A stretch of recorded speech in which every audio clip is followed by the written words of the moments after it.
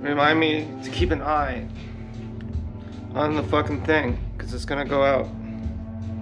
If you don't know what I'm talking about, just get some telepathy, please. I called my grandma. I said, Grandma, I need to buy you new shoes. Measure your feetsies, Grandma. Grandma was grandpa. You know, she was both. I wanted to do it on camera, but I didn't want a virtue signal. I didn't want a virtue signal. I was like, you're fucking hot, dude. Guess who got high today and jacked off last night? Ooh yeah. Ooh yeah.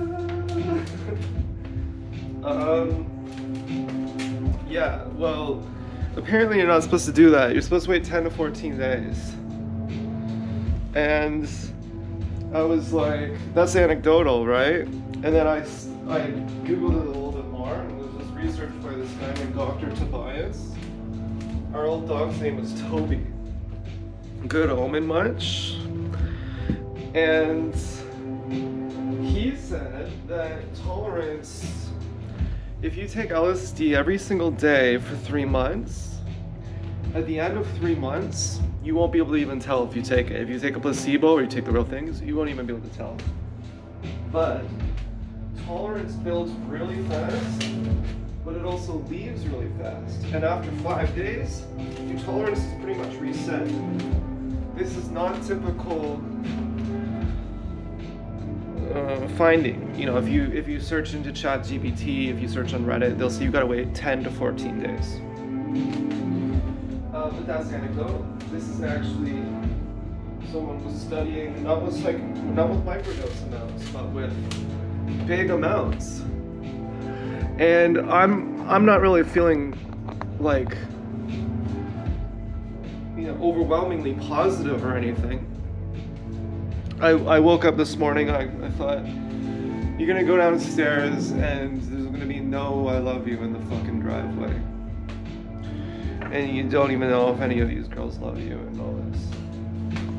And you're on your own, man. You're on your own. Remember that line from that song, Treasures by Clean? You might be solo all the way. You might be solo all the way. Well, you only get lovey-dovey late at night. And last night, I had a fucking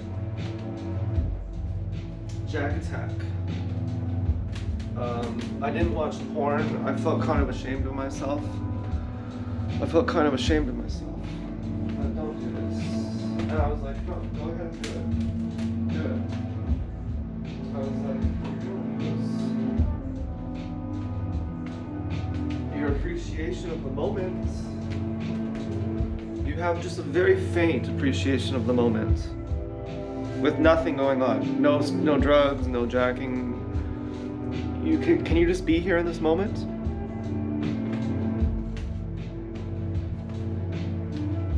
I said, depends when you're asking.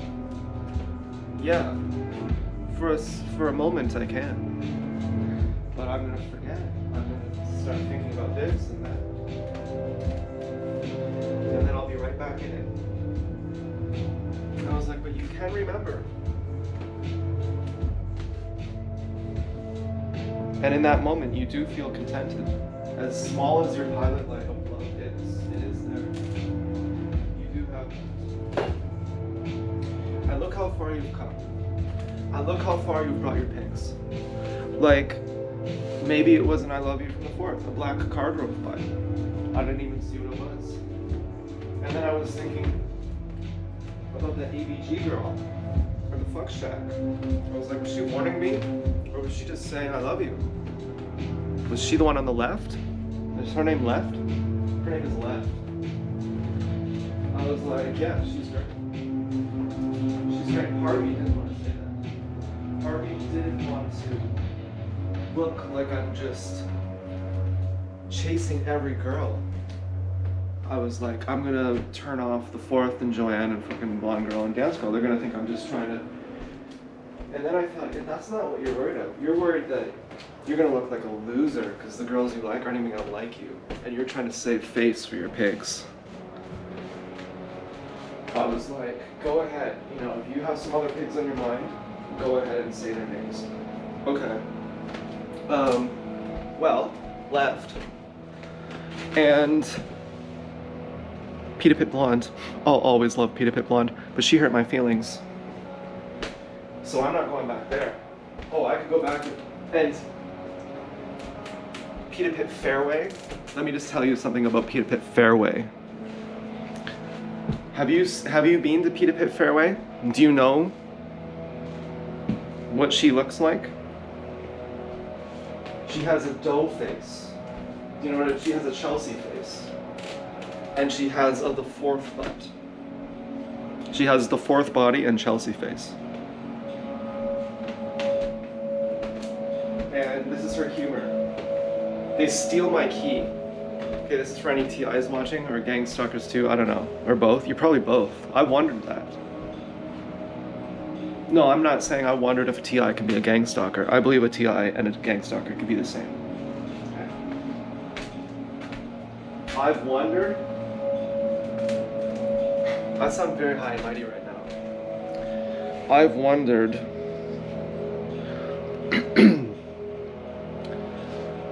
It doesn't matter. It really doesn't matter. But I've wondered if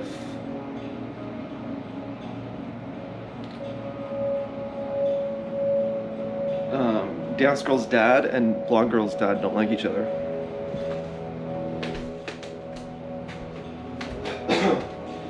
You know, I wondered with all this, with all this fighting that they've done with me.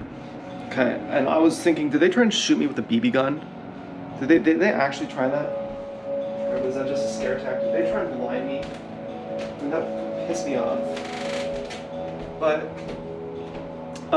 you know, I'm on good terms with Dance Girl. I'm on good terms with Blonde Girl. I wondered even, is it even Blonde Girl saying she loves me? What if it's left? Or lefty? Left. That sounds too much like Al Pacino's character in Donnie Brasco. Fucking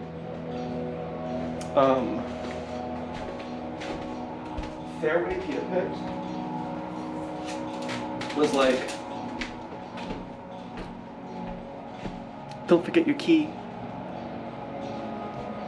Don't forget your key this time. I was like, oh my god, that's her joke. I forgot my key. I forgot my key from my e-bike, which presumably they stole it from my house. But I forgot my key from my e-bike at the Pita Pit. And they go, did you leave your key last time? I go, yeah. And I had already wrote a review saying this fat fucking bitch, this stupid fat disgusting fucking bitch, this owner of Fairway Pita, you gross fat bitch. And I wrote this on a fucking Google review. And then her husband he's like, hi, can I take your order? And I know it's her husband. And she's like, oh hey, what's up? It's me, the one you call the fat disgusting bitch. She's like, did you leave your key here?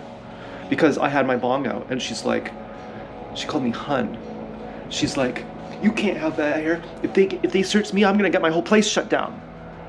I'm like, I just bought this bong from the fucking store. It's not full of weed, it's brand new. I bought it from a fucking store, I'm just looking at it. And then she placates me, she says, okay, what can I get you, hun? I go, ooh, you just fucking, I wish you knew what that feels like. To be called hun. It's like a guy fucking hits you, and then he says, don't worry, you're not bad in bed, baby. It's like a guy date rapes you, and he's like, don't worry, you weren't half bad, kid. Okay, it's like, it's not helping right now. Calling me hun is making me go fucking crazy right now. It doesn't magically excuse what you just did. It says that you don't have the guts to even realize that you were a total bitch.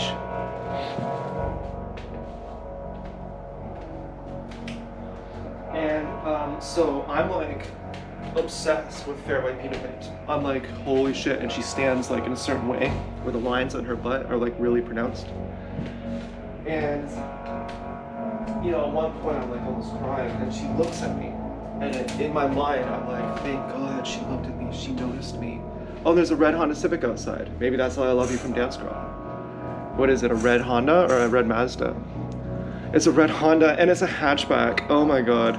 And now a black Cadillac? I don't know what that means. Okay, look at this. Look at what a. I know, who cares? Okay, everyone's poor, the whole world sucks. But that's called a fucking hatchback. You see that sedan? That's called a hatchback now. Isn't that stupid? Even from Honda, isn't that so stupid? I'd have to imagine the original guy named Honda is dead. If he was alive, that wouldn't exist. That's how I know. Do you know how I know that Einstein is married? Because he built a nuke. Do you know how I know he's not vegan and he's married? Because he built a nuke. Do you know how I know Richard Feynman is married and he's not vegan? Because he built a weapon. Do you know how I know that Tesla is single and he's vegetarian, which means vegan? Because he built inventions that are constructive to life. I was so jealous. Like, I'm not gonna say who, but I have this family member who just got a new, basically, boyfriend. And he's already talking about getting married. I was so fucking jealous. She's like, man, sometimes you just gotta get worried about it, you know? I was like, yeah, I know. I'm obsessed. I know. I have long, many hours sex. I'm into that.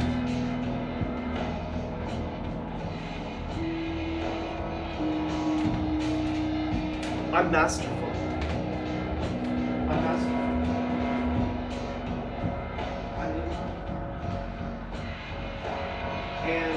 But you know, not just with one person. Okay, don't say, oh, you're just an idiot. You're just talking. Well, just with one person. Just with Venom's ex-pig. Okay. But she was a good candidate to her. And you know, I only learned how to do. This is really crass. I shouldn't even say this. You know, because I have to clip my fingernails, and that wouldn't fly. Do you know what I mean? But I never.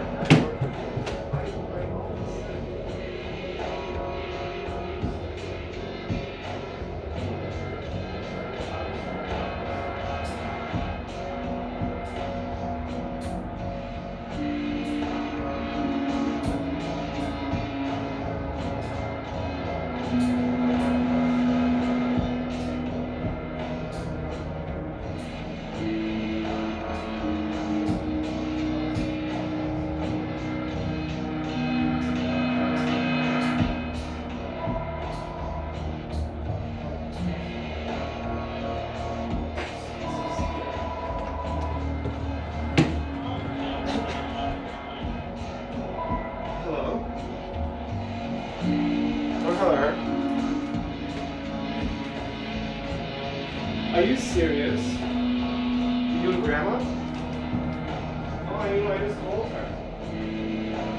I told her to measure her feet. I want to buy her some shoes. Oh, hello. Hi. Yeah, I just called you. Yeah. Yeah, I want you to measure your feet with a ruler. I want you to stand on a ruler and measure your feet so I can buy you some shoes.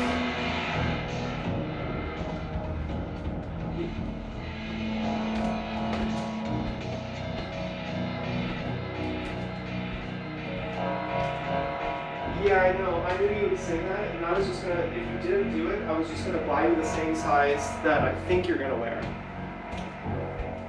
Because I think you need these. These are really good.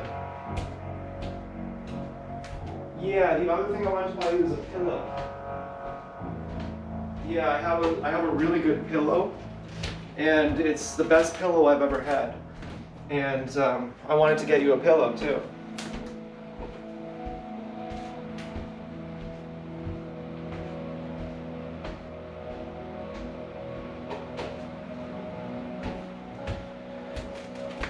Yeah, I know. Yeah, well, that would be nice. I'll do that. But I mean, I think that if you tried these shoes and you tried this pillow, you would say that it is good. It is worth having. Do you know what I mean?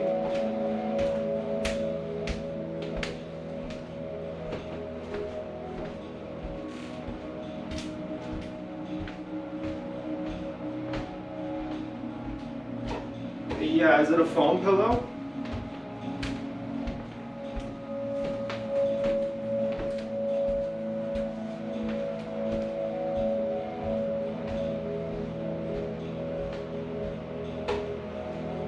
Oh.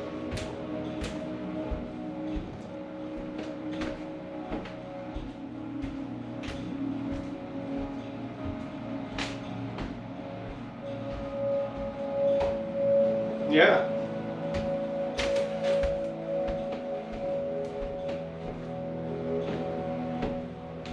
Yeah.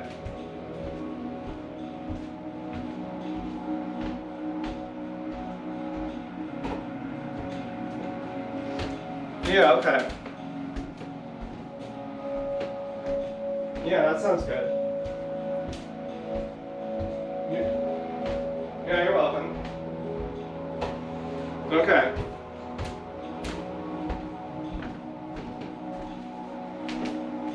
Yeah, okay. Yeah, I'm good. Okay, wow. Okay, yeah, because obviously if you say to your grandma, I'm going to buy you shoes, she's going to go, no, I'm the one who gives you money, obviously. So you got to override her. You got to say, well, that's not going to happen. You're taking these shoes, whether you want them or not. Because once you get them, you're going to realize these are good shoes. Okay, these are good shoes.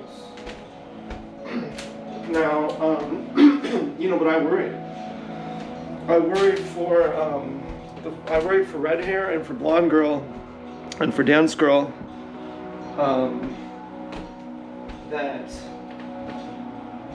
that their parents are fighting. That's fucked up for them. And you know, even if I hated TSD, that would be damaging for, you know, for them. You know, and you know, but why?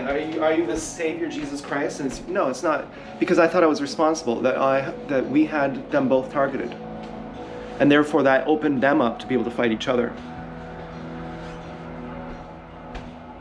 I mean, this is what I'm getting from these commercials. They'll have someone who looks like TSD attacking someone who looks like Dance Girl's dad. And then they'll have someone who looks like Dance Girl's dad attacking back someone who looks like TSD. And they'll be on the soccer team. And TSD Street is the same name as a soccer team. Or something like that, like a soccer team. And so, you know, it crossed my mind. Okay, it's not something I'm like worried. I'm not like staying up late worrying about this. But this at least crossed my mind.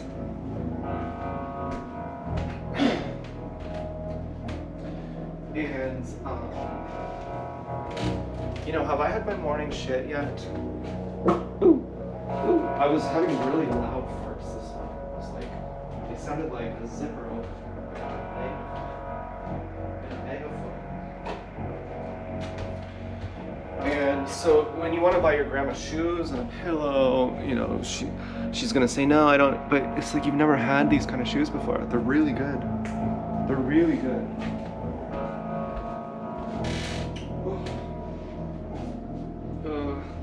I feel like throwing up.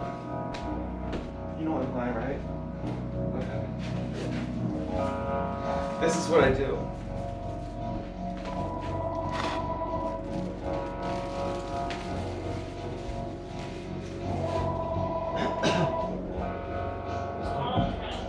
Hello? Hello?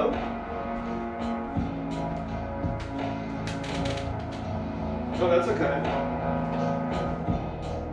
That's really nice. I didn't expect that. You can have it too. We can share it.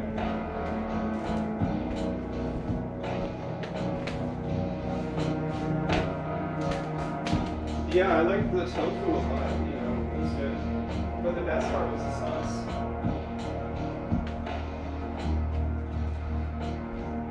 I know. I was like, really? I'm really glad that you called. I wouldn't have had the guts to do that. I wouldn't have had the guts.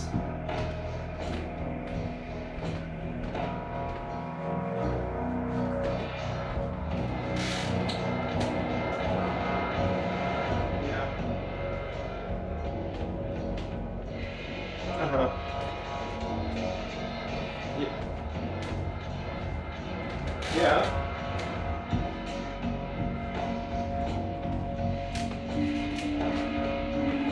Yeah, that's good. Yeah.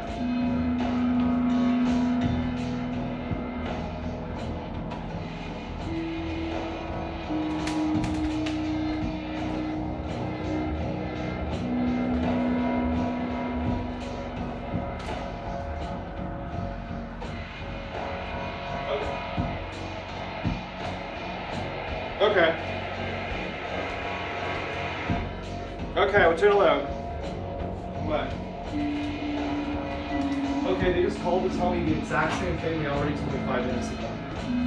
I was like, you know how everything a woman says is stupid without question?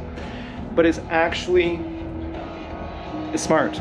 Because what they're doing is they're saying, this is showmanship, and this is a vehicle for love. Okay, I'm not supposed to be understood as a woman. I'm supposed to be loved. So therefore I have to say things that make no sense exclusively to test whether you really love me or not. I pass the test. I say, you're calling to tell me blah, blah, blah, blah, blah, blah, blah. It's so nice to hear your voice. And the real communication isn't linguistic anyways. The real communication isn't linguistic anyways. I understand. You're not a student. And I agree. I agree with the matriarch. I do like the matriarch. I do. And the orcas do too. The orcas can self-recognize in a mirror. There are only a few monkeys who do that. The orcas do. Pretty sure Todd can do that. I'm not exactly sure. And the orcas have never killed a human. Why? An orca can hear your bone structure by the way you flip and paddle on the ground in the waves. An orca can hear the density of your bones and your fat ratios. It's not like the orca just likes you. The orca knows that you're not a good treat. The orca will never kill you. And after an orca hits menopause, she becomes the leader of the pack. And she'll live another 30 or 40 years. And when the grandmother orca leads the pack, and there are non-violent orcas too. You know how you see orcas and they kill the seals and stuff? There are orcas who don't do that. There are orcas who don't even speak that language. There are different languages. There are I forget what they're called, local, residential, and transnational orcas. The transnational ones who hunt the seals, they don't speak the same language. They never communicate, they never breed with the ones who eat the salmon. But once the,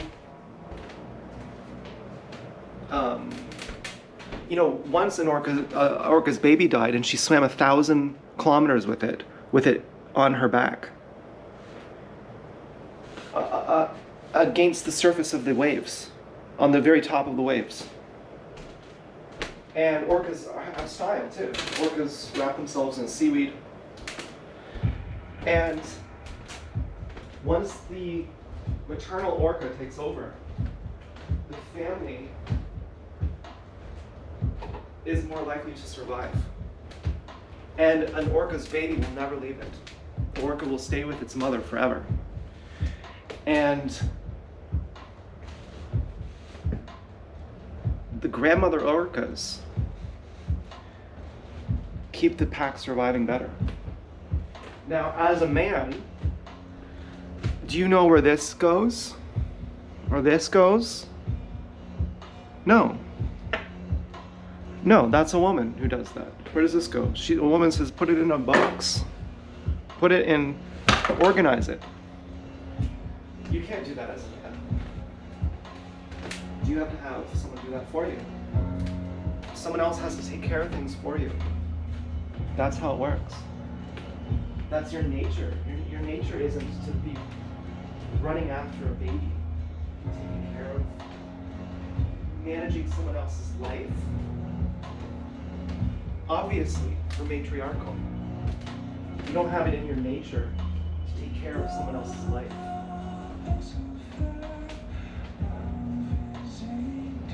That's really natural. You wouldn't want to be gay. You wouldn't want to be like, I'm the woman now. And do you know what kind of woman is a man? Like a fucking tough guy? That's a woman. He's like, I'm a fucking man, you better get in order. He's imitating a woman. He's literally imitating. He's like those Butch Dykes who be loud and aggressive. That's the same thing. Who call themselves straight, like a lipstick lesbian.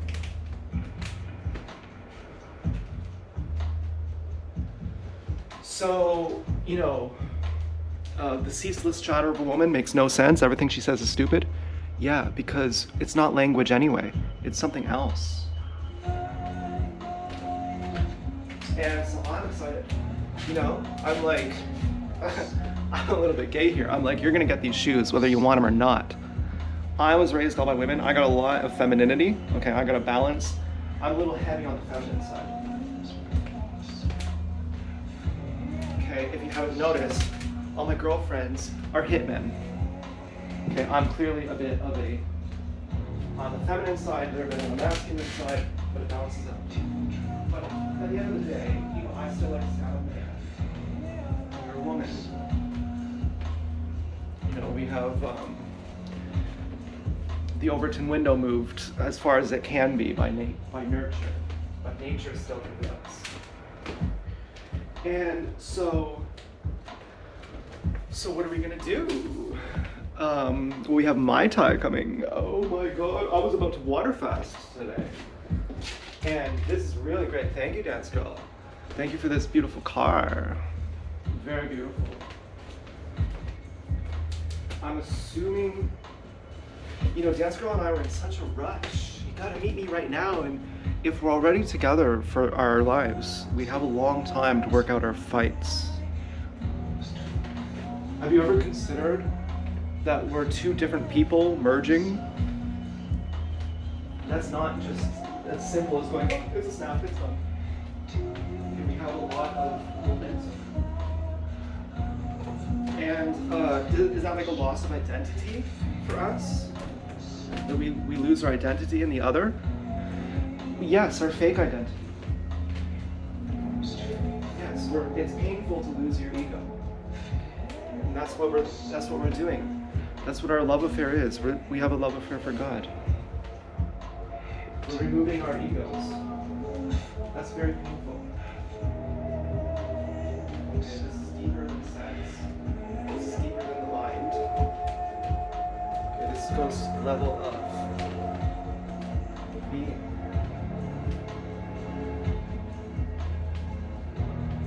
So it doesn't make sense. Not to your mind. Hence all the fights. Hence all, but it's not supposed to be like that. It's not, well, who are you to say? Who am I to say? We're learning, aren't we? There's something bigger than our minds. It's not like we're choosing this. And if you want to say we're choosing this, well then you're in for real trouble. Because what do you mean by choice? You really had a choice for anything? That's a very enigmatic word.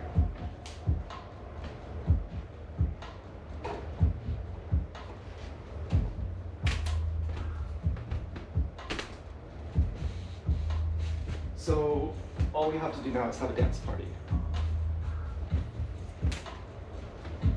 And stand on this new kitchen mat. And, you know, wait for my grandma and my mom to bring Mai Tai. They had a conversation with Jasmine. Jasmine.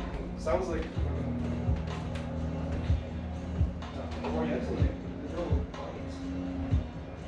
Is this a white person restaurant? Which, who cares? Okay, there's only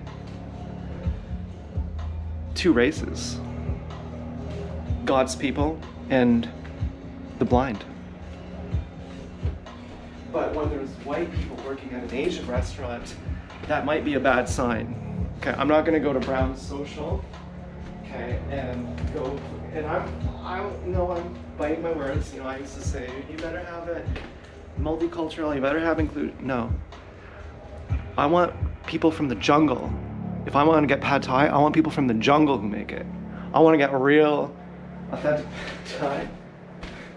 But really, don't listen to me, because the real truth is, authentic pad thai, I don't even like it. Ben Tan's pad thai is westernized. I like it. I like it westernized. Use the ketchup. If you even do. There might be some Hattori Hanzo who works at Ben Tan who's like, he's drawing his sword. He's like, did you just say I use ketchup in my pad thai? I'm like, if you're a real Hattori Hanzo, you would use ketchup if that's what it took. You would use it if that's what it took. And you know who else would? Is Daddy Jack. He's like, yeah, I don't mind a little bit of ketchup with my steak. I'm not afraid to say it. And you know, as a fucking vegan, okay, if I had my way, okay, I don't discriminate against you if you're not vegan, I don't discriminate against you. If I had my way, you would be vegan. In my mind, I am a dictator. In real life, I'm just a human. In my mind, I am a dictator. And, you know, Daddy Jack, he cooks with veal. Okay, as a vegan, this makes your blood boil.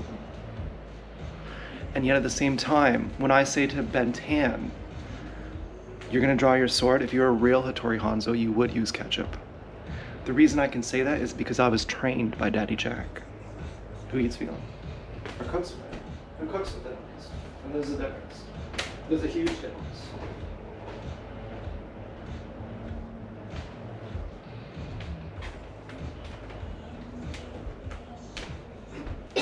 I realized too, I'm hot.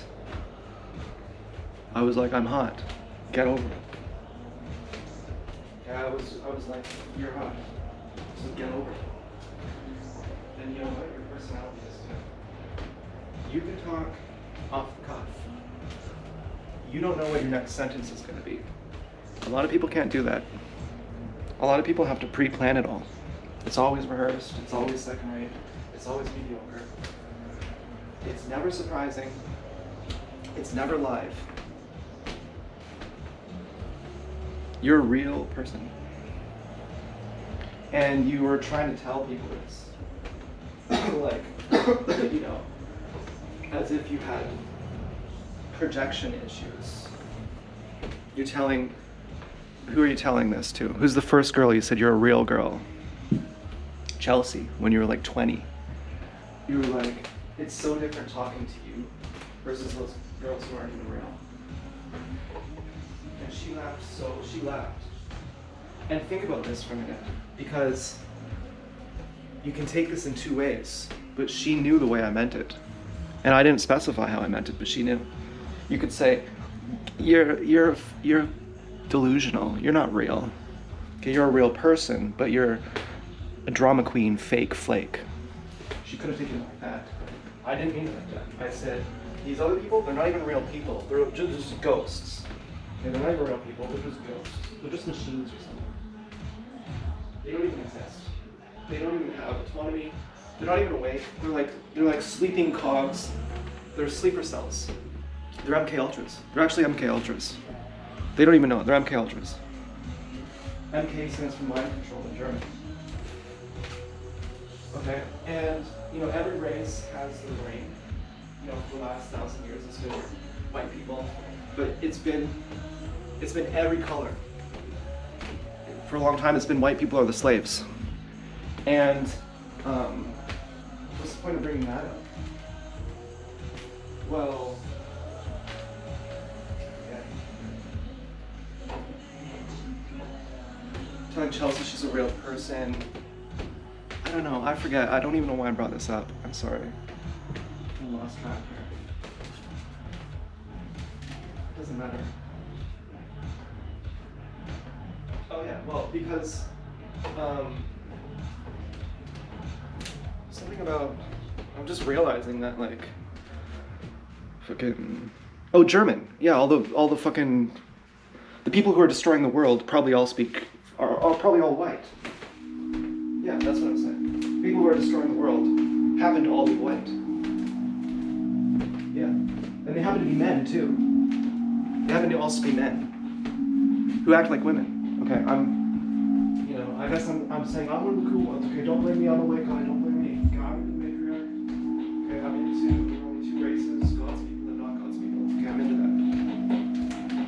I'm into that, and I've masturbated to you. Okay, if you don't have white skin, I've masturbated to you. So what can you say? You can't. What can you say? What is being a fucking guy to prove that I'm not a sexist? Well, fucking a guy would be sexist, because guys are part of the patriarch. Okay? Guys are part of the patriarch. But the first person I said, and then I was saying it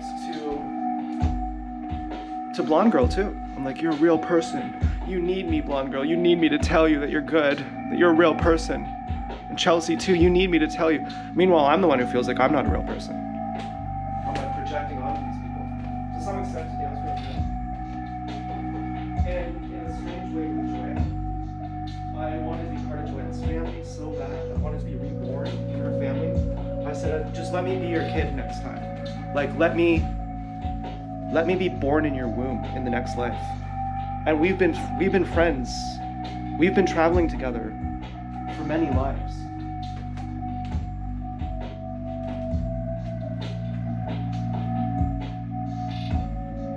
Like when Red Hair says we're all going home or none of us are going home. We've been traveling together for many lives.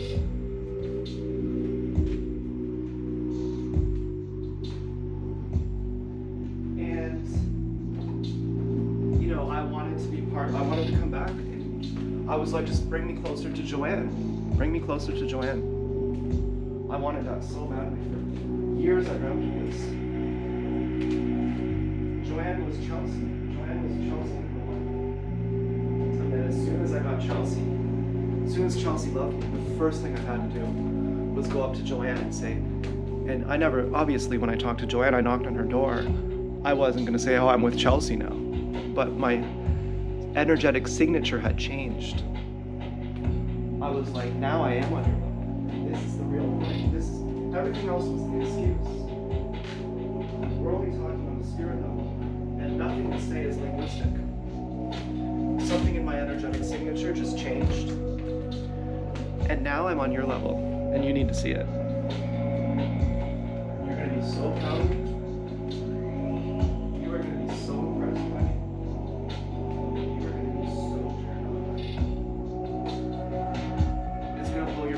You're going to think, no, I never felt that about him. And I'm going to go, yes, you did. Yes, you are. Finally, I'm going to ask you for your love. And I'm not going to have a voice in the back of my mind that says, this is a joke, right?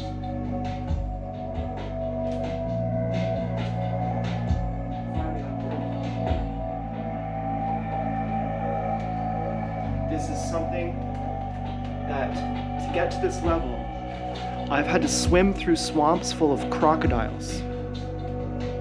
I've had to take roots that were so painful that it was like sticking a knife through my heart. I've had to voluntarily crush my own skull. I've had to suffer unimaginable pain. Not as a perverted masochist, but as someone who has grit. And for me to reach this level, I know that you know. I know that you recognize this level. How you got to this level, I don't know. But I know that you know. Because I imagine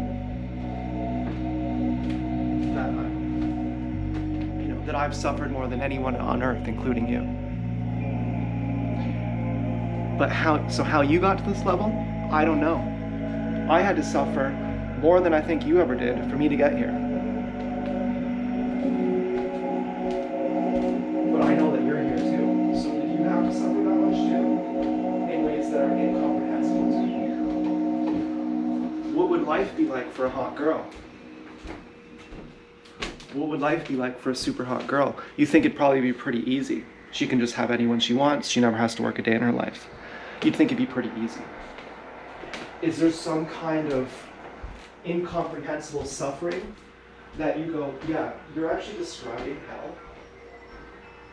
Okay, being surrounded by yes men, and you can't trust anyone, and they're all trying to steal something from you? You're actually describing hell, but you don't know it. Is that what they're saying? Yeah, I've had to suffer as much as you. You have self-validation issues, feeling like you're never good enough. And you can't imagine that I also had those issues, but I also did have those issues. And I didn't pick up a battle axe and start, doing jumping kick moves and stuff. But in the internal world of facing myself, I've suffered those wounds that you've suffered. I've suffered those too.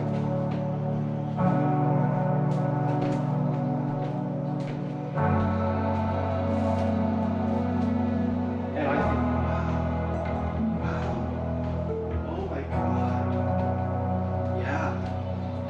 I think, thank you. I think I was looking for someone. I was looking for you. I was looking for you.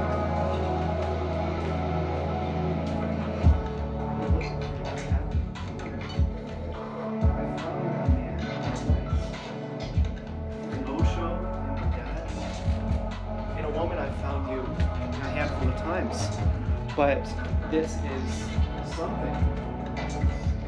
This is something.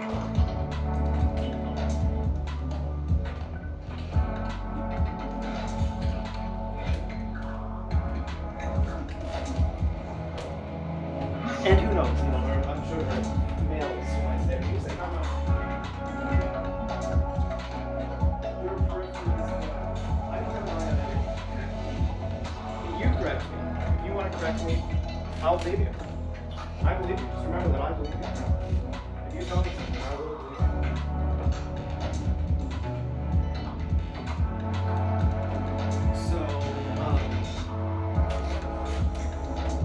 So, that's my superpower. That I don't have to not believe you. That I don't have to dodge bullets and say, yeah, it's not your trick. Or I'm having a good day today. There's a red car outside. Might be from a dark wizard. But I'm saying this is from Dance Girl. And I love Dance Girl. It's blown my mind. It's blown my mind.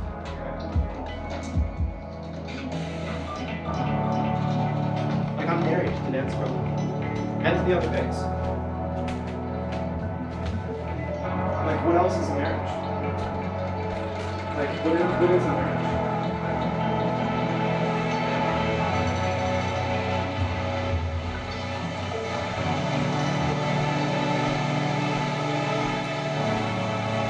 Yeah, a marriage is,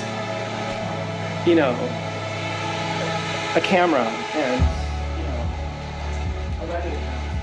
yeah, I know.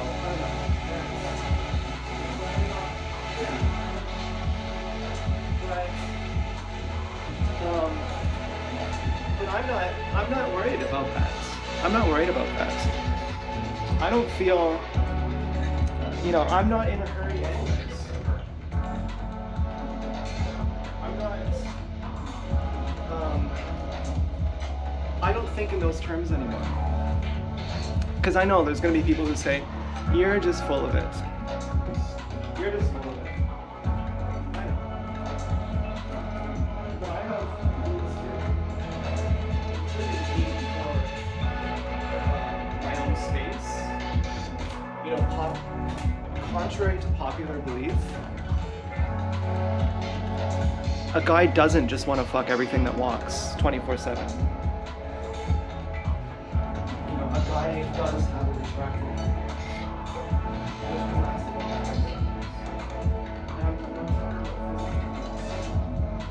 I'm saying this is psychological, so there's a spiritual component to it. Like, how do you think I would deal with this?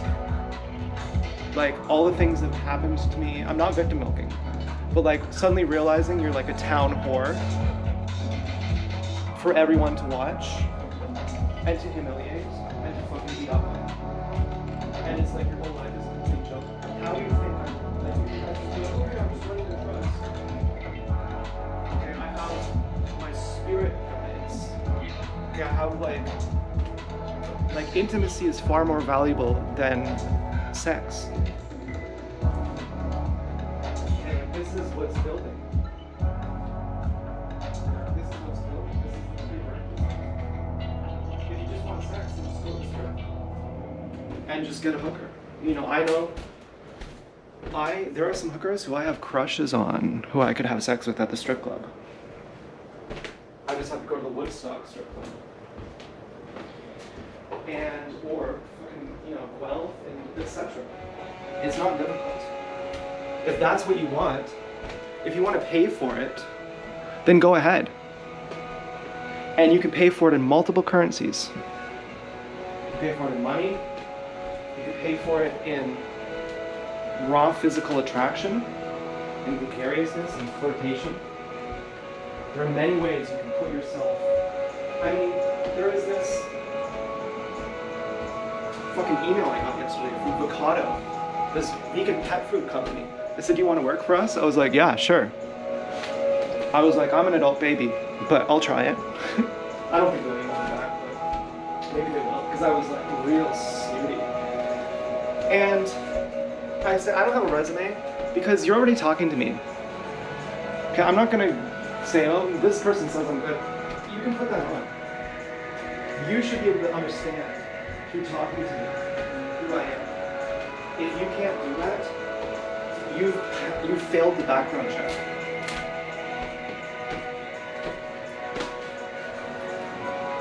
And so the question was, what do you think of our vegan pet food company? I said, well, pets aren't ethical, all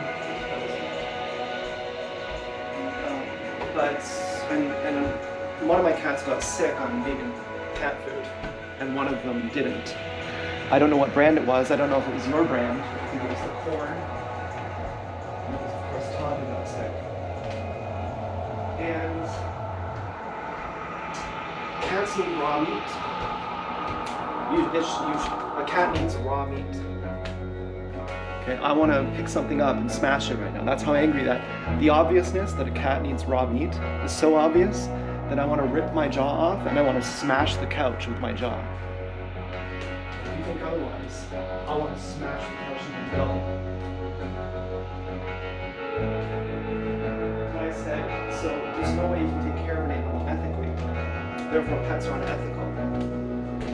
But if you're going to do cooked food, which is all poison anyway, and your taurine comes from your fucking, etc.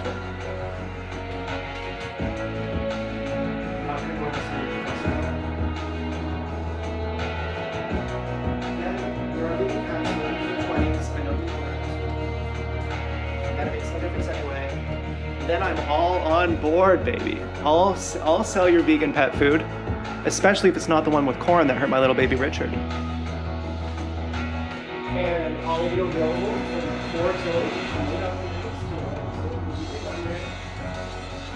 And I just sent another email. His name is Mikkel. I said, oh, that sounds like a Norwegian name. That sounds like our little baby. Like Garnet. Yeah, that's a really nice name.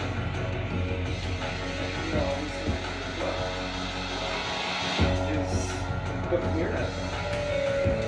The father is Lebanese, his name is Mikkel. And I'm talking about him. And he goes, Lebanon. I go, what's Lebanon? Where's Lebanon? He goes, I don't know. But I think he was onto something. He was onto something. Apparently, Lebanese are getting attacked by Israel. And I think that there's a big conspiracy over here. I'm not sure if Tucker Carlson and JP Sears are gang stalked. I'd have a feeling they are. But, and their ideas, as Sam Vaknin says, ideas can be gang stalked too. And there's all these people in the comments who say, this is Israel, Israel's really bad. And they say, the juice of this, it's the juice. This is where I know how this gang stuff. They're trying to paint J.P. Sears as being racist. And I think that this is a trap because they know it's like, you know, that this is what they want you to think. They want you to fight each other. They want us to they want to have someone to blame. And meanwhile, the real people to blame are faces. They're like, you don't even know, it's like fucking, it's like the Rothschilds or something. But people will just look at the person doing the attack. It's like, well, who hired them? Who hired that? Who hired that? And they see the psychological mechanism. No. Are you ever? No. So that's why we have our little family. We're an organism within an organism. You know, we're all part of the same organism here. Our family, that's what we have. That's like the value of our family. That we're buffered. Our love for each other buffers us from the nastiness of the outside world. That's why I was very happy to be left, to say left. We didn't mean to leave you out left. You're welcome.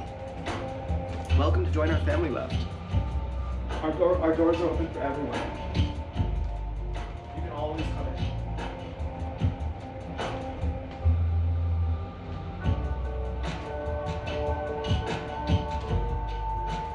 And, you know, and hallelujah.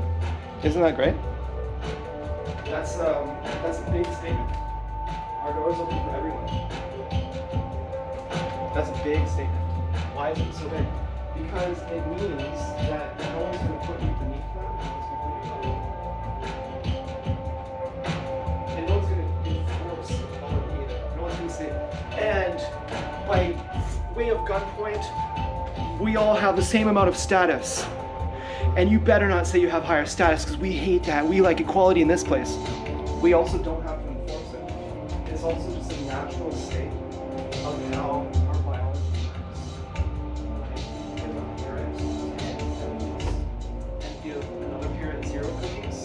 The parent with 10 cookies will just give the parent with 0 cookies 5 of those cookies. This is something that all animals understand. Do you not understand that? You have to be sick. And we are sick. Obviously, we are sick. And it is that simple.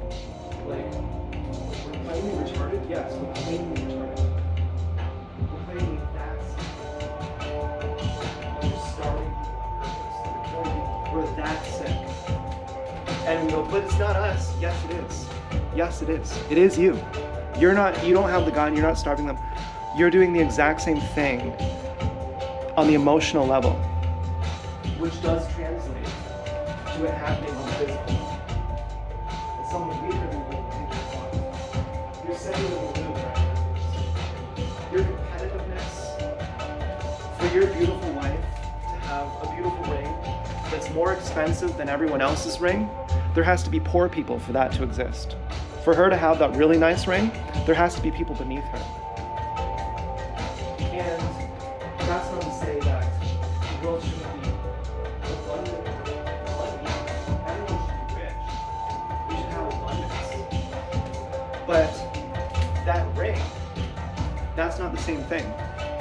You're saying, that's my baby.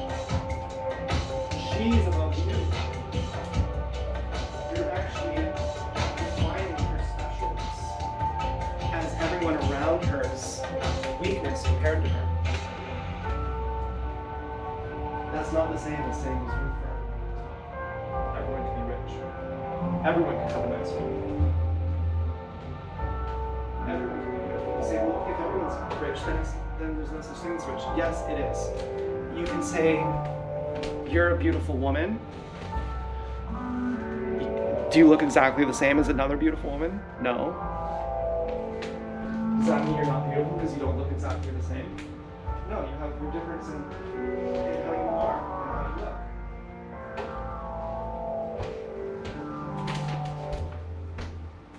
Okay, I would love to do a fucking taste test. you know. But whatever. You know, and I don't mean to sound frustrated here. You know, this actually just gave me a boner a little bit. I don't even know if that's a good thing. You know, I'm like, oh man, what did I just open? I just opened Pandora's box. You know, you don't necessarily want to do that because you might be on a different level. Okay, well, sex is the lowest level, but it's still one of the levels. Sex is the lowest level, but it's still one of the levels. It's still ordained by God. It's still part of our nature. It's still beautiful. It's still part of the levels. You have a little bit of apprehension. I'm talking to myself here. You have a little bit of apprehension about it because you are a bit blind. You're a bit blind. You're a bit blind, and you get stuck in those lower levels, and that's the only thing you're worried about. You're worried about getting stuck in those lower levels. So don't blame sex for that. Tantra is very easy to get into. It's almost impossible to get out of.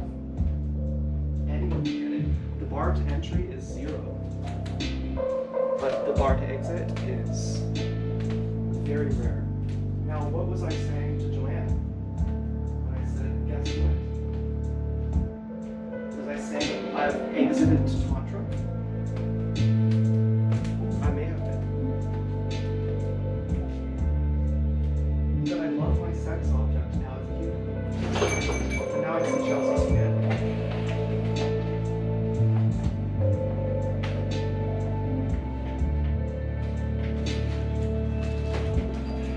And therefore I deserve it.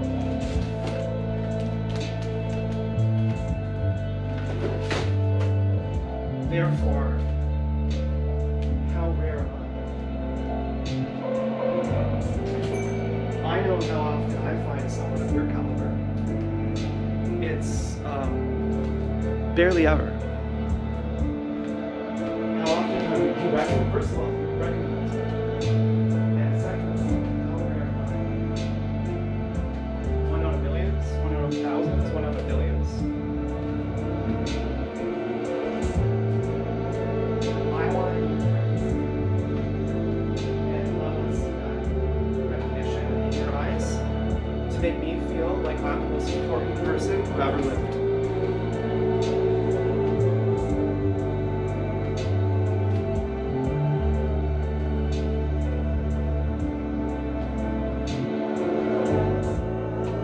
What do we have here?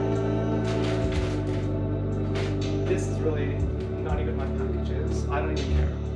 I like opening packages though. And this song, it fucking depresses me. It's like a single straight line. I thought I'd see my friend again.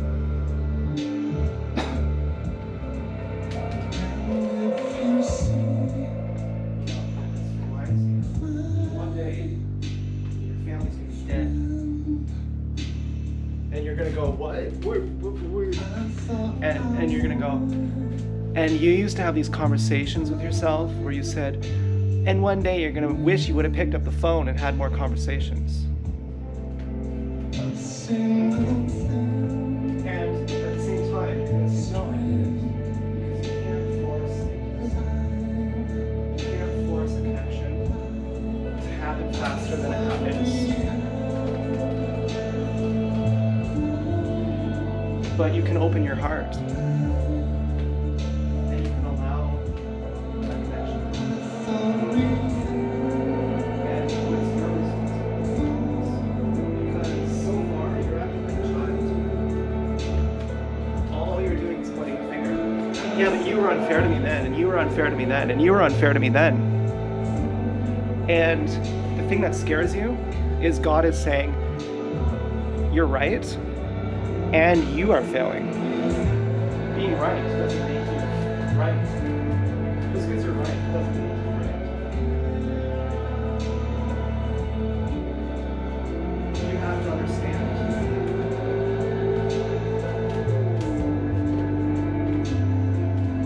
I'm like, yeah, okay.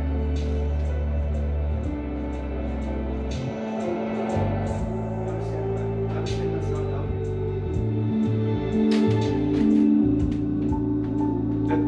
are not you. Understand that they are not you. If you really want to humiliate yourself and talk about how silly you're being, understand that they're not actually you. You think that they're you, but they're not. They're actually other people.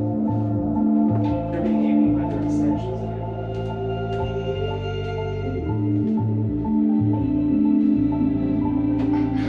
Well, as if you don't have a responsibility as well. As if you can put off your own responsibility by focusing on your thoughts.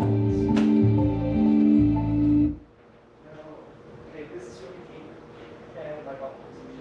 But I have to it hurts too. I don't normally have pain, but there's pain. And it's like I cut something. I don't like it. It doesn't feel right.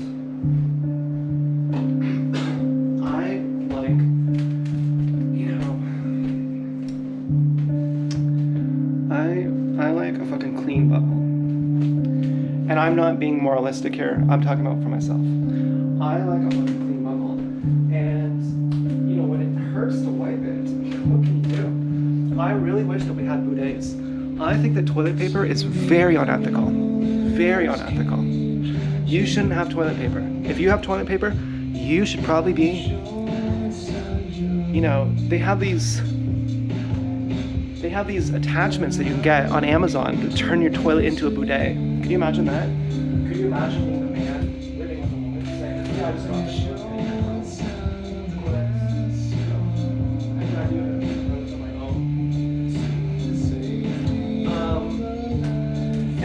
Am I joking? Am I teasing the matriarch now? No. No, if they complain about it, there's probably a reason. It probably squirts a hole. But all I'm saying is, toilet paper is fucking weird. It's fucking weird. You should have bidets.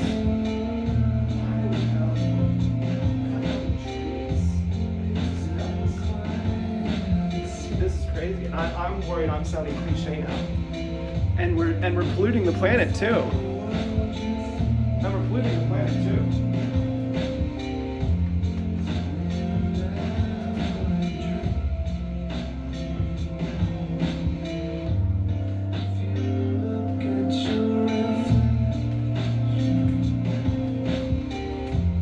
This is the song that makes me cry, Dance Girl. Okay. Dance Girl lives around the corner. Okay.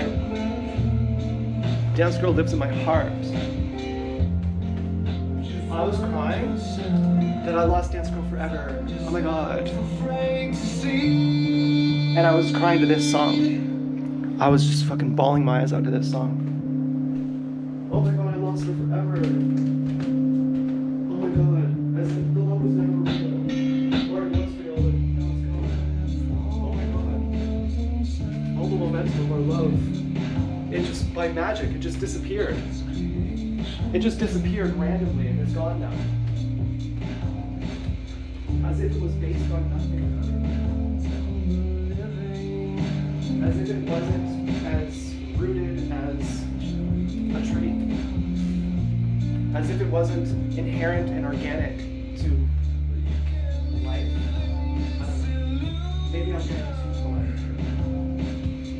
Maybe I'm getting too polite. But what I mean is that I was crying away what I thought was Dance Girl. I thought I was saying, oh my god, I miss Dance Girl. I miss Dance Girl. And how much heartbreak Dance Girl must feel, that she feels the same heartbreak as me, and it's so painful. And it's so painful, and it's all for nothing. And it's all for nothing. And we're both gonna suffer now our whole lives. Because we're both gonna know, we're both gonna move on, but we're both gonna always have a soft spot for each other. And we're both gonna always wonder, I wonder what it would have been like with them. We're both gonna always wonder that. And now we're fucked forever. And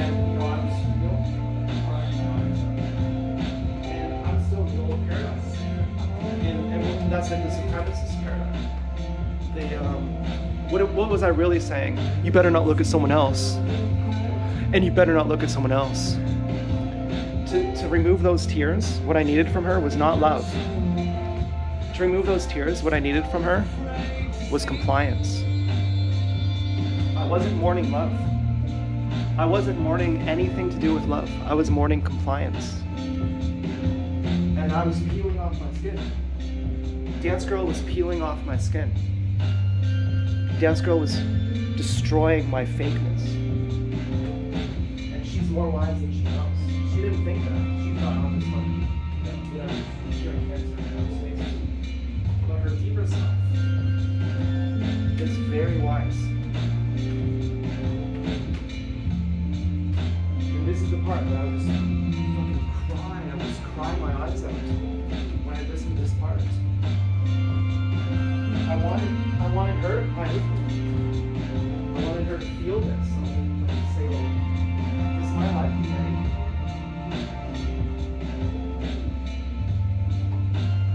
You know, I want to die with you. Not in a kamikaze. Like, I imagine me dying and you being there. You're everything. Do I need anything from you? Like anything? And,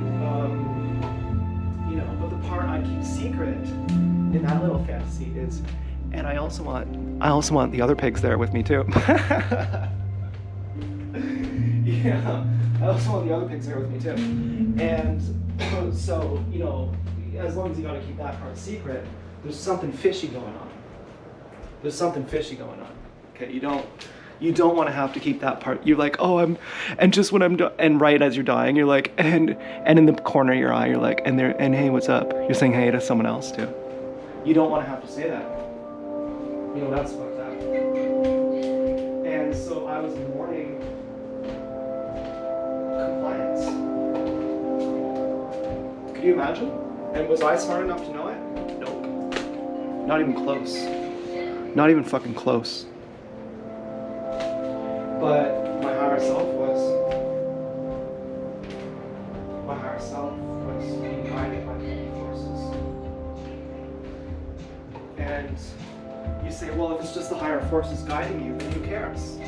Then just surrender. Yeah, that's exactly right. Then surrender.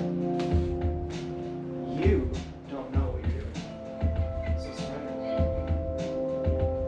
And, okay. Well then what, just be a blubbering idiot? And just go, I surrender, I'll just piss all over myself. No, but don't be mastermind either. Don't be like a fucking connive. You don't realize that when you're caught in a double bind, it means you're doing something sick.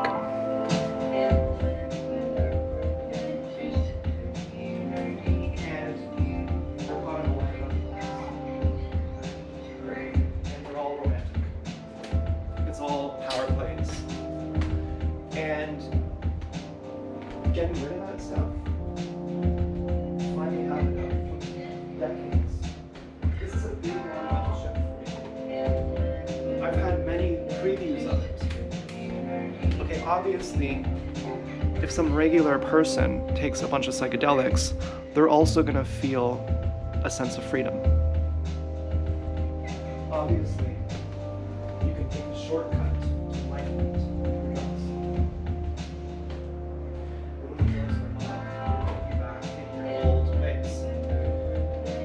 Many previews of what this is like, but as of last week, my sober self understood it too. And it took fucking guts. You might say, well, you thought Dance Girl was not going to talk to you anyway, and you're just okay. It took fucking guts to do this. It took immense guts.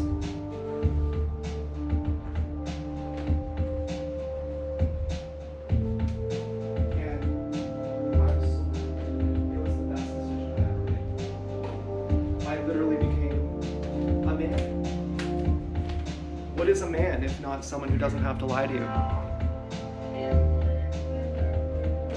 Who can lie to you, but doesn't have to. Therefore, why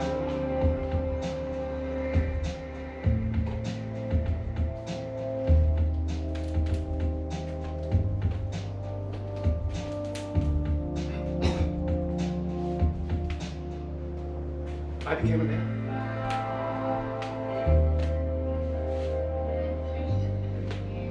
Go ahead and tell me, if you're a man, then go up to the bar and start pushing a bunch of girls. And go ahead and say it. I'm already a man. I already have my dates.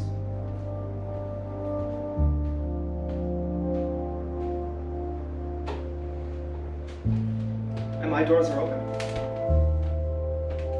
My doors are open. I could go to the strip club, but I'd rather buy my grandma's shoes. Do you understand? I'm trying to give you a compliment here. I'm your love fulfills me so much that when my grandma gave me $40, instead of going to blow my load at the strip club, I'm gonna buy my grandma a new pair of shoes.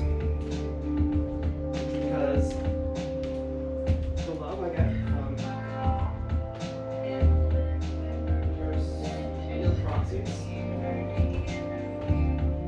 is more good than blowing my load on a stripper. I love the strippers too. I'm not trying to degrade strippers and sex. If I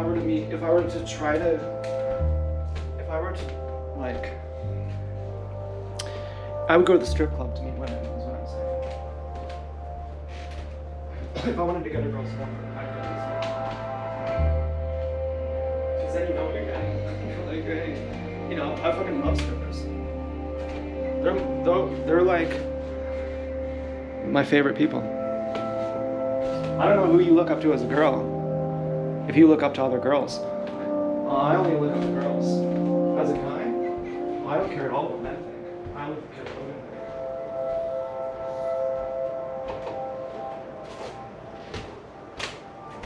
think. Except for my dad. But eventually I was like, I don't even think that I want to do things your way.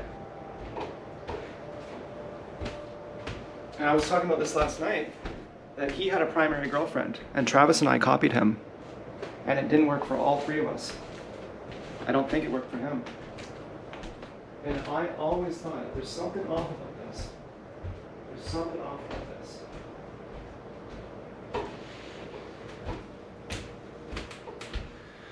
So, yeah, but last night I did jack off, but it was a love jack. And I thought, it's good you got it out of your system, because that had been there for a bit. That had been residual. And so, that's different than just busting out another one. You actually accomplished, ew, gross. You actually accomplished something by doing that. You had some good purpose.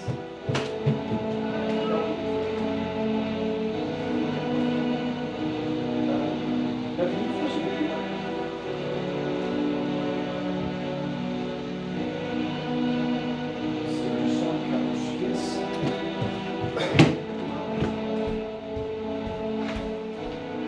I'm sure you know this, girls.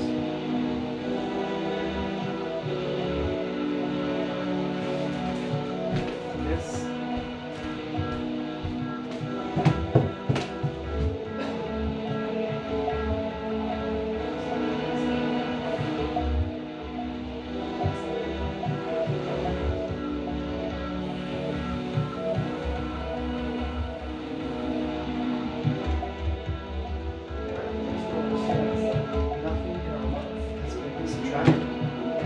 By opening the doors.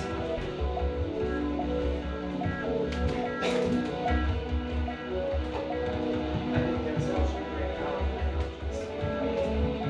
of my surrender, of my religiousness. She should be very proud. Surrender.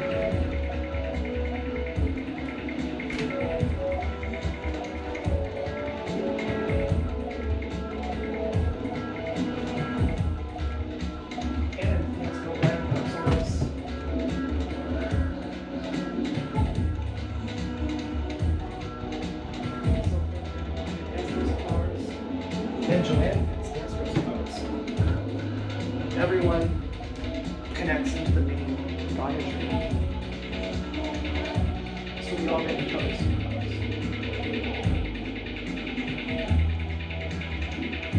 I needed those.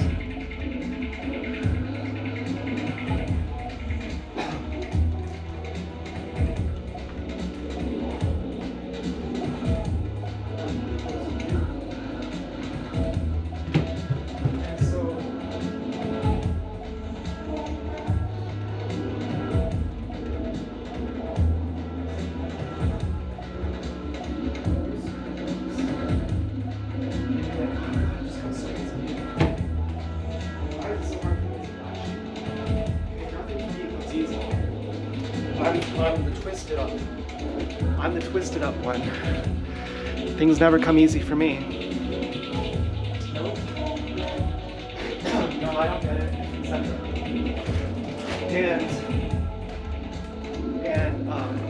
And isn't it so great that she has a bad relationship? Because she's suffering just like me. And then there's a new perfect guy just comes along, and she goes, "Isn't it so great to get railed?" And I go, yeah, I've done enough prostate play that non-ironically, yeah, I'm really happy for you.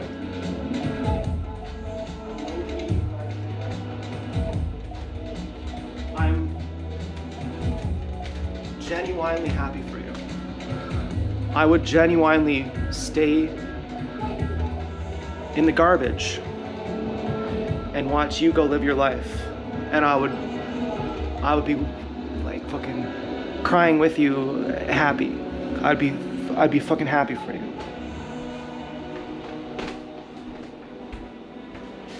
And then in my own private moments of self-pity, I'd say, why me? God has forsaken me. What place is there for me? You know, I don't get along. There's no room for me. Okay, where's me getting fucking railing a pig? Where's my this and that? Where's my hidden camera just line up people? Where's my protection by the police and I can just go, I don't like someone else, go beat them up. Nothing will happen to me. Where's my celebrity status and impunity to do anything I want? I want to slide later. I want to see what she looks like. I want it all too. And all this morality stuff is nonsense. I want it all too. Yeah, okay. First of all, as a targeted individual, you have certain privileges that gang stalkers don't have.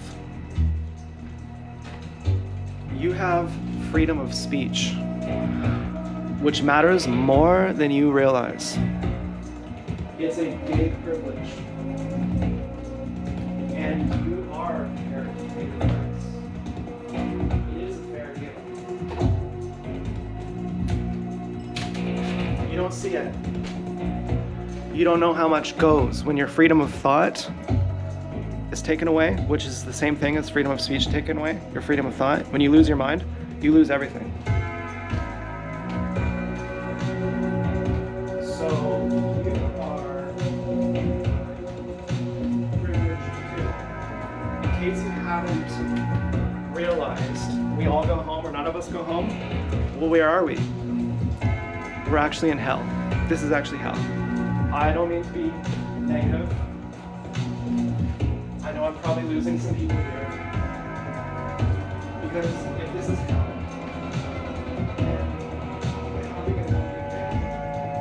how are we gonna get good sushi? What's there even to look forward to? Isn't that a little bit ridiculous to say this is all hell? Clearly we have like good music. How could good music be produced in hell?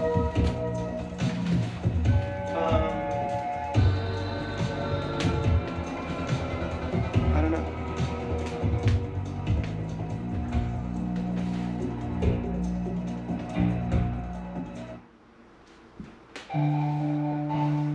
Clearly it can't, because that music fucking sucked.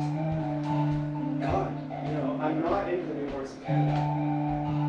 And now I'm all frustrated and thereby proving that this is in fact hell, okay? This is in fact hell, and heaven is when we join the cosmic totality. And we come back to earth as angels, but we also come back to learn the final things for ourselves. But we are as separate from ourselves as others. We come back as angels to help other people. We come back as angels to help ourselves. But we still have some face left in the game. And we gotta close that. We gotta close that. And then we join the cosmic. Then we join the formless. Then we're available to everyone all at once. But in the meantime, we come back in bodies. And we've been traveling together for thousands of years. We decided to and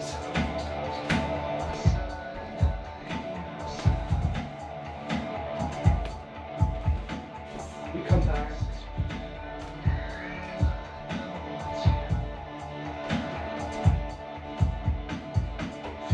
Until we don't have to anymore. Until we learned all our lessons. Until we make heaven out of hell.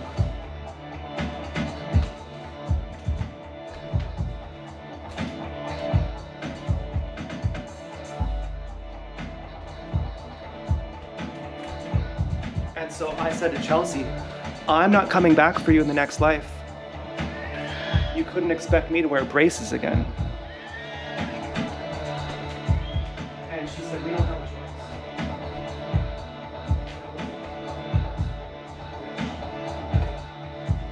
That's really rich. First of all, she'd say, that's bullshit. You don't even know what you're talking about. This next life stuff, that's all nonsense. Second of all, she'd go, oh, I know exactly what you're talking about. And I know more than you know. And I'd say, you don't know what I'm faking it, but so are you, you fucking faker.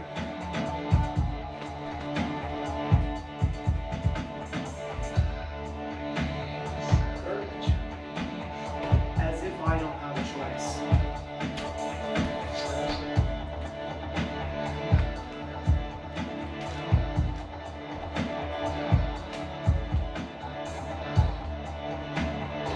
And obviously choice is an enigmatic word, and you can't force a horse to drink water, as if I don't have the intelligence to surrender to God. And if she would insert glory, she'd say, yes, I know, I always had faith in you. I knew that's what you meant. I'd say, no, you were a dirty little whore. You were playing your cards any way you could. You were trying to keep the best hand, and if the winning hand is this one, you go, that's the one I was always with. You're a sneaky little bitch. And I see it.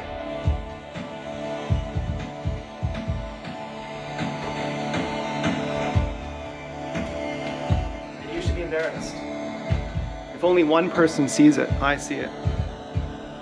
If even you didn't see it, I know that you see it now that I see it. And you should be embarrassed.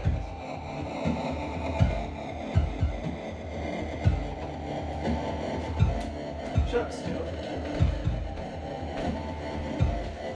I'm sorry, Stuart. Oh my God, I'm so sorry. You're very precious. No. You know, you can't. He looks like a lizard. You know, there's no personality with this cat. You know, I'm trying to say, oh wow, you're a precious cat. I'm like, there's nothing there.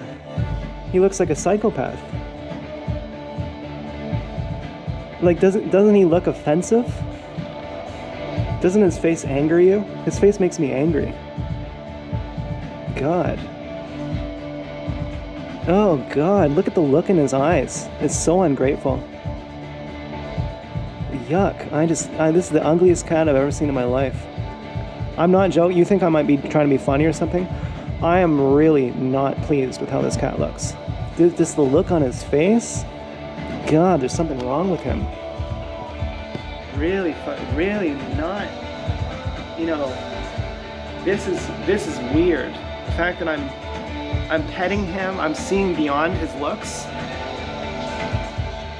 You know, I'm really maturing here to be able to do this, because I'm like, this is an ugly cat. This is a fucking ugly cat. this is, you know, even his personality is ugly. I'm even seeing through that. I'm seeing down to his soul. Christ. I mean, you know, I think I'm having a moment with Stu. You know, that'll be the day. That's the day. You know, that cold fucking snake stare he gives you. You'd never think that beckons you to pet him.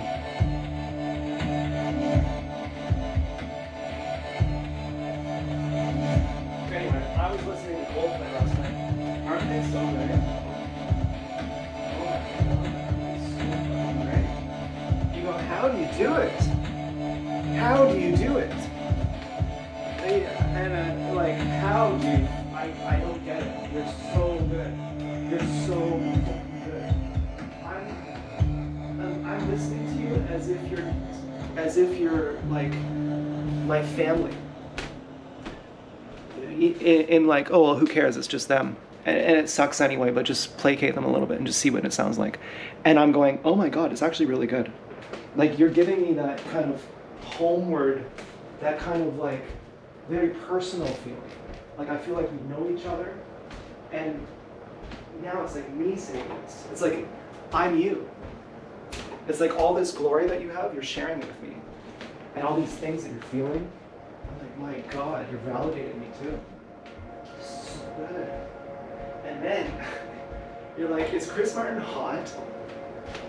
You know, you're looking at his face. You're like, well, technically he's beautiful, but you know, he's not hot because you know he's related to me, and I'm the hot one in the family.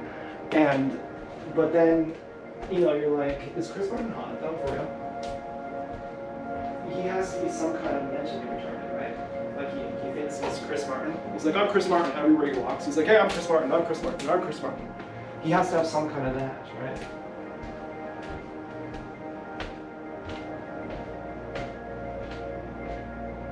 Well, new Coldplay sucks. Yuck.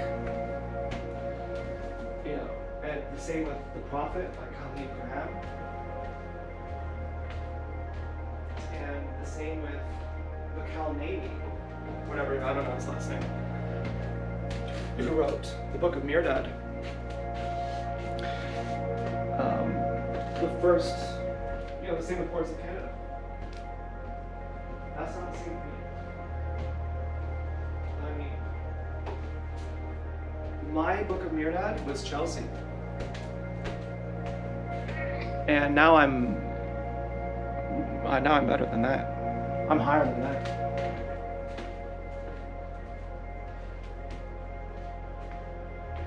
For most people, they marry the wrong guy. The first one gets away. For most people, Chelsea gets away, and then they meet Chelsea number 2, and then they marry her. And that's their life. That's most people. That's their life.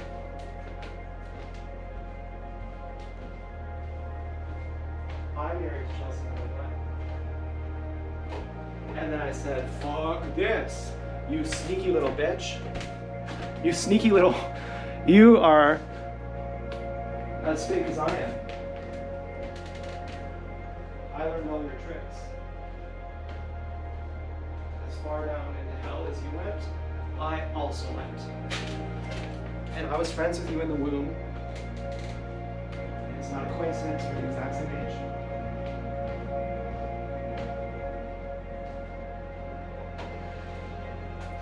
Searching for you for fucking almost a decade before I found you, and I instantly knew it was you when I found you. And the role that you've had in my life has been equivalent to how much I expected from you. I searched for you with that amount of grandeur, and you've delivered that amount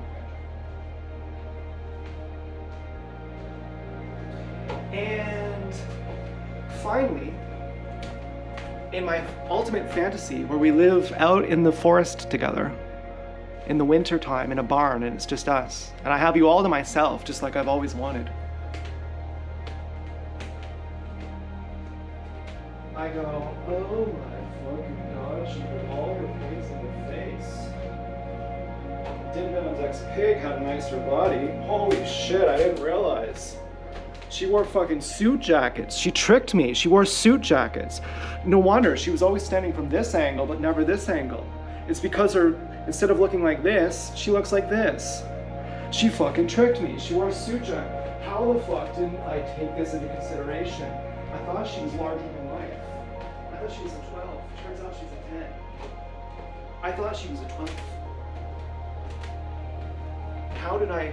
And then in the back of your mind, you're going, you thought she was a 12, right? You thought she could walk on water? You really thought that? You thought she could literally levitate? You believed that because you wanted to. You should admit that. But she was such a bitch. You should admit that you wanted to believe that she was literally Jesus Christ.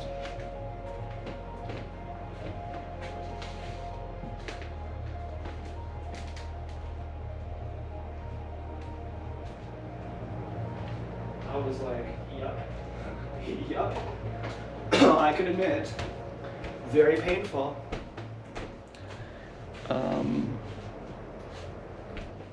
You know, and then where was Joanne then? Nowhere to be found. You know, I went to Joanne to show her my energetic signature. Once I had said, guess who I just got? Guess who's in my back pocket? It's Jesus Christ. That's when I went to show Joanne, look at me now. After I realized I didn't have anyone to write to. No, that was very sad. And then I said, well, at least I'll get my claws in little baby dance girl. You know, at least I'll steal her away.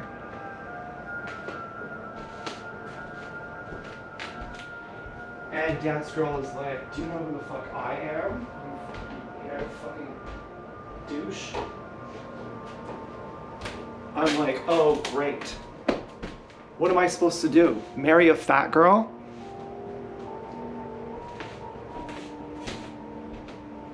Just go all the way down?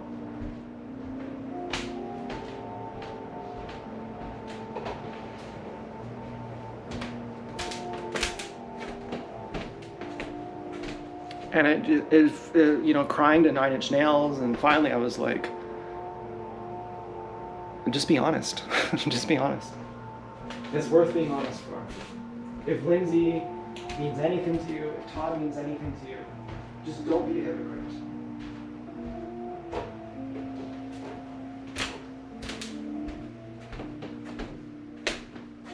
And you're already dead. You're already dead. You're already judged.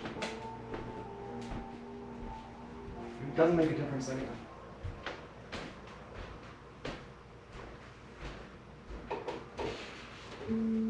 I was like, yeah, okay. Suddenly the light appears. I wake up every morning the same way I always wake up. I go, do my pigs love me?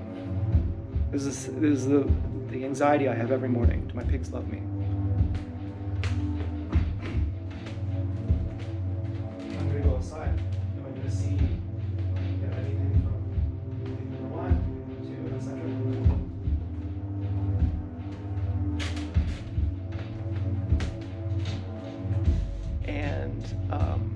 But I'm thinking, and if they don't, that's no big deal. Yeah, it's a big deal. It's a big deal. But it's not your fault. Listen to me, son. It's not your fault. Let me hug you. It's not your fault. Fuck you. No, it's not your fault. It's not your fault. The whole world doesn't understand. Fuck it. It's not your fault.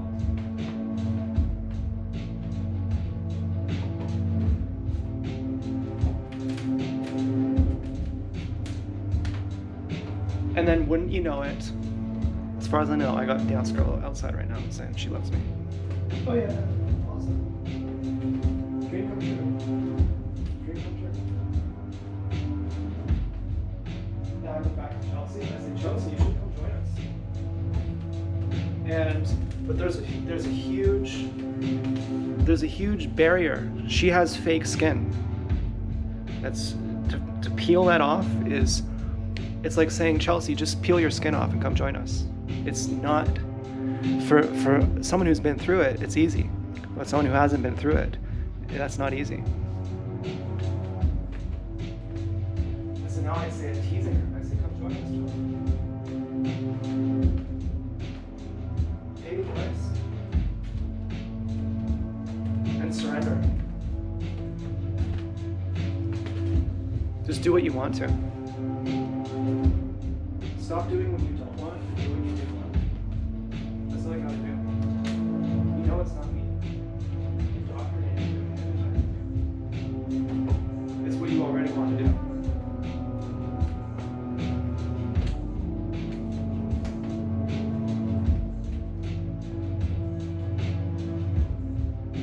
And does that make Din Venom's New Pigs the runner-up? That, oh, Chelsea's the one who got away. She didn't get away. I got her. I nailed her.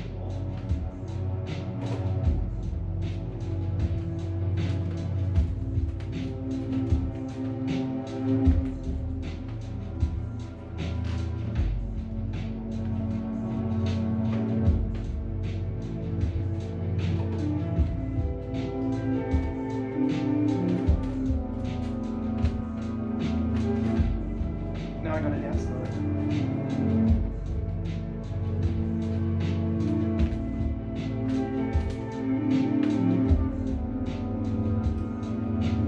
Anecdotally, LSD works 5 days later. Anecdotally, it works the day after too, but not as much. Oh, I love acid. Oh, I love it so much. I love it so much. I really love it. But let me tell you this.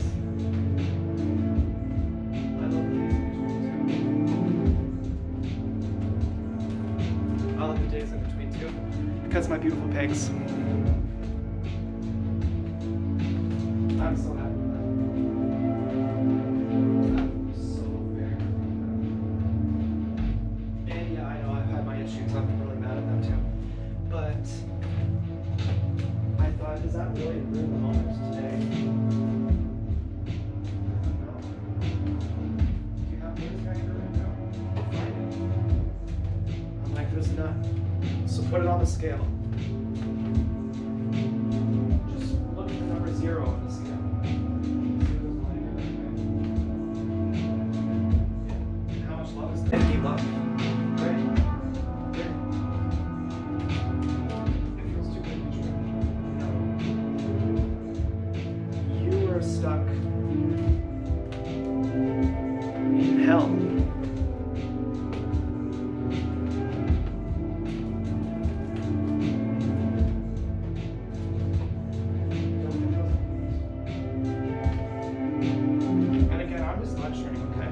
Clearly I'm Indian. Clearly I'm Indian.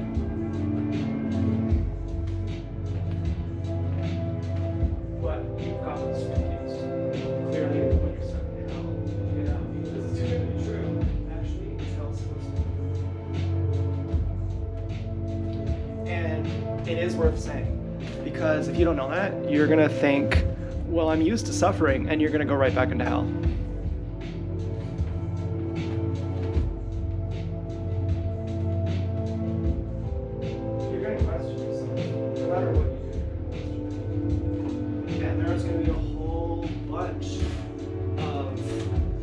Demons who are going to act like angels, and they're going to say, are you sure you're doing the right thing?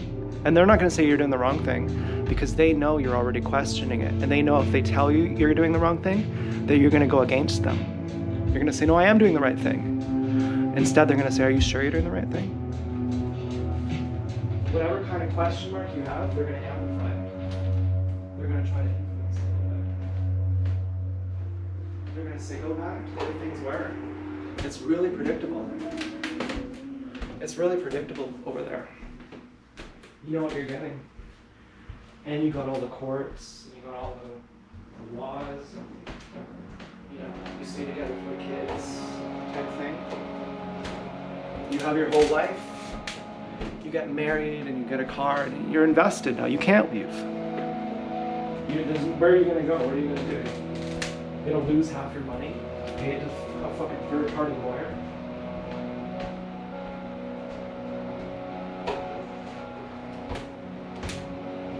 Why would anyone sign up for that? Why would anyone sign up for bondage? Because they got you deep. They got you really deep. Because you're tired of playing the game. And you want to settle down with someone. The game got programmed into you when you were fucking 2. That you are Jesus Christ. And everyone else is beneath you. And therefore your love is special. Your love is different. You are superior. You must be addressed well. You must be treated that way. And of course, someone else is going to be higher up than you, and your compensation is going to be that you can treat someone else bad. Yeah, we're going to kick you, but you can kick someone else. And that's going to make up for it. And everyone in the marriage ladder, they all know. One person says, I'm a little bit out of the league. And they're a little bit out of the league. They all say that. And it's true in different ways.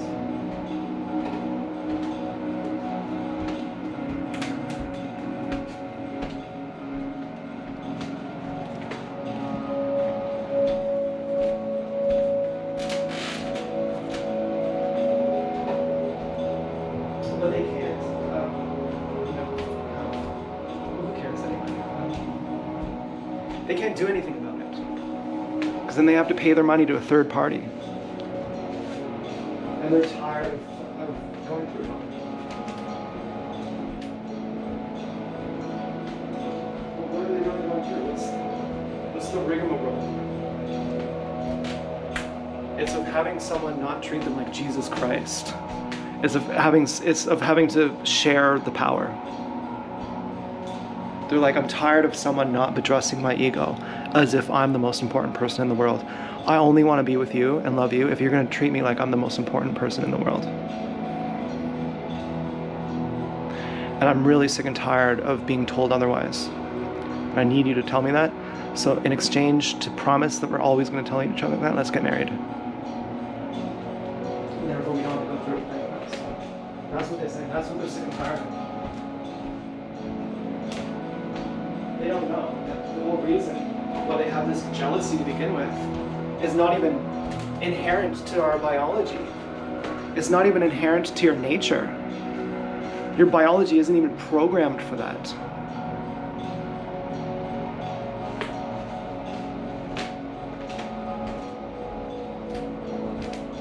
You have to make a quantum leap to understand it. It doesn't have to be painful. Like I nailed Chelsea to the wall. It doesn't have to be painful. It's only painful how much you're invested in that lie.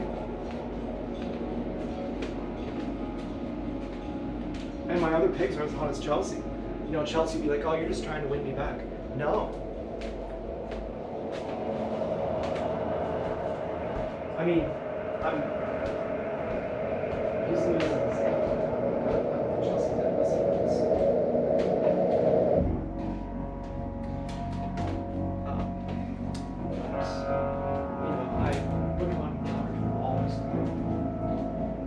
Unless she needs it,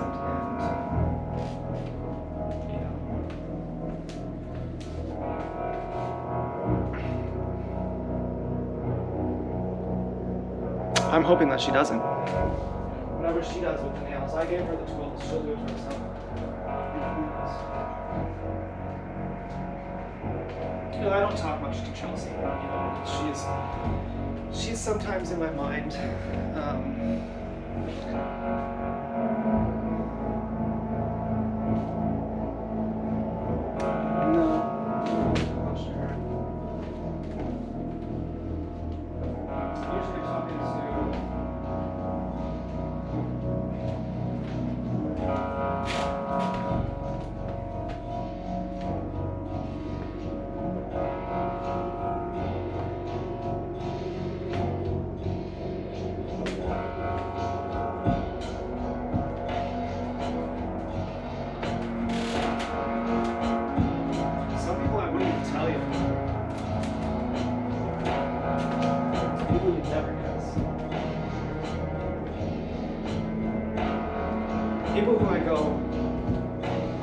You're my enemy. Why am I talking to you? Why is this fulfilling?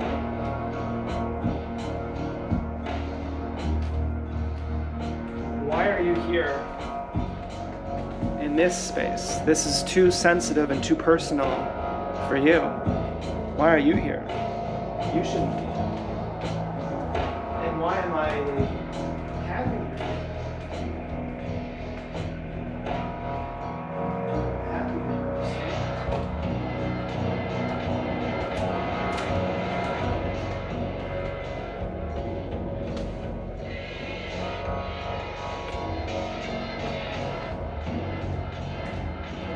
I'm proud of myself.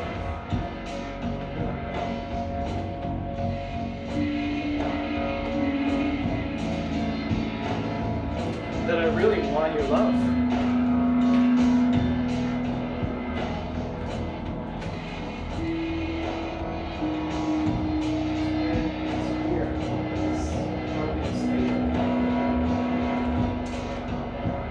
There are so many layers of hate. Why would I ever want to hate?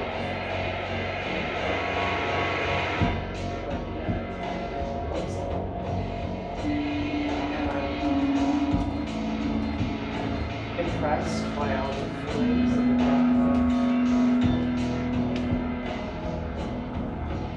my feelings. I want you to understand those feelings too. And I want you to say that you feel all these lovely feelings that are perfectly lovely, that are wonderful. And that I'm really happy.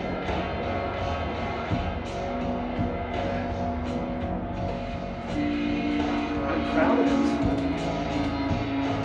And I feel like I've proved something to you. I'm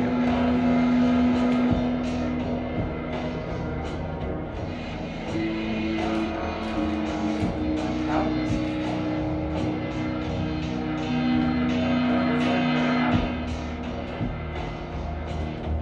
And the good things I can share with you.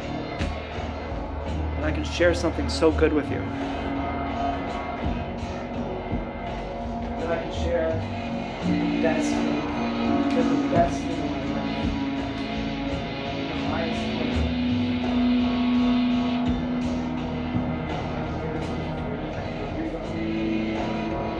And there's no strings attached. And in this moment, I'm not your enemy. And I also know this. I know I hate you. In this moment,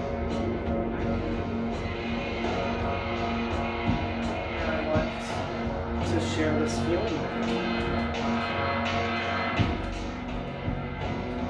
I feel like no one else is there. That's just consent. I won't feel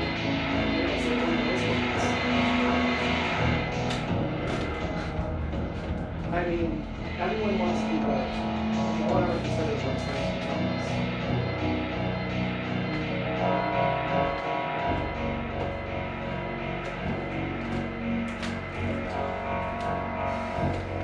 Shucks.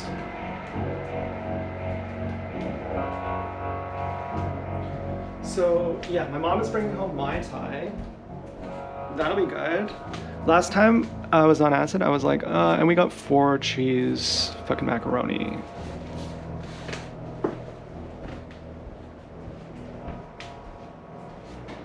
It was okay, it wasn't the best.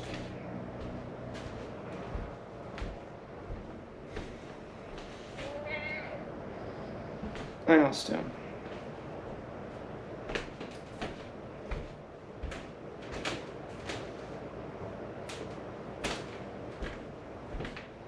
I'm starting to feel agitated. I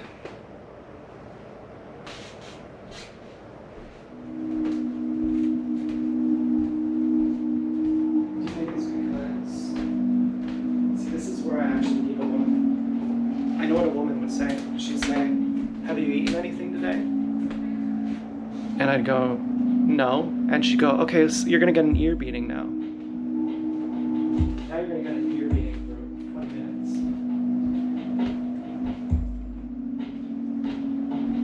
Yeah, okay, we'll take it. I should drink some water. I should drink some salt water. I should probably eat some food.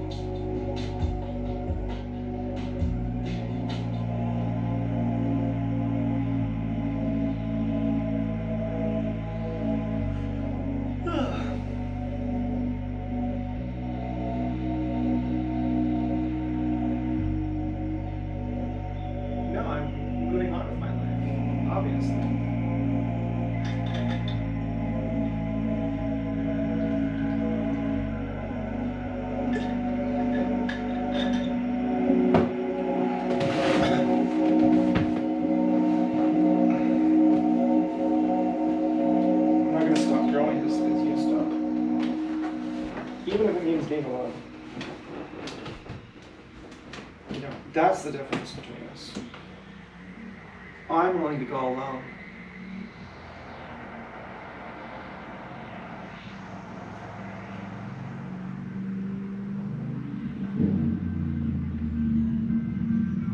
Now a motorcycle just drove by, revving its engine. I got lots of I love yous, like I got like a few reds, so this cancels out.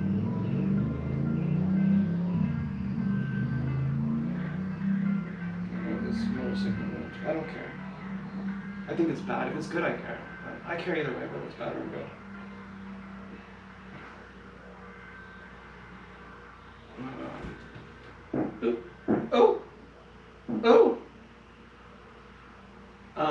But I care, like,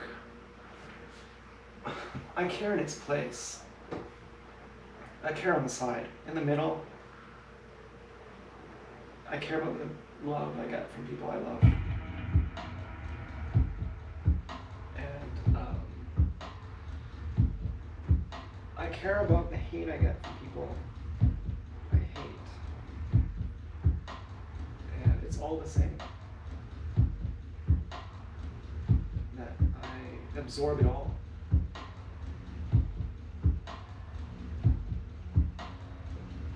That my sex is absorbed.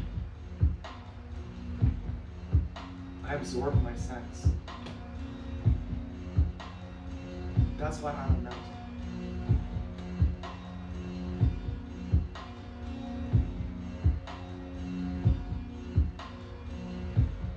If I repressed it, I would be a shrub.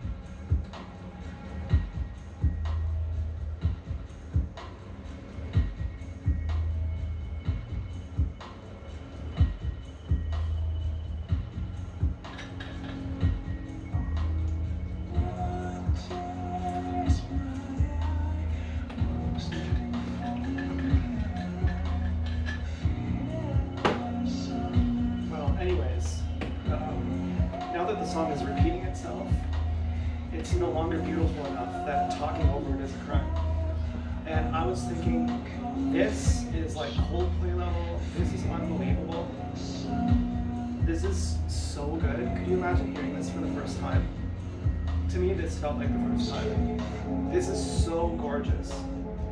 And, you know, and then I was thinking about my pegs and about Dance Girl and about someone was saying, why do you call them your pigs? And I was like, you know, it's like you call them, you know, you just have some kind of nickname or something for people. And it just made me laugh.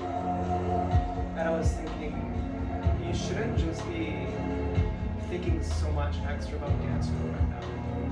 And I was like, well, there's a dance school car right in front of me, so what do you want me to do? And I was like, just enjoying the moment. It doesn't really translate very well.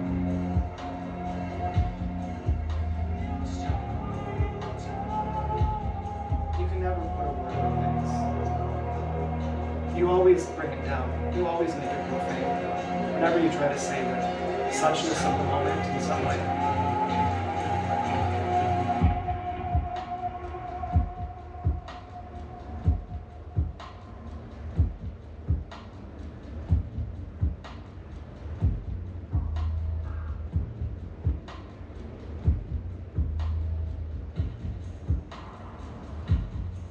It's like you're trying to enforce equality. Like you can't have a special moment with a certain pig because it leaves out the other ones.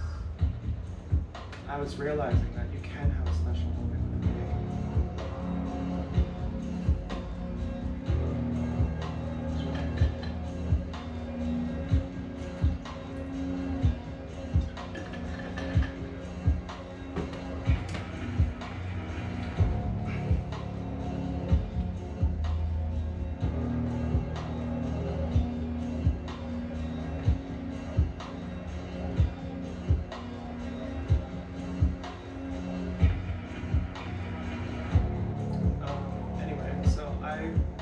Suddenly don't feel like I'm hiding.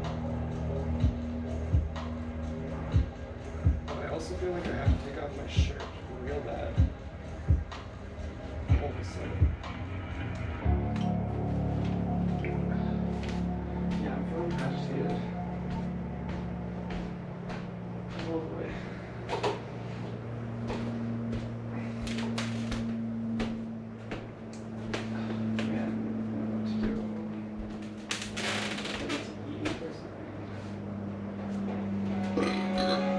Agitated over here.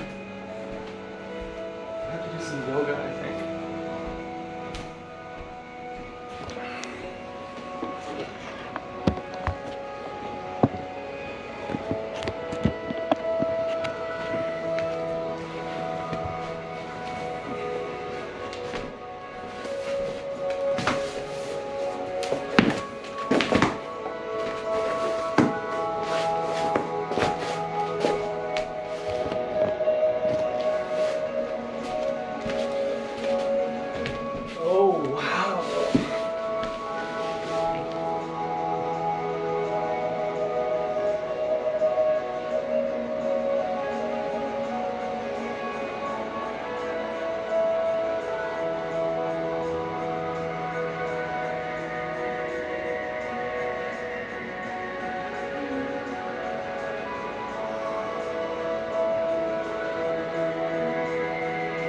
I might be tired.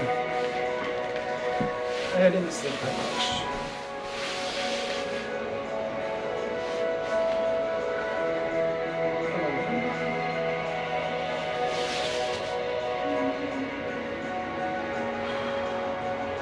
I need to come to center.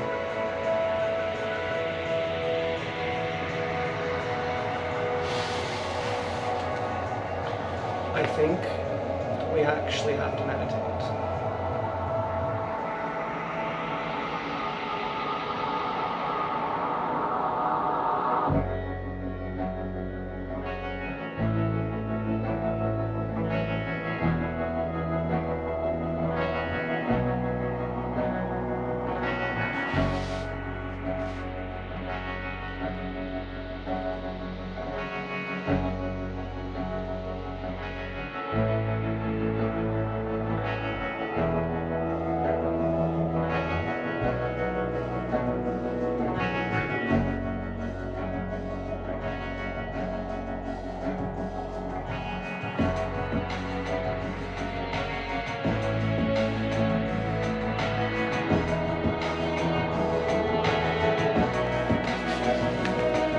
And by meditate, I mean play guitar.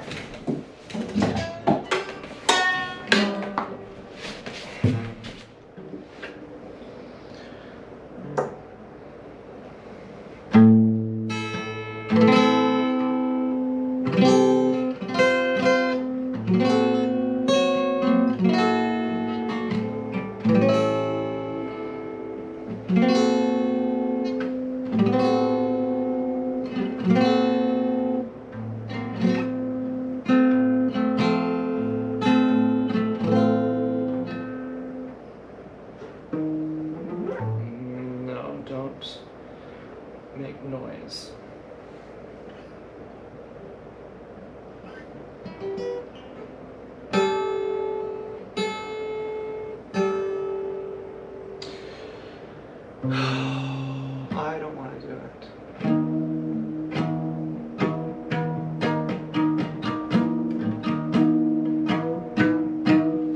Oh, my dance go call just left. Oh man, okay.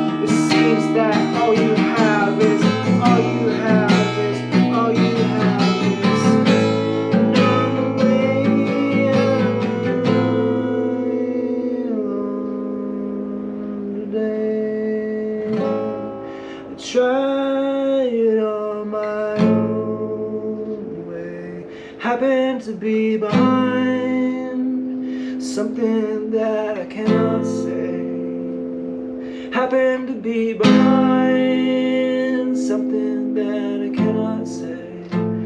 Sorry that it happened that way, sorry that it happened to say. Sorry that it happened that way,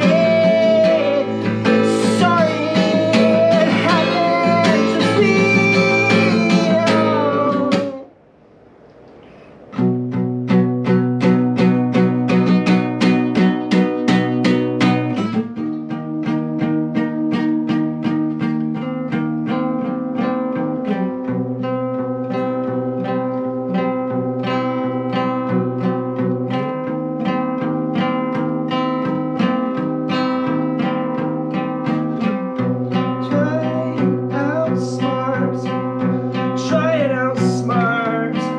Whatever you want to find, try and outdo something in your mind, and try to outlive something in your behind, and try out something else that you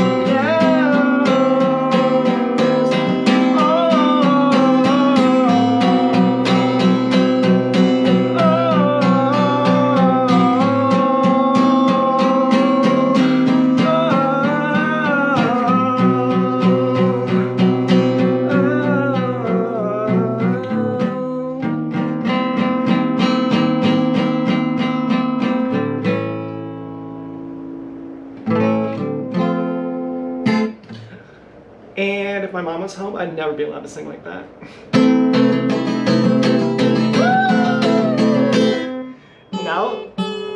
Now let's balance it out with some soft, sentimental Coldplay. I promise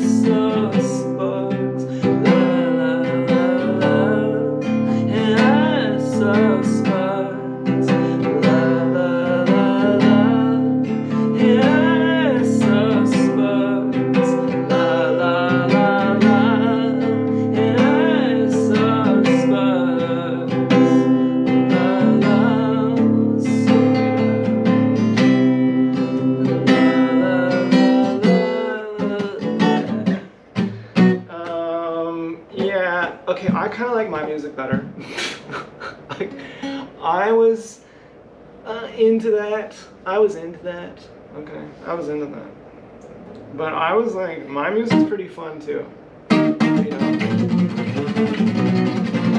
I kind of like my own music too. I don't know if that is my second bonus song that I just made. Like, I wrote an album called Bitches Ain't Shit As a Project, and then last week I wrote another bonus song for it, and now I don't know if this newest one was another one.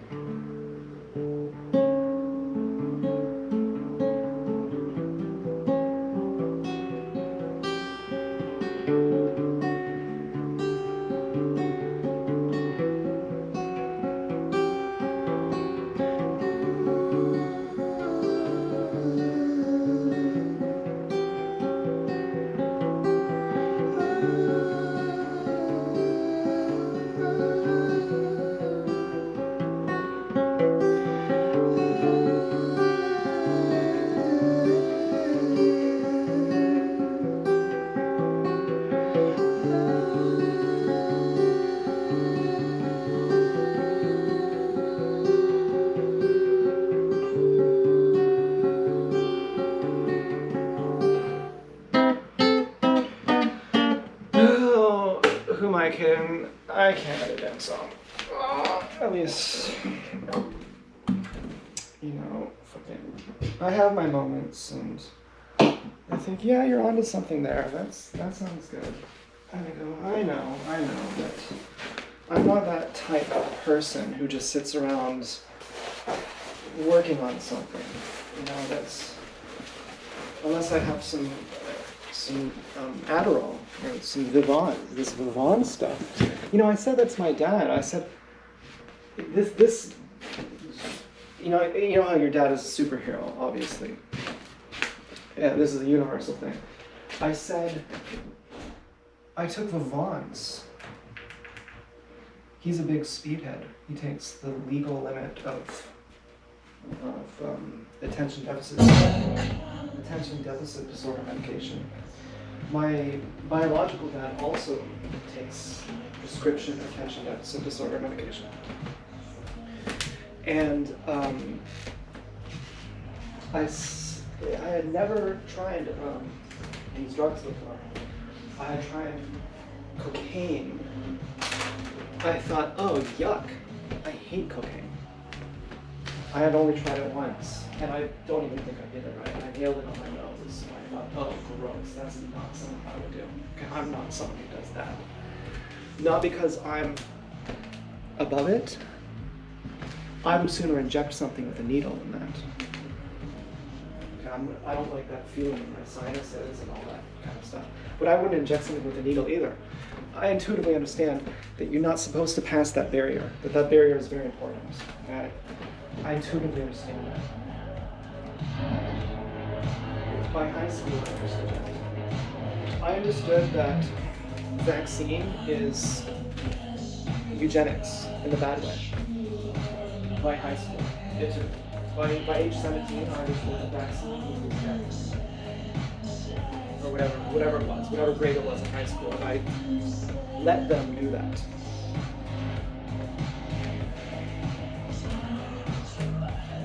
And it took me the day after.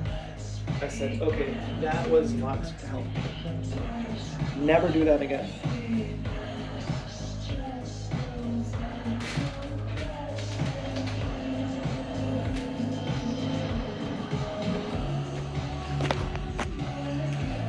Okay, so I had never taken speed before, and my friend Kevin, he's a rave, you know, he wears a Pikachu backpack. He goes to raves. He has every kind of drug you can imagine. He's from Newfoundland. He's like, hey, I just moved to the city. He's like, yeah, I'm like, I do marketing and I'm like into drugs. I'm a partier. Something, you know, like, it's kind of my impression of Kevin. He's really hot too. He's really super hot. And he moves into our house. He opens our dishwasher, he farts, and then he blows, he takes a spoon and he blows the fart air into the dishwasher, and then he closes it. Let's all just put that in there. And he walks upstairs. And we're like, that's Kevin, that's our roommate Kevin. And he has a fat dick. You know, he came upstairs once, he's like, we're like, what's wrong, Kevin? He's like, I'm trying to figure out if I'm gay. And I was like, well, let's just jack off together and see what happens. And, you know, so we did that. He didn't come, but I did. And I guess that means I'm gay, or he, I don't really understand. But, you know, he had a really blemished dick. It was very blemished. And I thought, wow, you know, it's big, but it's not the kind of dick I'd want. And, you know, this one girl, she was really mean to she had this kind of cross dick. And her friend Shetty threatened to kill me. He's like, if you hurt her, I'll fucking kill you. And I was like, I don't even know you. I don't even know why you're telling me this. And, you know, I'm starting to wonder who you are in her life. Because I'll bet you haven't even had sex with her. I'll bet you're her friend. And he was like extremely alpha. He's like, I fucked like 7 girls in the last week. And he's like extremely alpha. Like, he's someone who, when he was at a couple of the parties I was at, and he is the very loudest person in the room. And he's like, I'm Sheffy. You know, like he's like the loudest person. And I didn't even concern myself. I was just like, this guy is a real freaking jerk. And this girl, she had some of the nicest butt and leg. She was so fucking, she had fucked up teeth. But her body was so fucking good. If you were to see her headshot, you'd go, wow. Like her modeling, whatever you know. She did stand-up comedy. So you could see her, you know, all the people who do stand-up comedy, they get basically like modeling shots done. But it's not like a typical modeling shot. It's like their headshot includes their whole body. And she was really something. And she was like, oh, you got a really nice dick.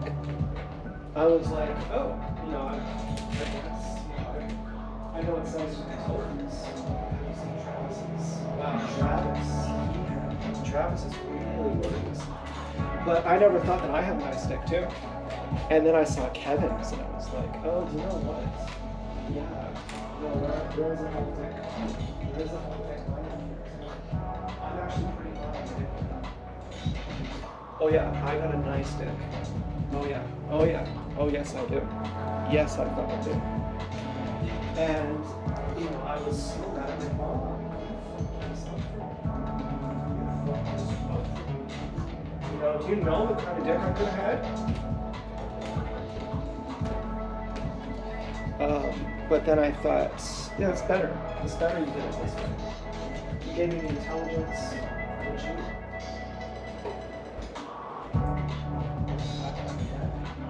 This is how I found Lauren.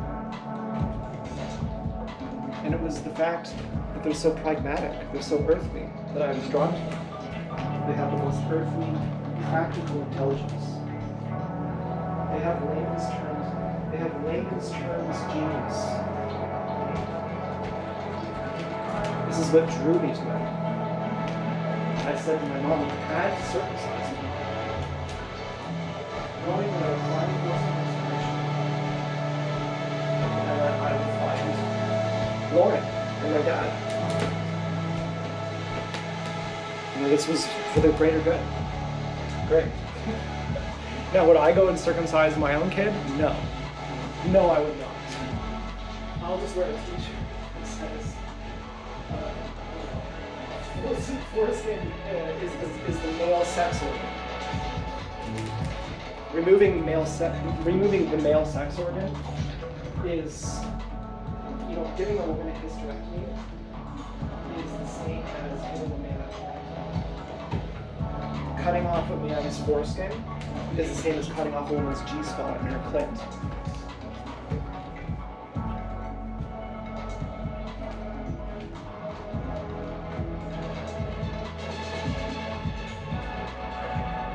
But whatever. Who cares? Whatever, who cares? No, I know, I'm not being I'm really saying, but whatever, who cares?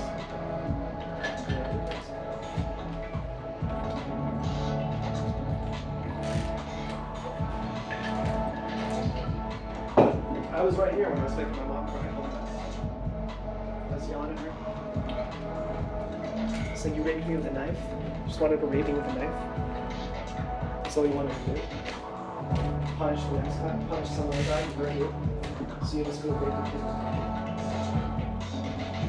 That's what you really want. That's what you really want. But really, that's what you really want.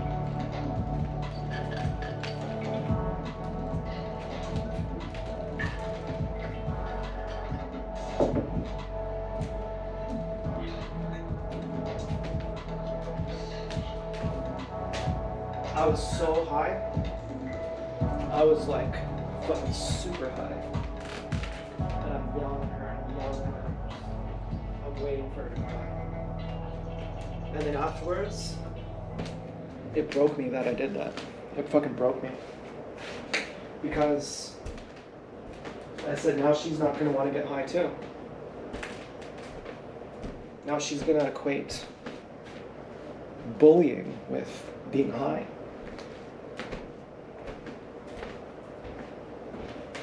You just turned her away from God. You just prevented one of God's children from going towards God. You just did that's a sin that sends you to hell, in case you don't know. That's an unforgivable sin.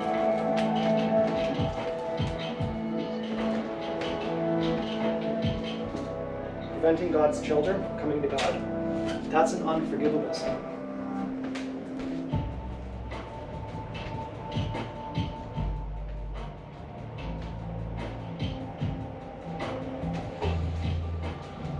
When she snipped your Tootsie Roll off, she had no idea what she was doing. You are more aware. You're snipping her in half because she snipped you in half, but you understand what you're doing. She didn't understand what she was doing. You might as well be a woman for how angry you are.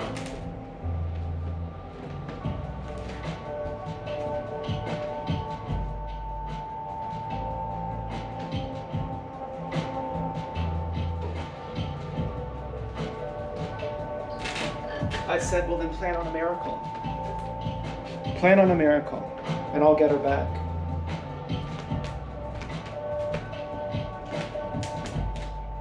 I'll rise from the ashes. I'll bring her too. And so God was like, okay, well here's Dance Girl, she'll execute you. Now rise from the ashes. Bring your mom back.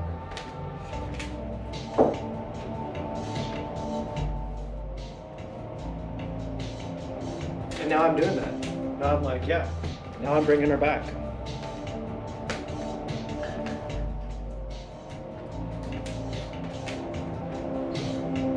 Oh, this water fucking sucks. It's so salty. It's too salty. I think the show's over. I don't feel entertaining anymore.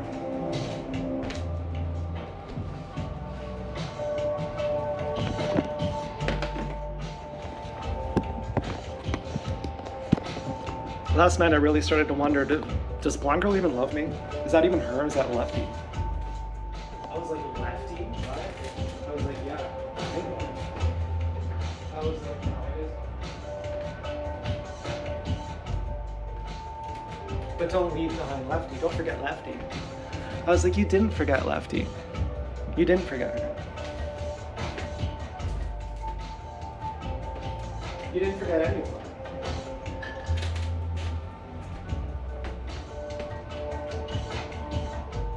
Tell me that's Mark. No, that's not Mark. I don't think. Maybe it is.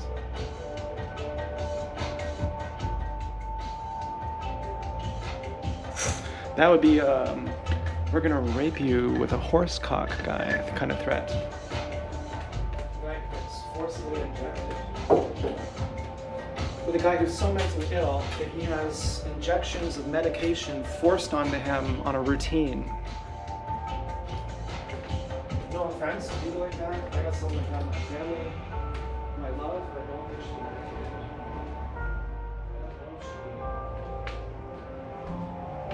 It doesn't matter. I don't want to talk about her really. I'm getting kind of agitated over here. I don't know what to do.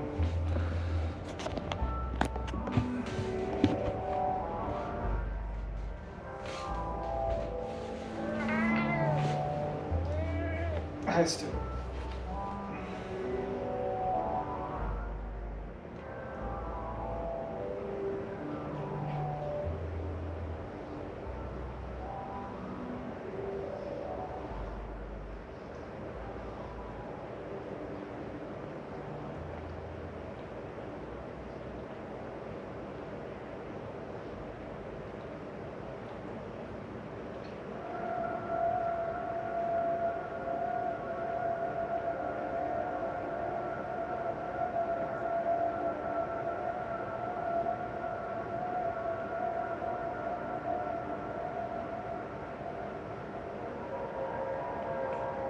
Could you imagine telling your mom, I prevented you from coming to God, and now I died, and I'm taking you with me to God.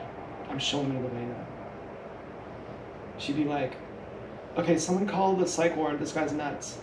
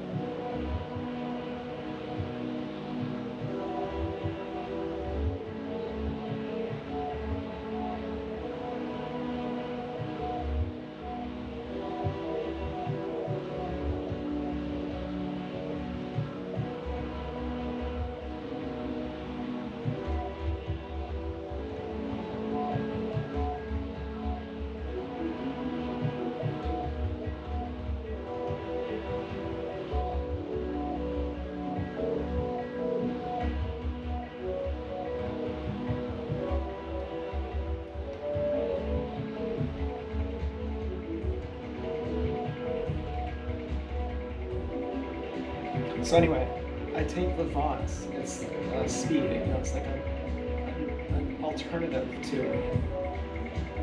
Adderall or Ritalin. I take it for the first time, and I say, this is on par with taking LSD for the first time, or getting drunk for the first time. My personality is fixed. I was broken until I took this.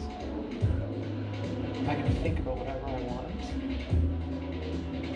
for as long as I want. This cured my attention deficits. My self-diagnosed, my biological dad, my etc. And this is unbelievable. And then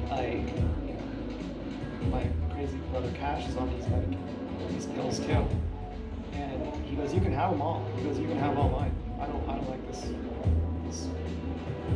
pharmacological stuff anymore. I'm I'm trusting God. You know, God says I'm built this way. I'm trusting God. You know, he's one of those wears a dress type religious people from Pakistan. And so he's like, yeah, I'm with God now. So here's your fucking bandmate shit. I'm like, okay. and it backfires. It's like way too much. You know, he's on a heavy dose of it. And when I took the Levance, it was like 10 milligrams. And now I'm bumping up to like 25 milligrams or something. And I'm like just arguing. It doesn't feel good anymore. And then so I tell my dad, I say I took Levance. I tried Levance, and it's like an app. And he goes, yeah, I know. I have that one on the market. I'm like, are you lying? like, you know, like, what? You know, it was some, I don't know if it was that abrupt, a matter of fact. Like, yeah, I'm the owner of Levance. I made it. It's my proprietary blend. I don't know if it was something like that, but it was something of like, I'm someone responsible for having that put on. Like that's a, you know, something like that. There was this other time too where I was like, yeah, we just met these girls, and he's like, yeah, I know them. And I was like, really? Like that's a real coincidence. And you know, because after I told him the girl's name is Kalindi, and he's like, yeah, I know her. And then afterwards I realized, oh, she was just gang stalking. And then you know, I had this brother brother from another mother who had cerebral palsy, and he got this date with this girl, and she was a model, and she was really hot, and you know, he's a good-looking guy, and I think he has like, I don't know, he has like mental problems or something. No, he definitely has mental problems. But he attributes everything to his having cerebral palsy. You know, he doesn't believe that he has mental problems. He just believes that he has cerebral palsy, and that's what his problem is. And so he was screaming at me that this girl wouldn't call him back, and that I knew that she wasn't intending on calling him back. I was like, why would I think that she wouldn't call you back? Why would I, you know, it was like, we were happy for you. You know, you got a date with this hot girl. Like, we were happy for you. We weren't like going, haha, and she's never going to call him back. Like, that's not what we were doing. And, you know, and then he looked for evidence of that, because we kept his suicide note, and he saw that we kept it, because it was such a drama queen thing. You know, he gave us his suicide note as he was trying to OD. We're like, okay, we're gonna call the ambulance on you, you idiot. And you know, and at that moment he's like frothing at the mouth, and he's running away, and he's like, you knew she wouldn't call me back. I was like, I didn't know that. I didn't think that.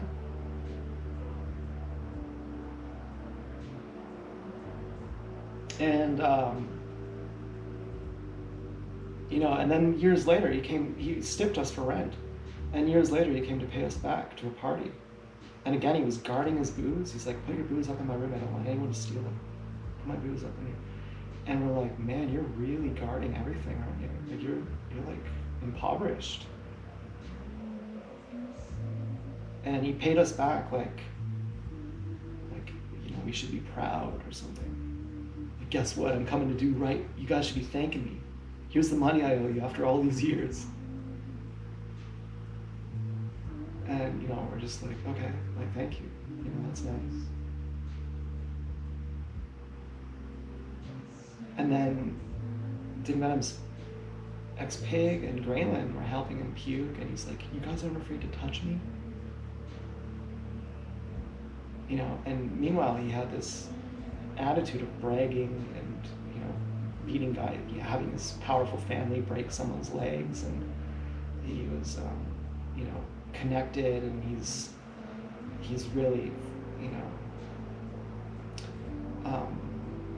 his uncle had bought him a prostitute when he was like 17, and he was very righteous about this. You know, he's saying, my uncle never had faith in me. He never thought I could do it. He thought I just have cerebral palsy, so he has to buy a hooker for me because he thinks I can never fuck a girl on my own, destroying my confidence. And then he, you know, and he's like really high and mighty kind of, you know, and then at the same time really vulnerable, really fragile. You know, he's puking and he's like, you guys aren't afraid. And I was walking by the bathroom when he said that, and I felt like he was saying it performatively for me. I felt like he was saying it to me. Like, you aren't afraid to touch me? You're not disgusted by me? And meanwhile, he's like, he looks normal. Like, he's a normal guy. He just walks with a cane. He walks with a limp. And it was like ridiculous almost. And then, imagine that kind of personality. He realizes that we kept his suicide note to read it, to laugh, to read it as Great Danes. We'd pretend we were Great Danes and we'd go, woof, woof, woof, and we'd read it. Imagine how fucking angry he'd be. He was really fucking pissed. He goes, why did you guys keep that? We're like, because you're a drama queen?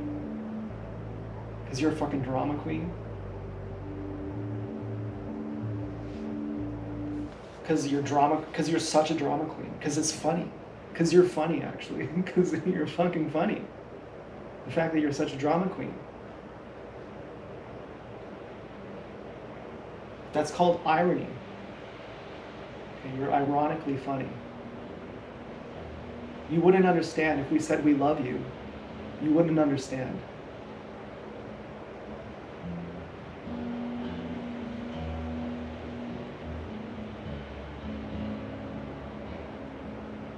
You wouldn't understand that we called the ambulance on you because we want you to be alive, because we like you. You would think that we called it because we want to watch you suffer even more.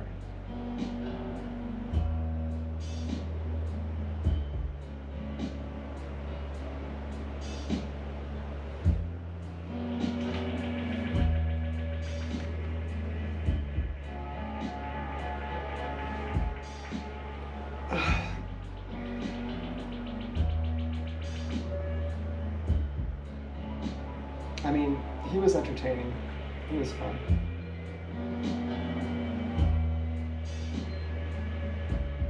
He was always up. You know, I stay up really late at night. He was always up. He'd be up drinking. We'd be talking about this or that. Yeah, he's a good buddy. He's into politics. He's one of those kind of people.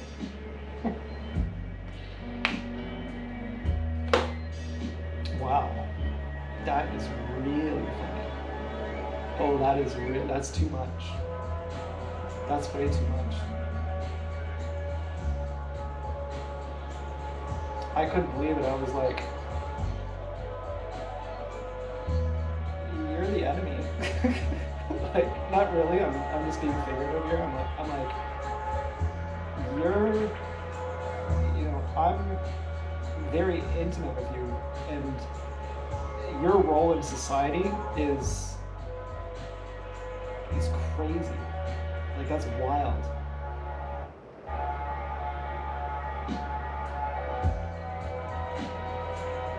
That I know the real you, and I know the face you're putting on for people, and that is so wild. But it all makes sense. It does make sense that you would want to be, I'm the representative of the people, and I'm the representative here. Yeah, that does make sense. I think, who are these people? I don't get it. And maybe I'm delusional, okay? I think I got, my in-group here. I have my Losers Club family, and we all see the light, and no one else does. And I believe it. And I think, who are the rest of these people? How do you even exist? I don't get it.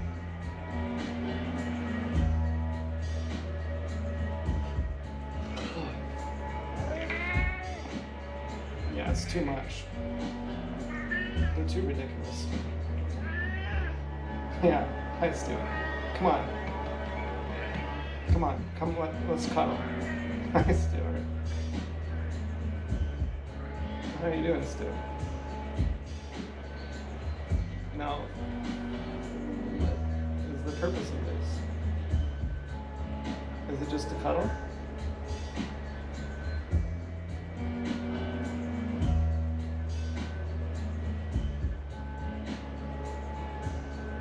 I hope so. I think so, Stu. I think we're having a love session.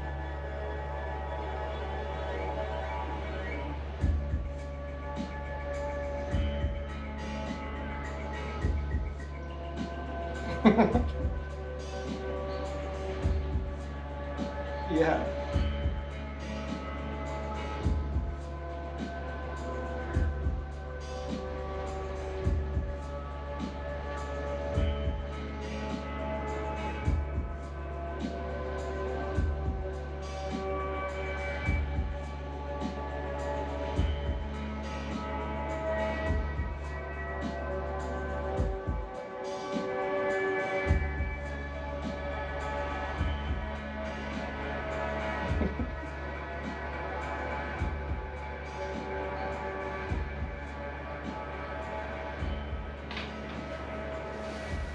Now, would I return my socks to get the quarter cut socks for like way more money? Yeah, I'm almost, yeah, because I don't like these crew cuts.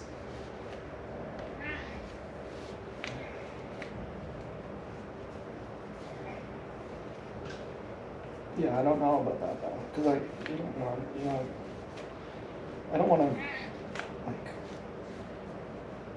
modify them. I can modify them.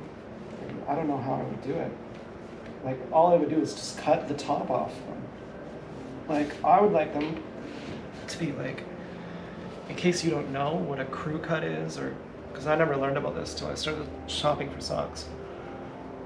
When this thing goes this high, it's too high. You want it to be like, you don't want it to be an ankle sock, you want it to be halfway in between. And you'll say, well, just fold the sock down. But if you fold it down, it becomes too tight. So then you have to buy the more expensive ones. But they're the same sock. But then could you just get your grandma to do it for you? To like cut it and then sew it or something? Which would void the warranty. You can still return these socks. And look how dirty these get.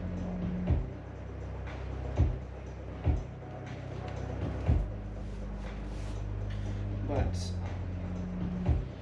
so your family is like, yeah, I got a fucking boyfriend, he's amazing, I'm not suffering with you anymore.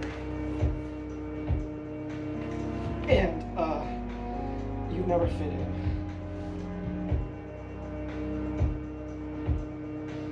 And it feels unfair.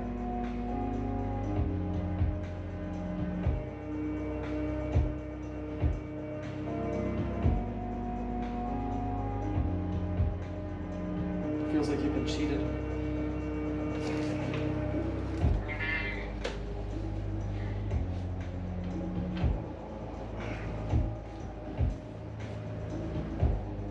Ugh. Until, obviously, you will.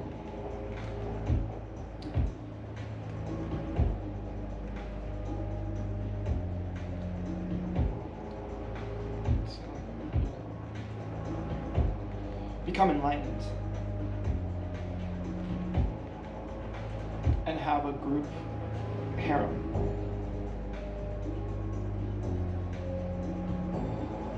But not really. Okay, not really.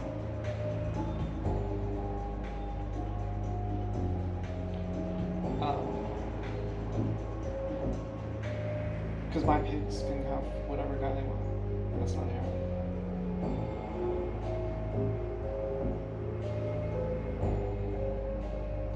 But I was like, this guy, her new boyfriend, he's on the first date, they were talking about getting married. I was like, oh my God. everyone's jealous of this. This is not something to be jealous of.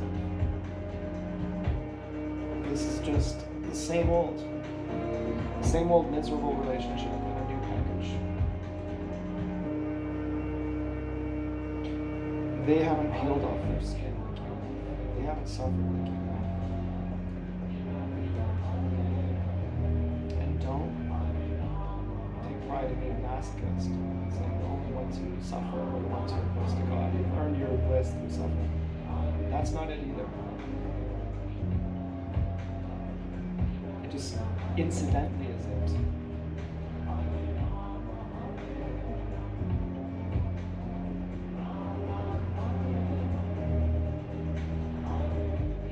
That you are not envious of them. You have walked away from them.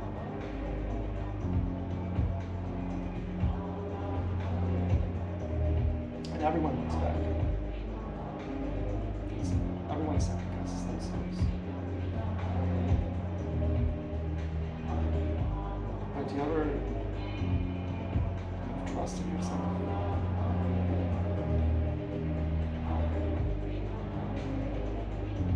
When's the last time you thought you were right?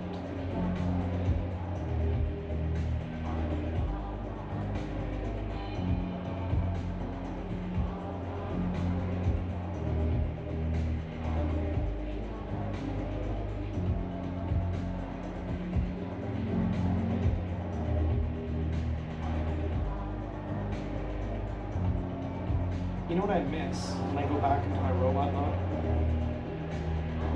I miss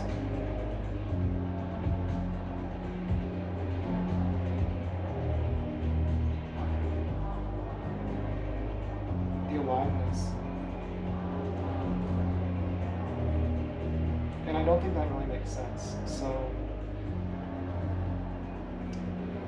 the aliveness means that even when someone is attacking me, I don't mind.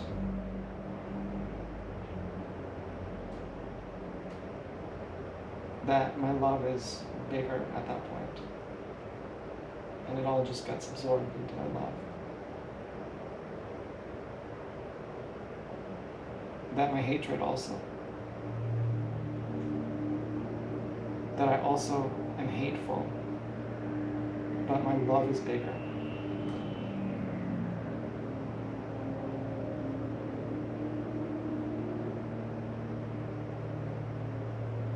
And so I can feel it all. Like I'm sensitive to it all. So it's not times of peace that I wish for. It's sensitivity that I wish for. That when I'm so hateful that I become jaded and insensitive, that I become apathetic, and then I lose my sensitivity.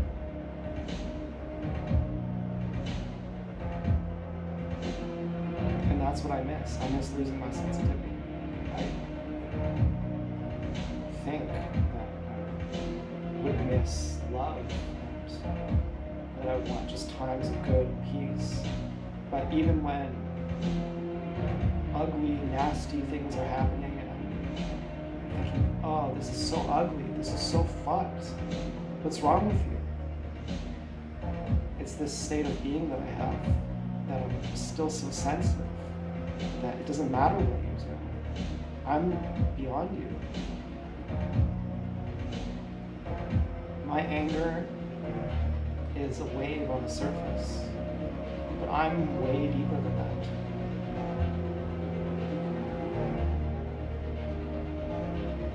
And my infatuation, my love spell nodes are also on the surface, and I'm way deeper than that.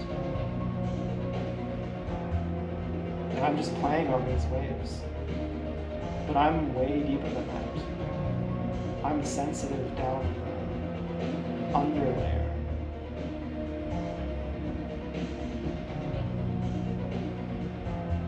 And when I lose that, why? lost my soul. And I equate having a soul with all things good and positive, and love and peace, but that's not it.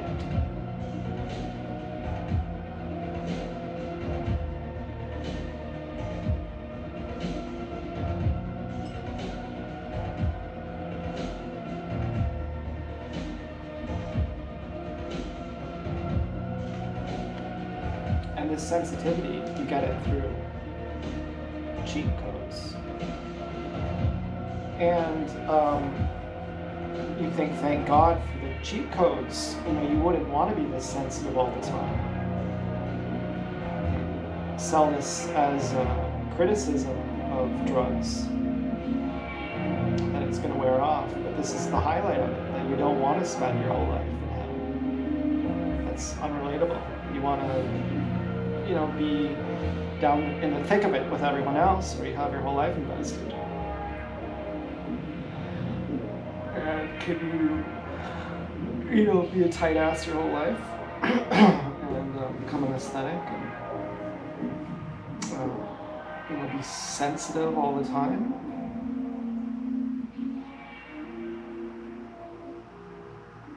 Water fast all the time. Eat fruit and, you know,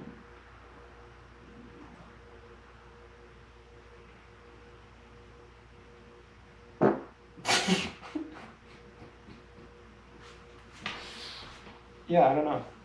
It's fucking hard, isn't it? Yeah, it's fucking hard. Well, I don't particularly care. I'm happy where I'm at. I love my pigs. I love them so much. I feel like I'm out of the closet.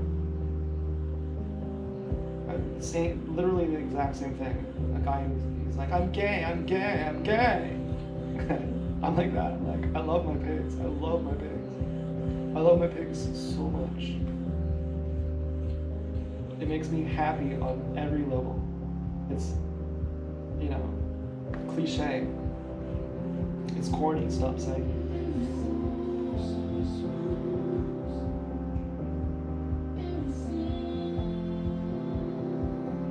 It's a fucking,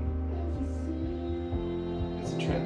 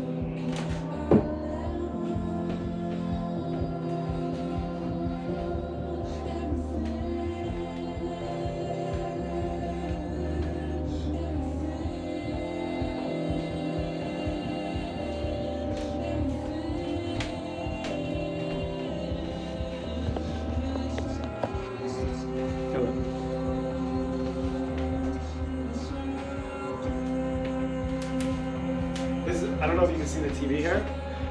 I like these guys.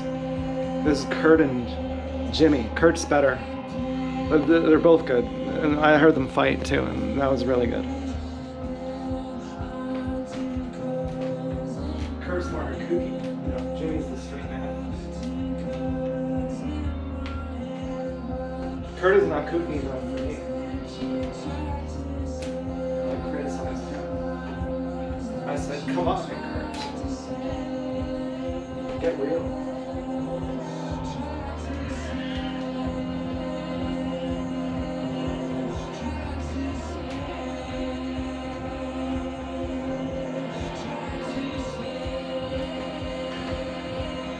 Kurt is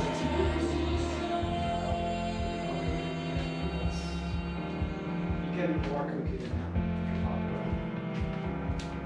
He says everything. He says everything, but he couches it in straight marriages.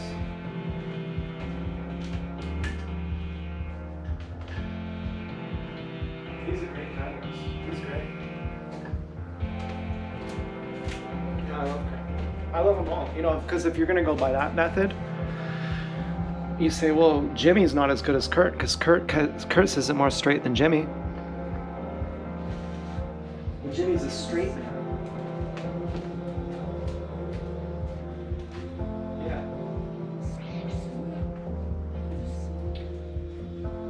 Yeah, I mean, Jimmy reaches more audience, so he has to say it more retarded. Jimmy has to be more retarded because he reaches a bigger audience. Does that mean that Jimmy's actually more retarded? No, that's just he's playing a role. So is he actually better or worse than Kurt? No. I love them both.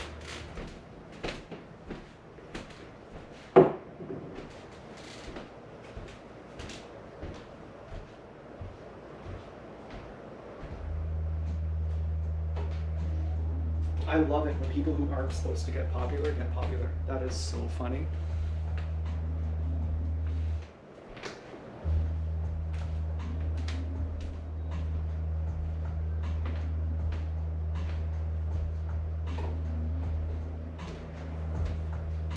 I'm not envious of the popular people. Not even at all.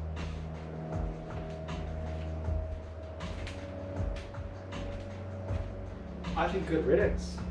I can't believe I ever wanted in that club. I can't believe I ever envied that club. That's so funny. There is nothing there. There is nobody even there. I was envying death. That was a suicide wish.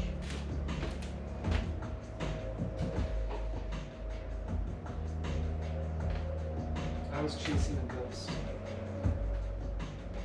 Can you imagine? Renouncing something that exists is humiliating. But renouncing something that doesn't even exist, then you really lost it.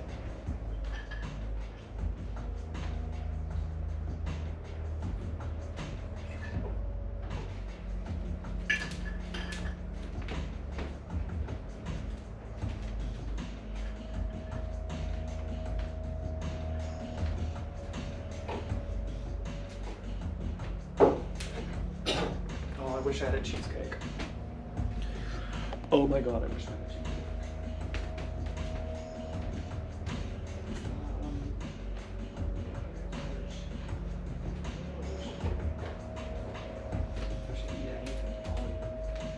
I could just drink more water. I signed up to volunteer on Tuesday. I said, I'd like to come back on Tuesday. From 1 until 3. No goodbye, no like, okay anyways, thanks, see ya, bye. I'm just gonna show up. Oh, she's great too. And so is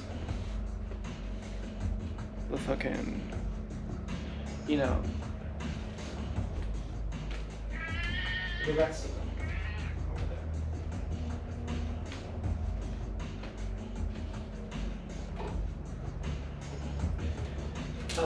But she's great too, I mean. She is hot. That's what I mean.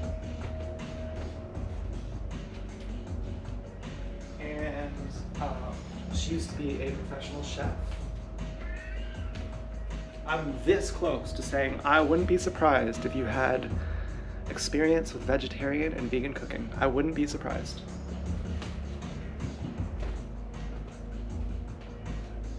And she's covered in tattoos. And she is a sweetheart. She is a total sweetheart. And isn't it funny how you wouldn't expect someone who's a sweetheart to be covered in tattoos? But that's how it turns out.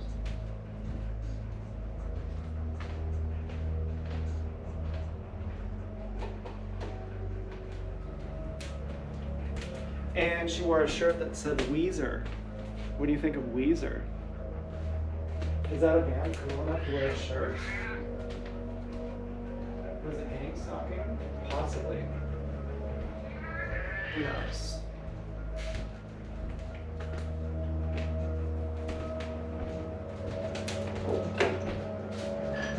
The last time I smoked hash, I declared my love for Dance Girl. I said, Dance Girl, I have to admit, I'm super duper in love with you. Let's be together.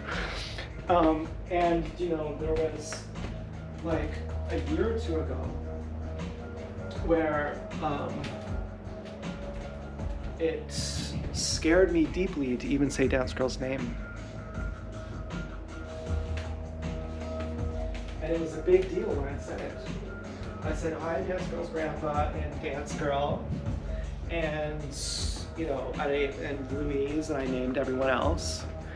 And I was so fucking scared to say Dance Girl's name. Why? Because I'm gonna be excited when I say her name. She's gonna hear that.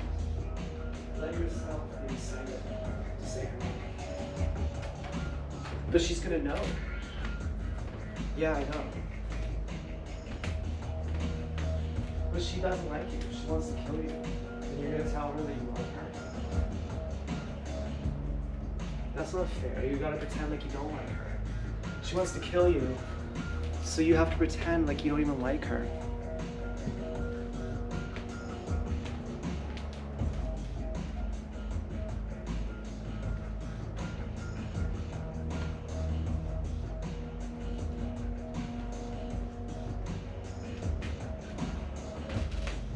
But I said it anyway. I was like, Dance Girl. Hi, Dance Girl. I was so excited. I thought, I wonder if you can read energetic signatures. I wonder, and I know you know mine, but it still counts. I wonder if you know that this is a real energetic signature I'm giving you right now. I hope you know. I hope you know. And that changes everything. That I'm calling out to you. That I'm giving you the real signal. This is the real ring.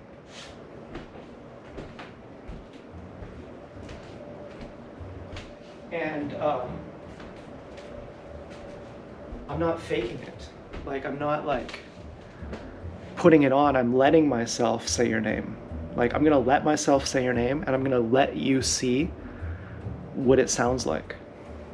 I'm gonna let me see what it sounds like. I'm gonna let myself find out how I feel about this.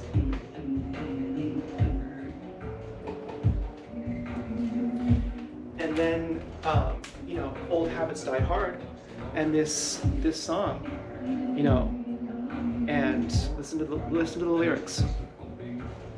More than its physical being. I think that's wonderful. I think that's wonderful.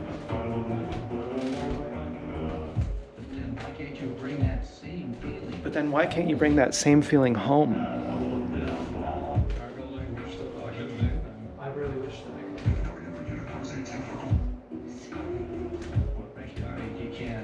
What makes you think you can't do it? I know this is a little bit weird and gay, but just roll with me. I mean, I suppose if your day was impossible to. I hardly believe that your own father or mother or brother could be your enemy, or sister could be your enemy. You're gonna call him a liar? No, I'm not calling him a liar. Well, I can do all things to the Lord. Then do it. You saw the baby. Okay, etc. This is getting too weird. Okay, I feel this too. Okay, I feel this in the way don't. All I'm trying to say is, I called up to Dance Girl, and then old habits die hard. I said, but Dance Girl, I'm actually crazy. Fortunately,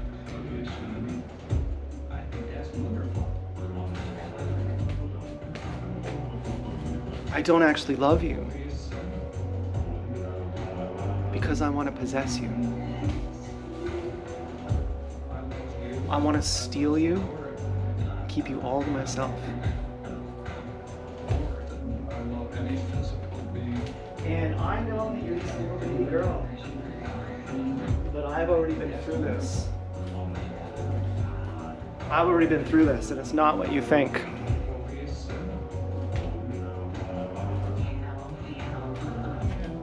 But I'm gonna try it. I know it's not. I know. I'm gonna try it because I'm stupid. Because I don't learn from my mistakes. And I'm gonna try again, and I'm gonna try and steal your way into my fuck shack.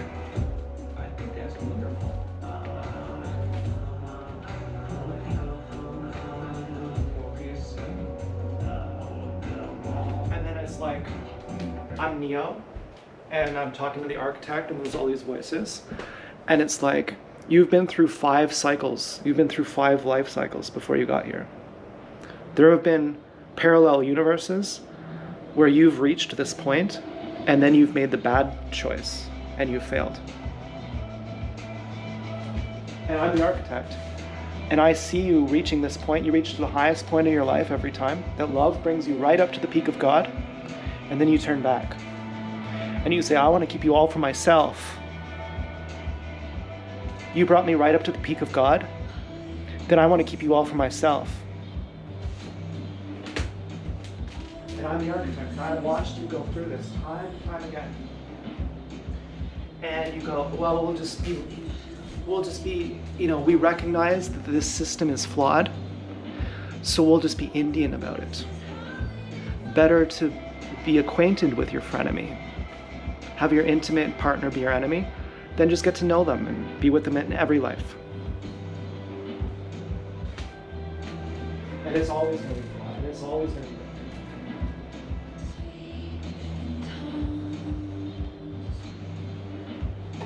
And, live your whole life in purgatory.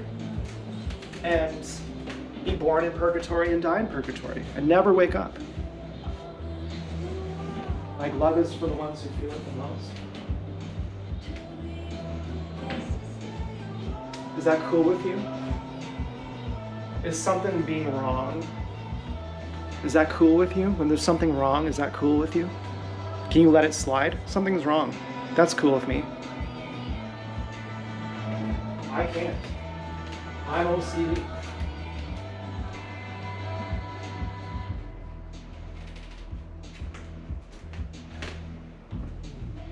And don't say everything's perfectly imperfect and it's all, yeah, I know, that's not what I'm talking about.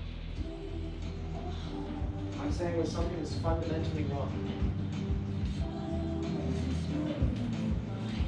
Can you focus on the periphery when something in the middle of you is fucked?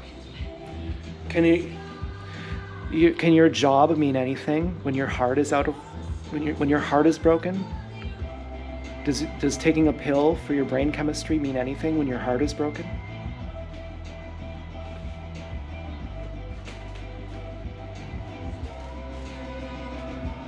No, obviously.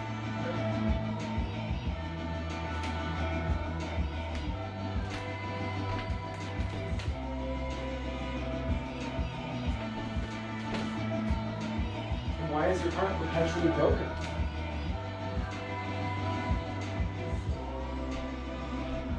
Because of you and you and you and you and you. Because of you and you and you and you and you and you.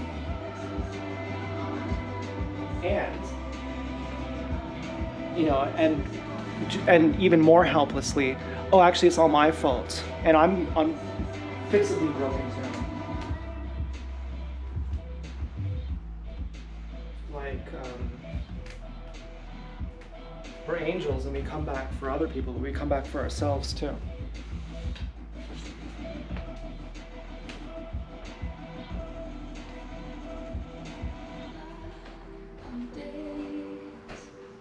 And it's not personal.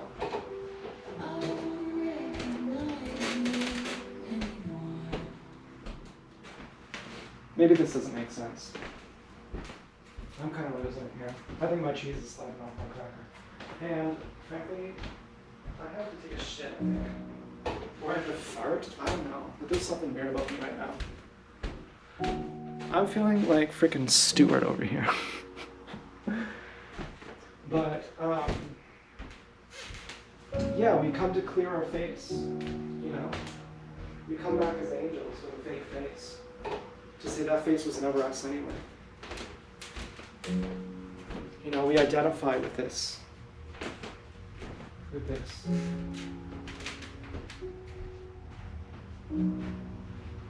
And we identify with...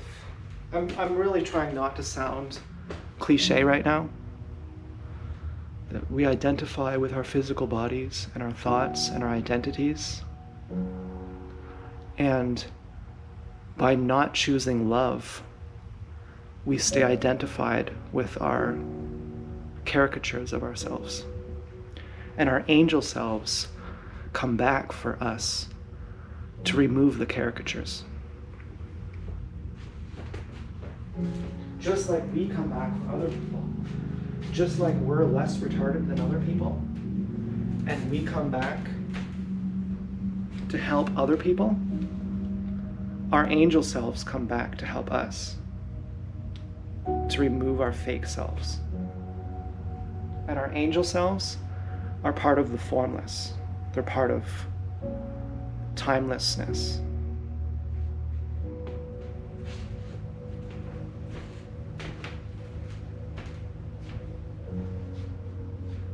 Our angel selves are the Gaia tree. And we plug into it until we become it. And we dissolve our fake selves through mirroring each other in love. That you only see how ugly you are when you're fighting with your beloved. You only say, oh my God, what have I done? When you've hurt somebody who you love, who you care about enough to say, I didn't know that I'd cry after I'd hurt you. I never knew that seeing you in pain would make me feel sad.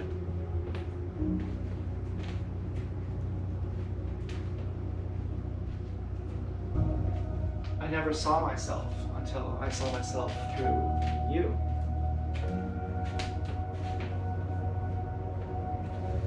And so by dissolving our fake selves, we get closer to God. And we're the ones who feel it the most. That if there's something off in our hearts, we speak love language. We're the most non-dialectical. We're the most non-linguistic. We understand everything just from how you carry yourself. We understand who you are just by the look on your face.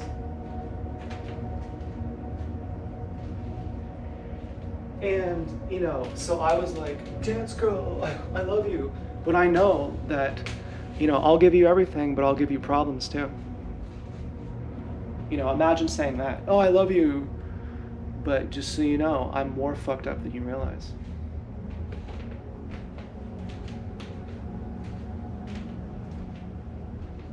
And it's not cool. It's not like, well, I told you technically, so I'm off the hook. It's not like that.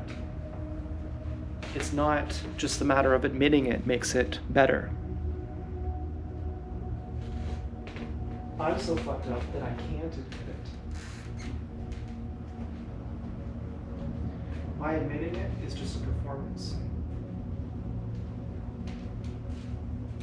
If I actually could admit it, I wouldn't be that fucked up.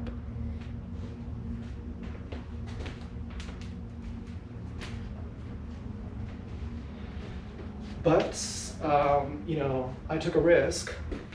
Turned out to be really painful. I cried a lot. Oh my God, this has been really painful. Like peeling off my fucking skin. God. But I had many skin peeling sessions before, you know.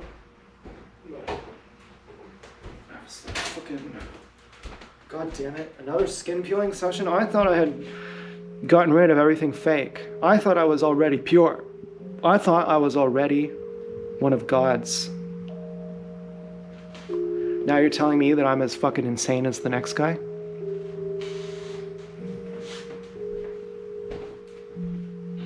already suffered my hell. I've already done it. Okay, I've already done it. I don't need to go through this again. But here we go. Here we go.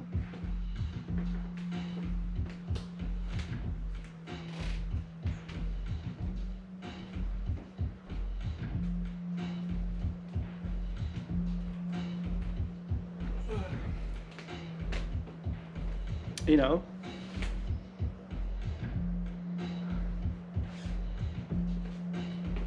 And now, look at this. Isn't that lame? The only picture I know how to draw is this guy from this angle every single time. I'm so embarrassed about that. I really wish I didn't have so much pride in that. That's really embarrassing. And, you know, now I think, oh man, you know how I feel like the guy in Reservoir Dogs? He's like, this guy, you're saying this guy ratted on me, okay, and I'm not anti-police, okay, I'm not trying to say this. You're saying this guy ratted on me, you're saying this guy is like trying to take over and he's backstabbing me and that's why you had to shoot him. This guy had many opportunities to betray me and he didn't, and so we've been through it. And I like to hope that all this suffering was not in vain, that it transferred onto my pigs too. And my pigs are like, you know, we've been through a journey here with you. We've been like, you know, we've been blessed by this journey with you. That we get it, that we are with you. You know, that, I don't know if I'm trying to say I wanted them to carry my cross with me. Okay, I don't know what it is. Maybe I'm just being romantic.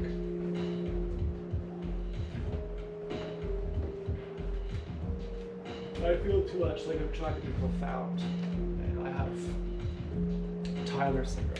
He was that guy who kept his suicide note to, you know, everything he said, it was so profound.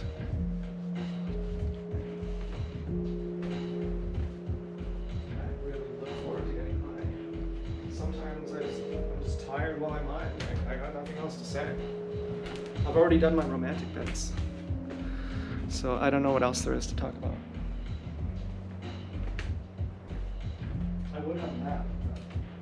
I can't sleep because I'm wired. I did enjoy singing. Did you like that?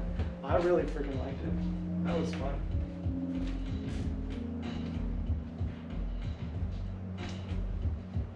Sometimes it all kind of merges and it's just like blah, blah, blah. It's all kind of incoherent nonsense sometimes. But other times, I'm like, no, you're having fun. You're singing something that's not just incoherent babble.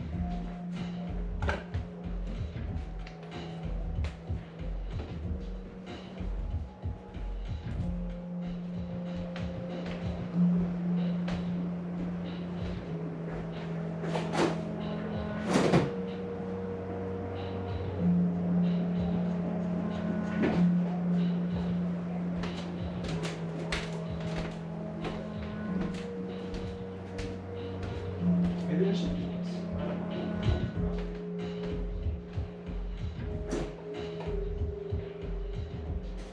Yeah, it's hard for me not to perform.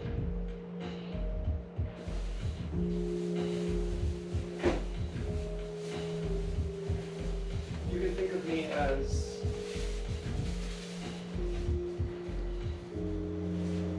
someone starved for attention.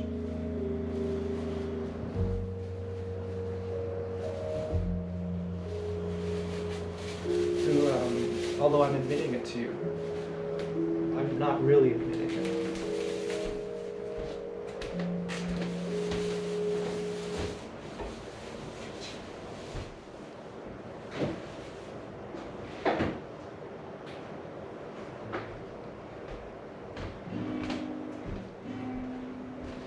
Oh no, this is me.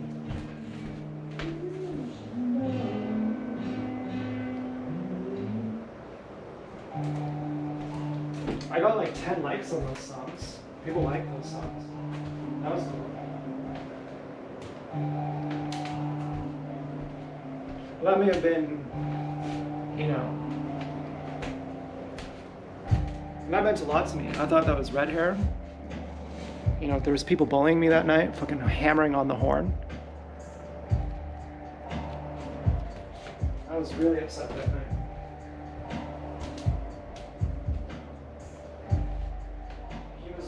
He supported me that night, apparently, for example. And I was always really thankful for that. I thought,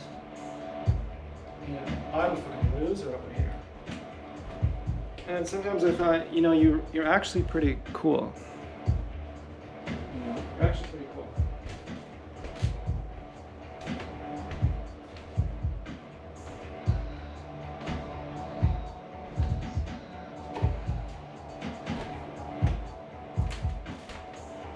It made me wonder too if that was dance girl or blonde girl. Who was that girl? There's some other person talking. I don't even think it is.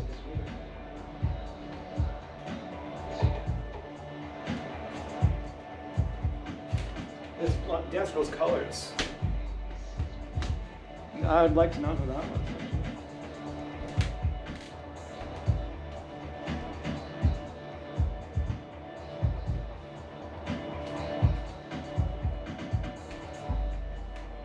That'd be really funny if that was Dance Girl.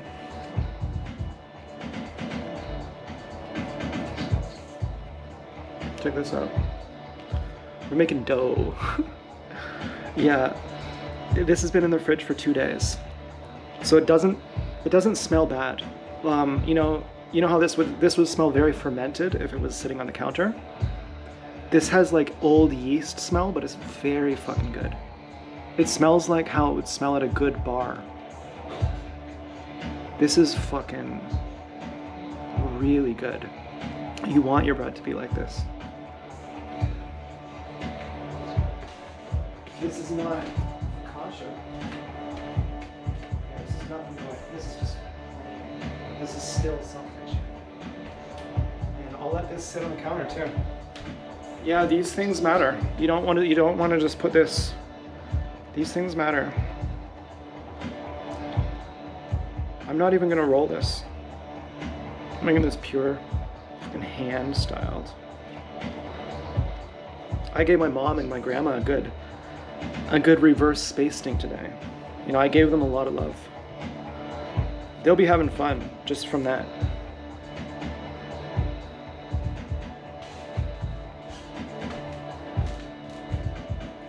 Well, I've seen it plenty of times.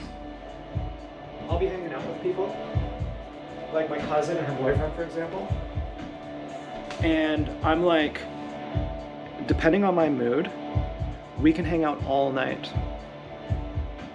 And I can't say, well, do you guys want to hang out with me all night? They'll be like, no, we're busy.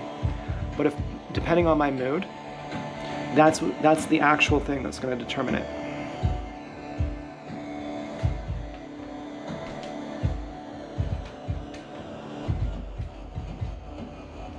I'm like, you guys don't even know, but I'm keeping you together. I would never say that out loud because you would never even in a million years consider that it's true.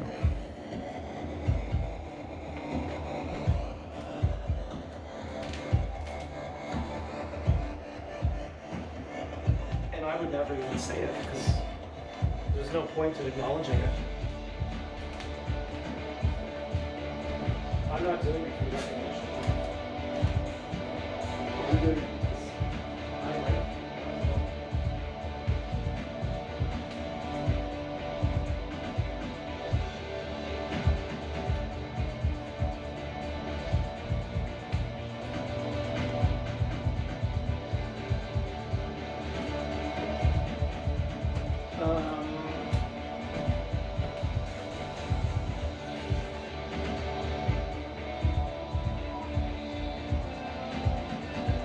suddenly feel embarrassed of myself. Like I'm too high and mighty.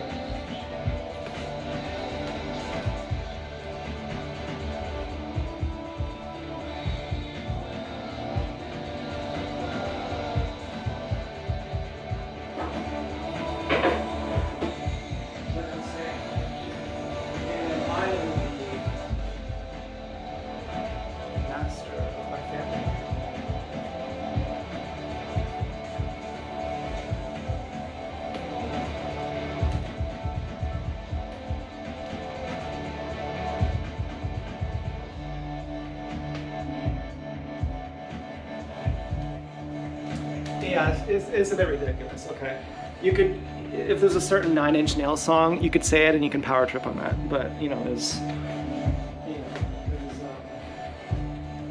a lot to be said that you like hanging out with them too. You know, you also can't be happy without them. You know, they could brag they're keeping you afloat. You know, you don't have to be special over here. You want to feel like you're really special.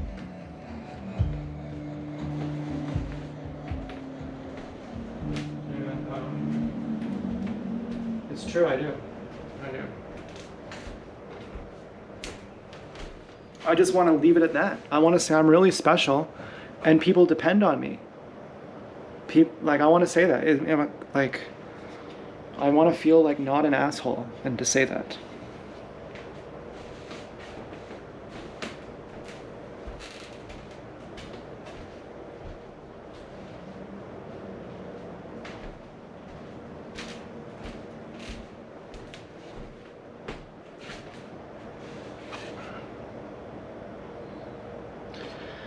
Anyway.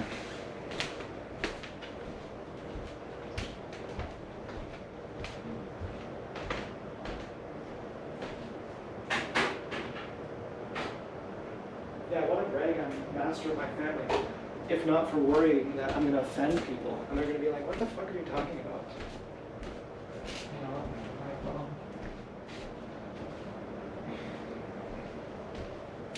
Yeah, I can't, you're right. I can't say it. When you're here, I can't say it.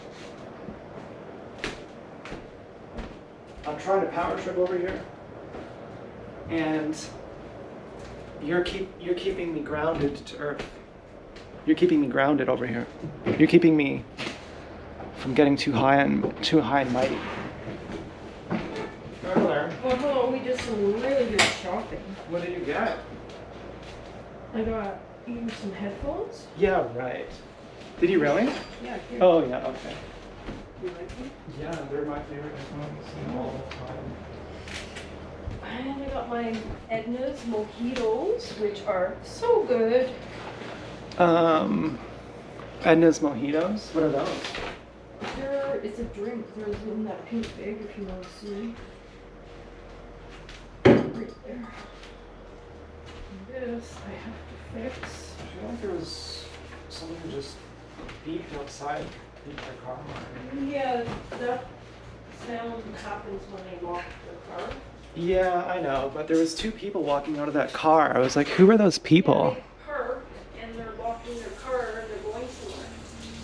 I felt like Just normal I day-to-day business. I wanted to see who those people were. Okay, so I have a story for you, but I have to go get stuff from the car still.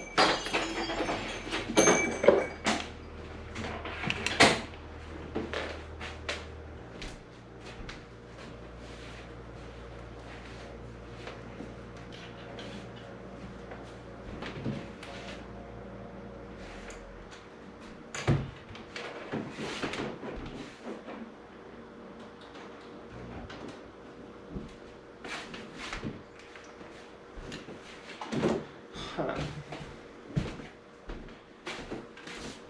Well, that would, like, I don't know who those people were in that car. Those were, I don't know who that was. I Okay, don't know who it was. so you want to hear the story? Yeah. Can you tell me just 1 second though?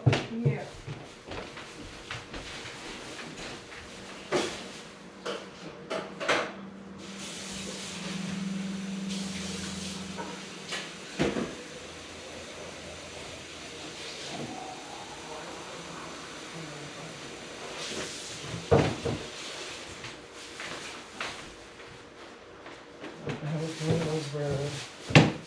Okay, so Tim ordered Berkey filters.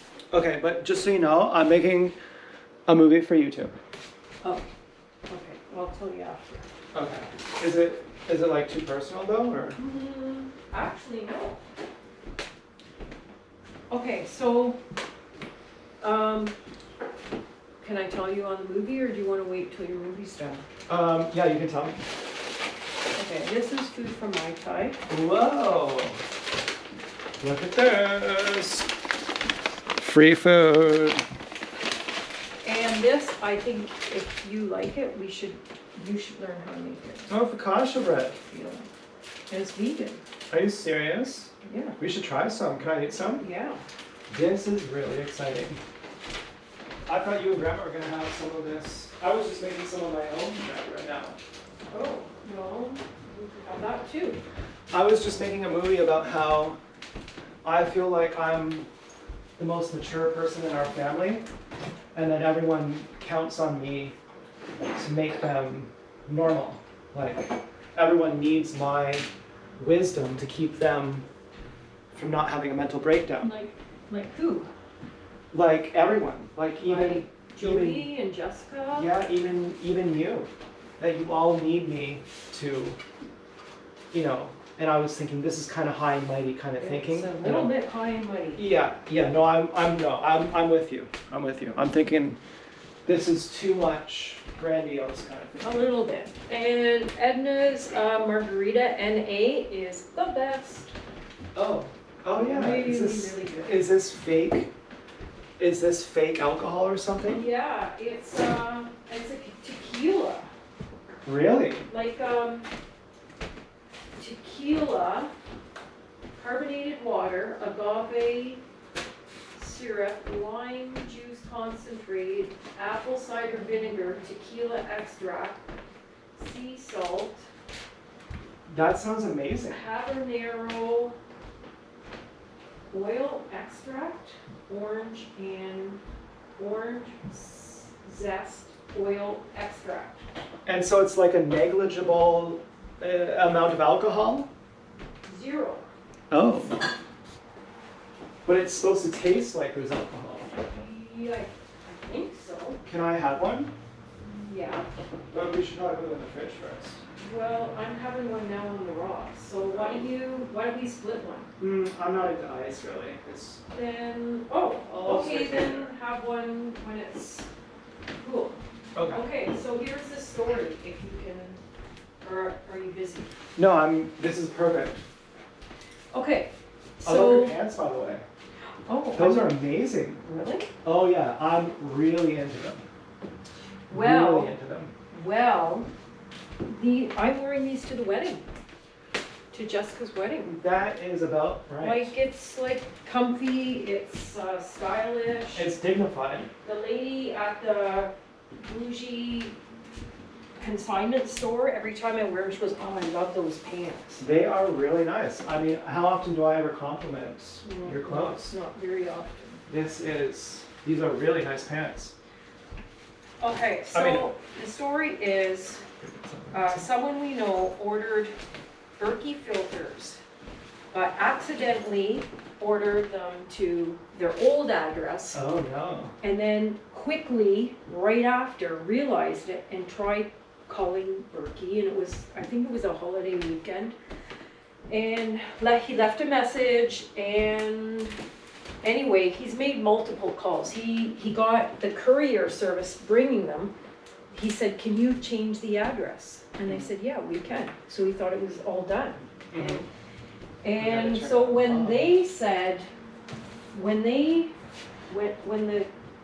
that's, you just spoiled the surprise. That's expensive. Why, is the price on it?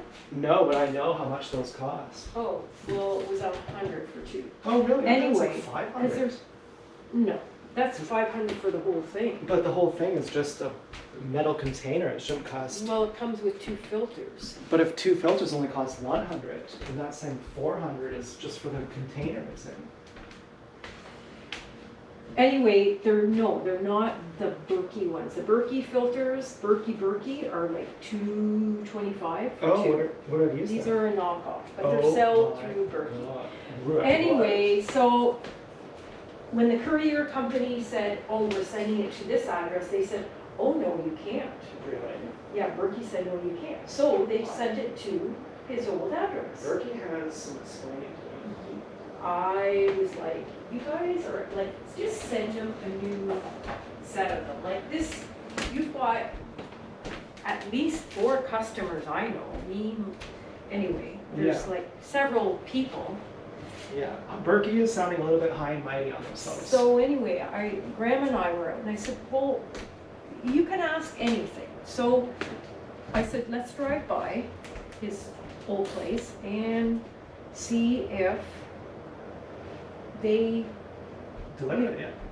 we know it's there. We knew it got delivered there. Like it's a couple of weeks ago. Whoa. But like, did they throw it out or whatever? Anyway, we drive, my okay, God. wait. We drive up, and this box is sitting outside the front door. That's And the craziest thing. I said to Grandma, I said, what are the Just- chances that's his box? And now you look like a porch pirate. So I go up, there's 2 vehicles in the driveway. I knock on the door, No answer. no Of answer. course, no answer. There's no bell. I knock again, no answer. Oh, and Like he- I'm hanging around, and I look at the box, it's sitting outside. I'm like, that's his box, Yeah. sitting outside. Wow. So I'm like, I go over to Grandma, I said, well, should I just take it and leave them a Yeah. note? Just And steal she it. said, yeah, just take it. And so I left them a note, said, this was delivered in air. I'm picking it up. I knocked on your door, but no answer. It does say our name on it. Yeah. So anyway, I took a picture of it, sent it to Tim, gave him a call. I said, look at your phone. I said, you're gonna be so excited. Yeah, That'll that be a is really surprise. exciting. But you know what? I drank some Berkey water today. I never even considered how good it is to have drinking water.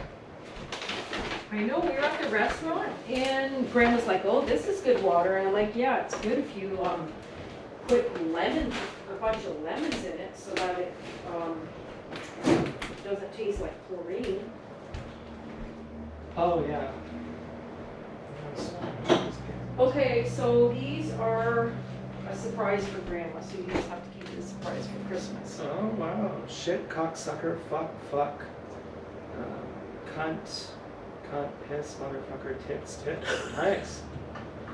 Oh, these are great. So she saw a bunch in the store. One pair just said cunt on it. She goes, oh no, don't get those. And then she sees these and she goes, oh, I like these. Oh, I'm that's like- weird. Yeah. I used to have when I went to university, I had a thing on my bag that said, have another kid, slut. And she made me take it off. Grandma? She just went, she said, don't ever, you can't be walking around with that on your bag. Ay.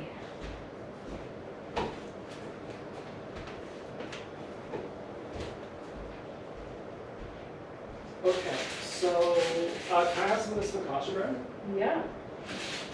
Just open it real nice so I can close it again, please. Okay.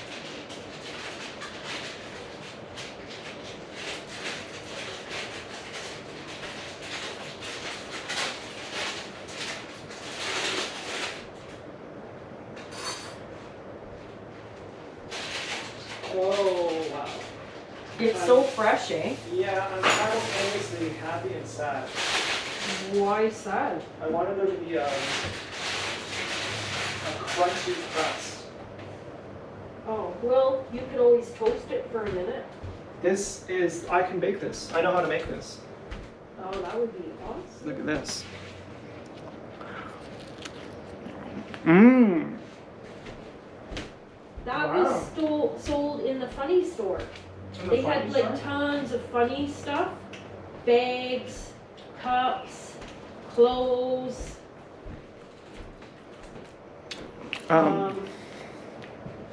Nice stuff, perfumes, candles, Wow. but a lot of funny, rude stuff.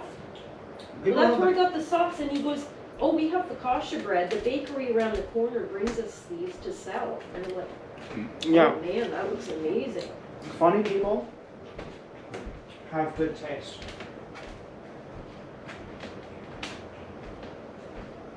And gay guys. It's a gay guy that owns the store. Oh yeah, gay guys are great. Hey, I'm gonna show you my wedding outfit. I'll be back down in a minute. Most guys are gay. They're not great. Guys who are actually gay are actually really great.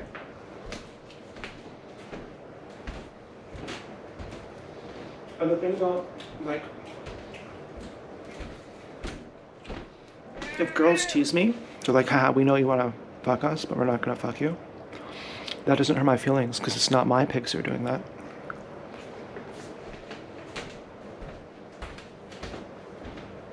So the Dark Wizard can't do anything about that.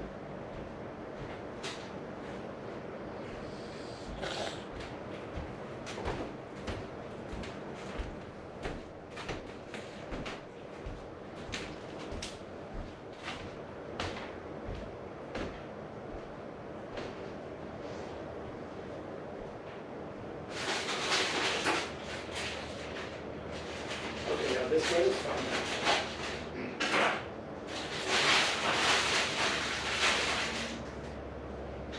I don't know if you know how good this bread is, but it is really good.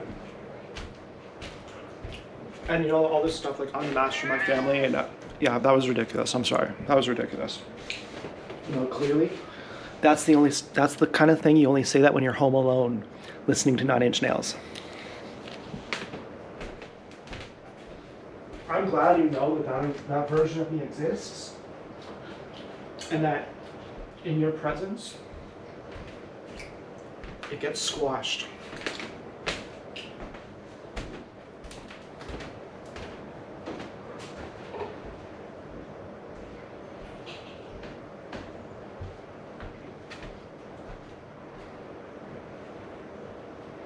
Oh my God. This is freaking fucking amazing. Oh my God. This bread is too much. Now look at my bread. My bread looks pathetic. But remember, this has been in the fridge for 2 or 3 days. That's a good thing. There are people who say you can't skip that step. This is a good bread. This is very good. If I bake this correctly, this will be good. Is it going to be as good as that focaccia bread? Maybe not. Probably not. No, that focaccia bread is fucking amazing. Wow. But I can make pretty good focaccia too. Oh my God, you're Asian. Wow. Nice shoes. These are. Look at these. Look at the light. Wow. Really, they look fetishistic almost. Do you know what I mean? Like, they look like spikes rather than diamonds. They are. Feel them. You can, wow. I could hurt somebody with those if there's a fight at the wedding. Yeah. My God. That's great. Well, you know, I don't like these shoes. I always wondered where did those come from? Or those... The girls had them. Oh, Jody or Jessica, and I was thinking about wearing those because I don't want to wear these. I thought they were, yeah. But these are next level. These are, yeah, I was noticing those. I knew that you were putting those on. I knew those were new. And I was thinking those are nice. I was waiting. They're for Steve you to Madden's. come Hey, down. look at that. Look at this. Bling along here. Oh, yeah, I had noticed Wow. that Do you know Steve Madden? too. No? The name? Well, it's a bougie name. Oh, Steph gave me a pair of boots. oh And yeah. I didn't know they were Steve Madden's until I was at work and this girl goes, are those Steve Madden's? I'm like, I don't know. And I look, I take it off and I'm like, oh yeah, they are Steve Madden's. Oh, well, she gave me this sweater. This is a bougie sweater, too. Oh, what sweater? A bougie sweater. It's from a store called Top Man. Oh. And it's probably not as bougie as Steve Madden. But yeah, Steph, she was always wearing, she was, she knew about all that designer stuff. She was into that. And I thought that these shoes were from her, but I was like, those would be too small. Grandma's never heard of the caution. Really? So she was asking me all about, have you seen it before? I'm like, yeah. Where have you seen it? She's like, in the grocery store. In my dreams. Oh. I find it really hard explaining anything to her. Really? It's like, she doesn't. Well, I think everyone gets it. You know, you try to Oh, explain really? things to This an old is person. really good. And they don't understand anything. What? Yeah, it's amazing. It's freaking amazing. What do those shoes get? I think they get a 9. Okay. What about the blouse? The whole outfit is good. It's good. Okay. Yeah. What about this necklace?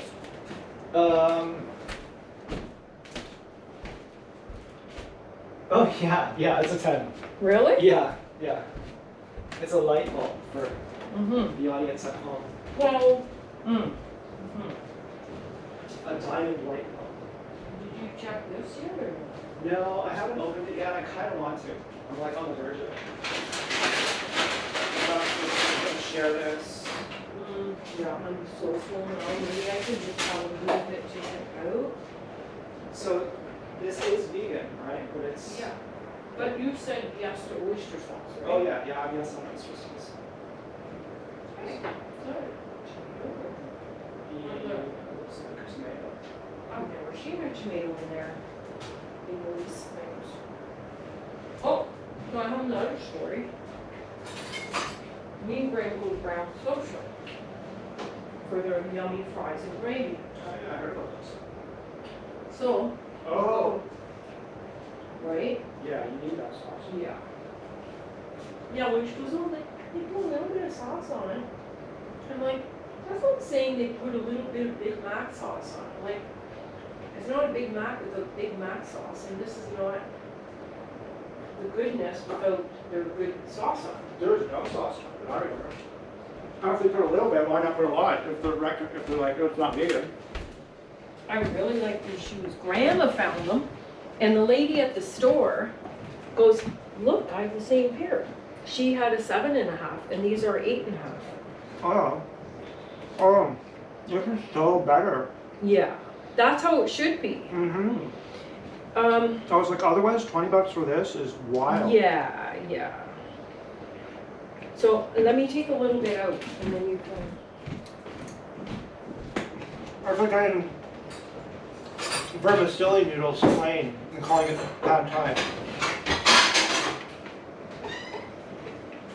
Okay, so the blouse is a yes too? Yeah, Victoria Hansen would never. I mean, What? Something never. a real Oh, yes. chef of Asian cuisine would never omit sauce and call it a proper dish. Right.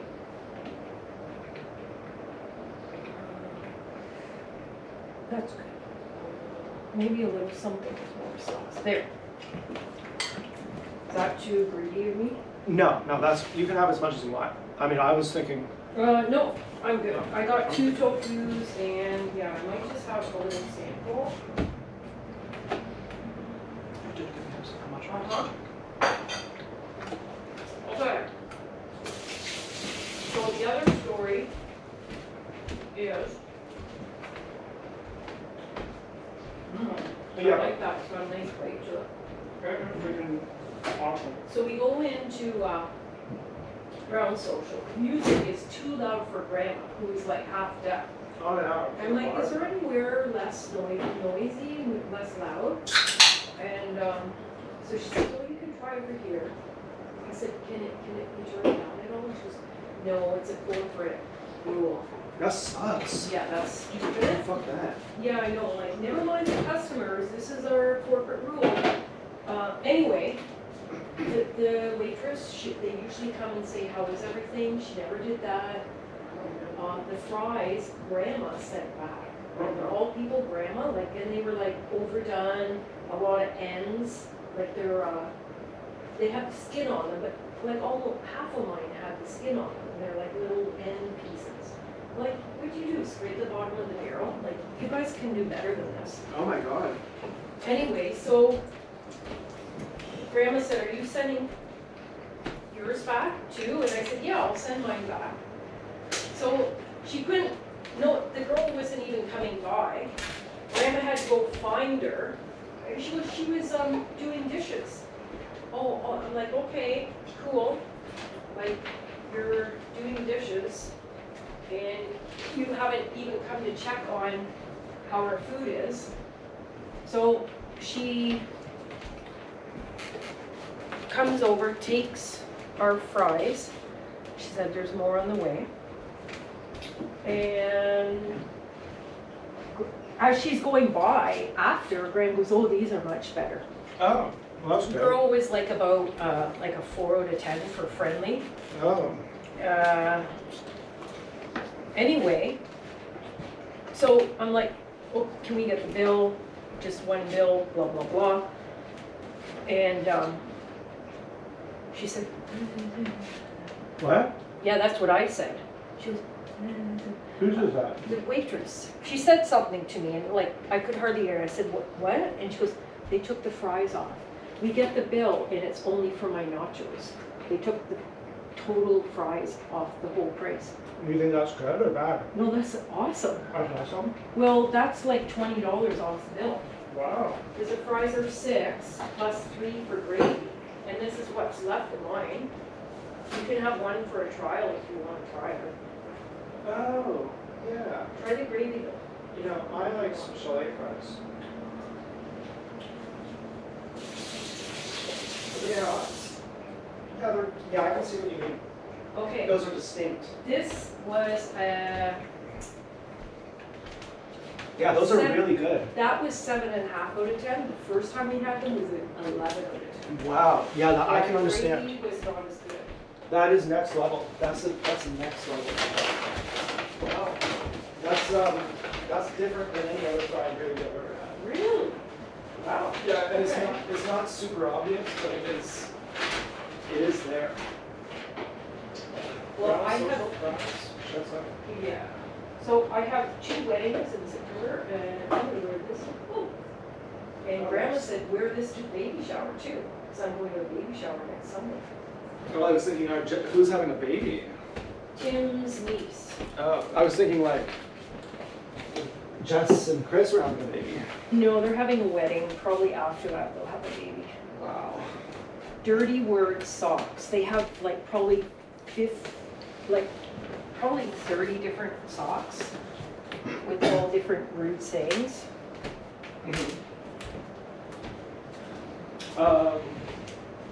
Well, I love my socks. Oh, you're peeping the rain? I think so. Look what I found for Jody. Of course. A little bag and a cup. More socks. Brenda said no to those.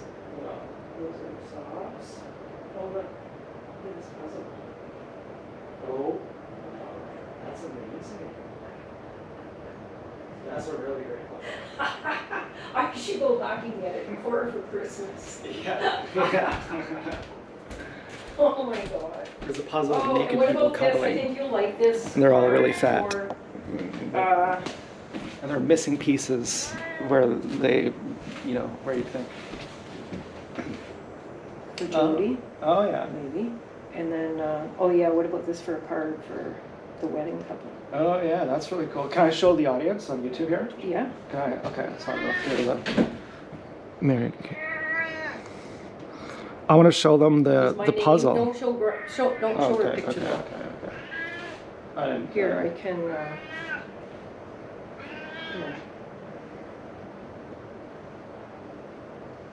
Yeah, this is what I wanted to show.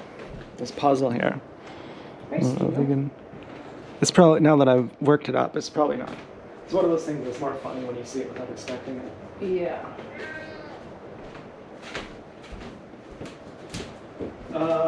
Well, So that's all my stories.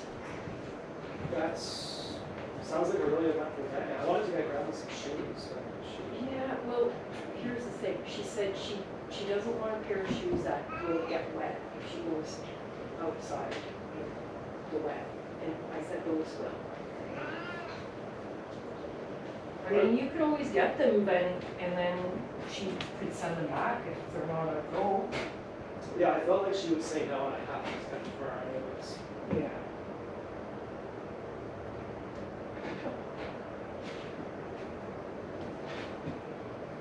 Now, you're not supposed to let your breath sit out on the counter for more than a few hours. So what did my tie get to? Oh, it's a 10. And Yeah. what were they saying about the not enough sauce? They put a little bit of sauce on it. That's what she said. I'm like, no, there was like, I tasted it too. There was like, I don't know, so we put any or none. Maybe none. When did she say that? Yesterday on the phone. Oh. But today when I went, Jasmine, our friend, was there. Oh. And like you said yes for oyster sauce, right? I said yes, oysters are vegan. So that's the thing that they should have just omitted. But they omitted all the sauce.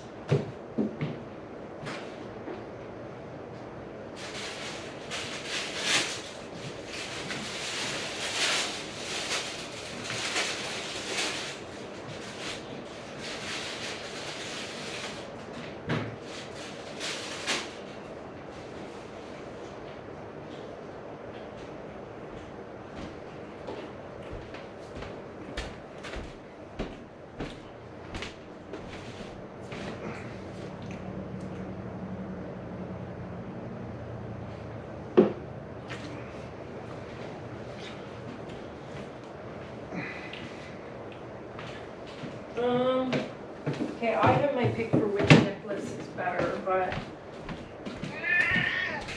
do you get this one or this one? I like the light bulb one, but only when I saw it up close. You know, otherwise, I don't think I noticed the necklace anyways. But yeah, I don't know. Out of the two? I really don't know. I think the light bulb one. I like it on here. Against my skin doesn't do anything. It's like light on light.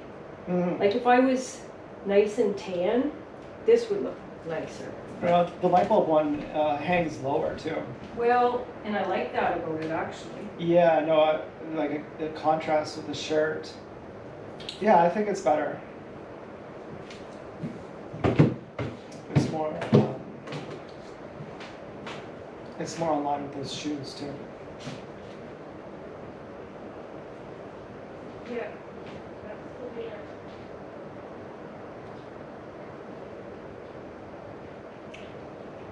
I can't believe that she said, we put sauce in it. I can't even fucking believe that she said that. That is wild. That blows my fucking mind.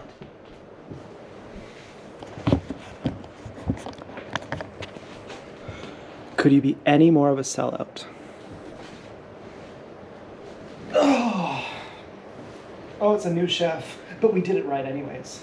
It's just a new chef, it's his fault. But he did it right and it's your fault too. It's anyone's fault. We'll blame anyone. We're Johnny Loose Lips over here.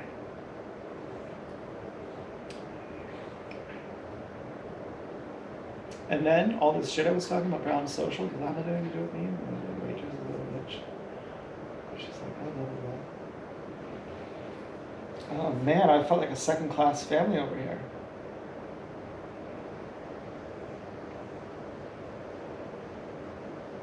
My mom's like, hide our identities, hide our identities. Oh my God, we really are a second-class family. We don't get treated good anywhere. You know, imagine that. Imagine wanting to see your family members treated badly. So you could go, well, I look up to them and I like them, they get treated badly. They get treated second-class citizens, so I can too. I need this, imagine actually needing that though. Like needing to see systemic abuse done to people you love to give you the courage to face it too. Like imagine how fucked that is. That's normal for you. You're like you're not crying about that. You're like, thank God it happens to someone as robust as you, or someone as great as you or something. I don't know.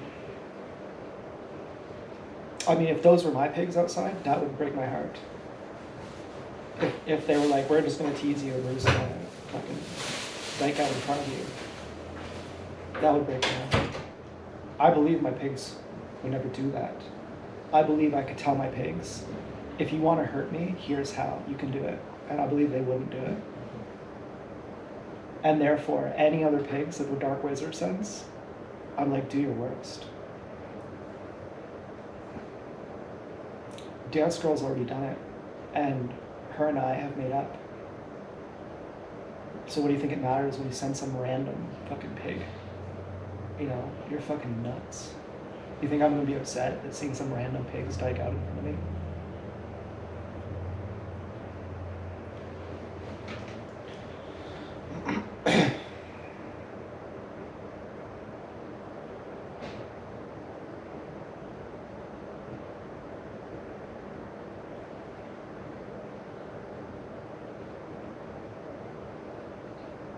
Or like some guy hates me. Like I'm gonna be like, oh no, a guy hates me. Okay, well he's not even a pig. And he's not even a pig I love. So what does it even matter? This guy, he's acting like a damn woman. Which is cool, but when your woman gives you a space sting, that's because you're high and mighty. This guy doesn't even know me, and he's giving me a space thing. He's like destiny swapping. He's like, I'm a girl, and I'm your woman, and I'm gonna give you a space thing. I'm like, but I haven't even acted high and mighty, and you have a beard, and you're not even self-aware. You don't even know that your wife is your beard. You don't even know you're gay. You don't even know you're autosexual. You don't even know who you are.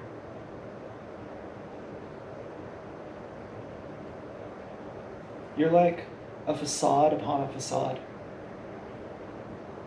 I'm not even mad at you. You're not even relevant. And you know it. Otherwise, why would you scream so loud?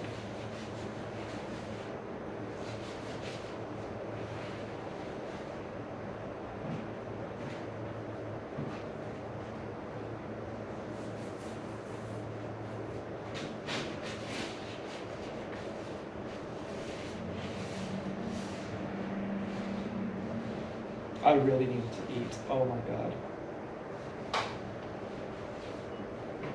So much happened. I was so afraid of losing my high. I was like, you already lost it. Just eat. Certainly, this trip was not as profound as the last one. I peaked for maybe 2 hours or something on this one. On my last one, I peaked for like 6 hours.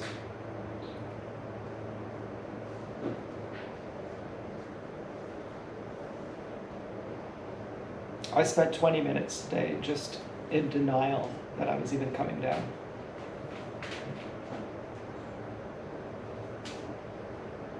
What do you think this guy's forehead? Does this guy's forehead offend you? Who's this?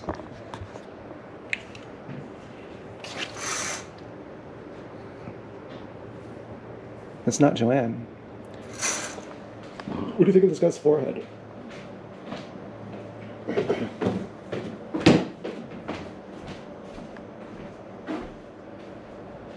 Something about his forehead I don't like, but I like it too. Look at this guy's forehead on the right.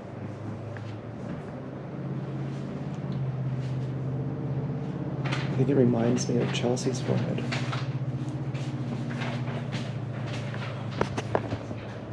And her hairline too. She has a fucking big skull. She has a xenomorph skull. I think Dance Girl might too.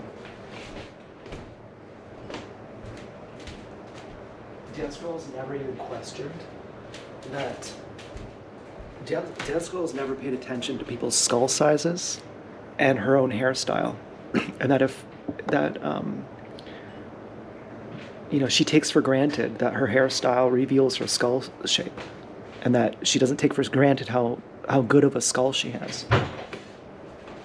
But she can have any hairstyle she wants. She's just like, oh, I'll just do it this way. She doesn't know that for some people, you actually can't do it that way.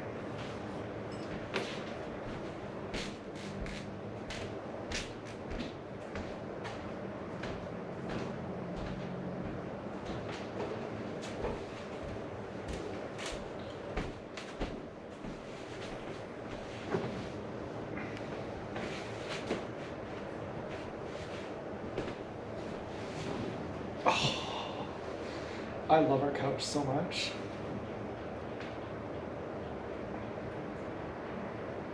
But this guy's fucking forehead, it's getting me zippy.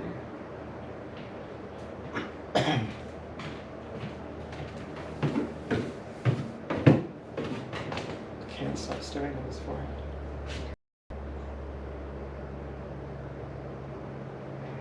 Oh my god, now I just saw it from another angle. I felt embarrassed that I had said that. I'm like, okay, this is, you sound like a cliche high person. But then I saw him from a distance shot walking, and from like 20 feet away, and from a face forward angle, and he's turning his head, and he looked like Megamind. I was like, no, it's not just me. This guy's forehead is wild. This guy is all forehead.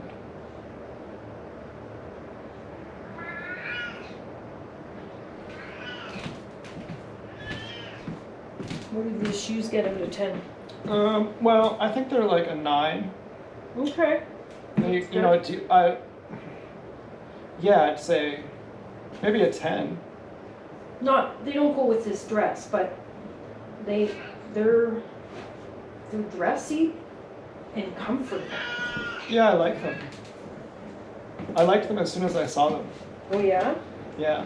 Well, the store lady had the other pair, and I was like, they look beautiful on you. They're like $35, $34 at a consignment shop. Really? I should do a search and see what they're worth. Oh, does that mean they might be worth more than $35? Oh, I really hope so if they're at a consignment shop. What's a They're consignment used. shop? Well, it's higher end clothes used for sale. So the person selling, say you take something in, you might make, I don't know, a percentage of what the store owner makes. But $35 for shoes is not that expensive. For used shoes? Is that a lot? I guess. I kind of thought so, but 'Cause maybe I'm wrong. I paid $55 for my shoes, brand new. For and brand new ones. I thought I was getting a deal. I thought shoes were like $100 or something. Well, yeah, Birkenstocks are like 150, depends. Like you can get like probably $1,000 shoes, Yeah. but they're like in brand new condition. Oh, look, looks like there was a tag on here. Oh wow. They probably Named asked Sherlock. Google AI. Yeah, I think I'm going to. This guy looks like Bill Skarsgård in the It movie. And he has a pointy nose too. Oh.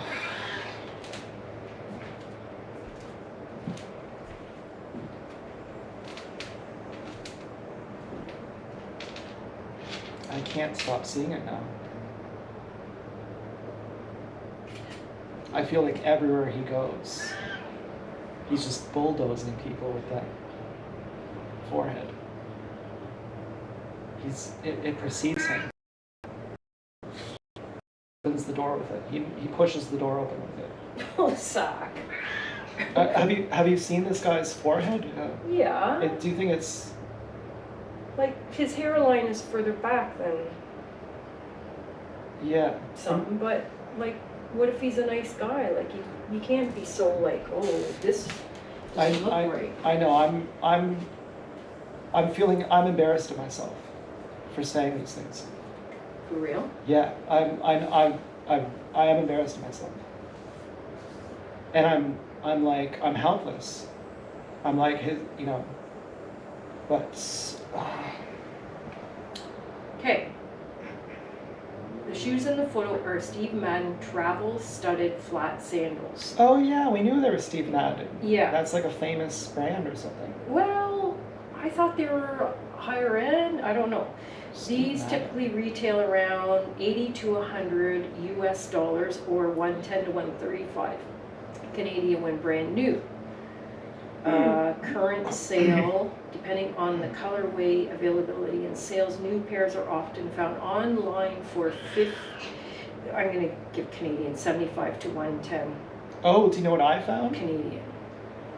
Do you remember sorry, I don't mean to be No. a hijacker here. This, you know my Special Vibrams? Yeah. I found the same year, I found a new pair for like $150 or like probably about $100 after tax and everything Oh. of the I same. don't think yours were that much. Yeah, I'm not really sure, but I've searched for probably a year to find them, and I've, you know, because the new ones don't fit the same, so I'd have to get ones that are like probably 10 years old. Oh. And so I found a pair that's like 10 years old that's in new and good condition on eBay. And how much? They were like, I think they were like $60, and they were from USA. So like $30 shipping or something, or like maybe $40 shipping. I think it would have came out Yeah. to like $100, which was something I was willing to pay. But then when I got my new shoes off Amazon, I was like, wow, these are actually pretty good too now. Yeah. What's more comfortable? Well, yeah, the Vibrams are more comfortable in a certain way. My foot kind of falls out of the frame of them. They're not really barefooted in a certain way. Oh, that's. Wow, that's awesome. Pink is way cooler. Oh no. You don't think so? I like this. What color do you have? You have leather, tan leather? These are just like tan. Yeah. They're You're right, as much as actually. I love pink, this is more kind of classy. They'll go with anything. I could wear these with jeans. Yeah, pink would be tacky. Like this. It would look- Like with the right outfit, but this will go with pretty much anything. Yeah, these are really cool shoes. These are actually better than I even realized. Really? Yeah, I thought you were kind of, you know, coaxing me into giving them a 10. No. I think that they really are a 10. Wow. Yeah. Well, I like this. Like that just adds a little more bling to them, right? Yeah, they're blingy, you know, they're I thought at first they're tacky and they're just, I don't know, they're just something that you get at Ardeen's or something. Oh. Ooh. But then I was like, no, these are Boss. Like these are Yeah. like, They're not. I don't think they're tacky at all. No, yeah, no, I don't either. It took me a minute to come around to them. If they were in pink, maybe. But, you know, Yeah. and I know I'm flippant here, but So we got some good deals today. Makes me feel good about this kind of zip zank that I spent $45 on those pants that I'm not gonna wear. what pant? Oh yeah, those were Yeah, ridiculous. that was a bad decision. But these pants make up for them. These are really nice. What the black ones? The ones that you're making up, the ones that you're wearing right now. Or wait, no, you're not wearing to the those wedding, anymore. right? Yeah, I meant those ones. So here's the thing. Those have been sitting in my closet for years. And Really? my stuff gets buried in my closet and I'm like, oh yeah, I forgot I had these. Well, those pants that you sold me were amazing. Those black ones. Those are probably my favorite pants now. Yeah, those and those and I did. these. Oh yeah, these. You know, Yeah. it took me a while to have the confidence to wear these without feeling, you know, distinguished or something. Like just to let these be normal. Yeah. And, I like them equally in different ways. If I only had to pick one, I'd pick the other ones. yeah, I do like the other ones better too. You know, the flashiest pants are not necessarily the best.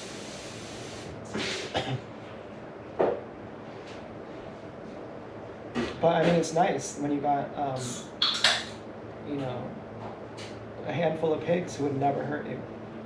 You got a whole bunch of people who just love to hurt you.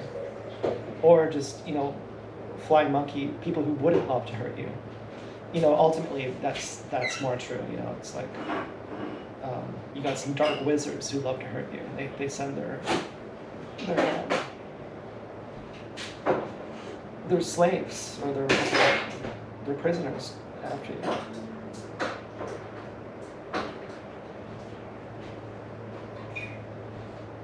Okay. I'm trying not to violate any spiritual laws here, even on, you know, on the level of thinking.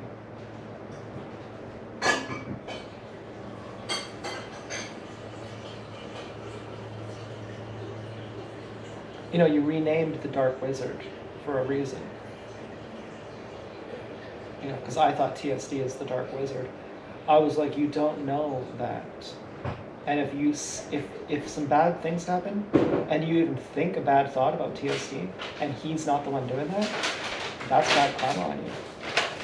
So, whoever the Dark Wizard is, you just can call him the Dark Wizard. And you mean it. And don't you be thinking, oh, that's, you know, don't you be thinking that.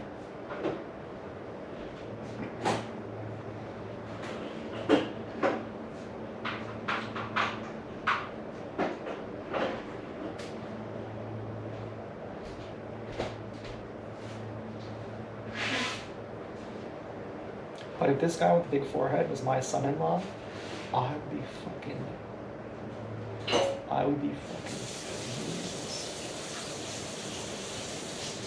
think of him sticking his little pecker up in my baby. Oh my fucking God. I raised her to be so much better than that. You know, I don't know what to say.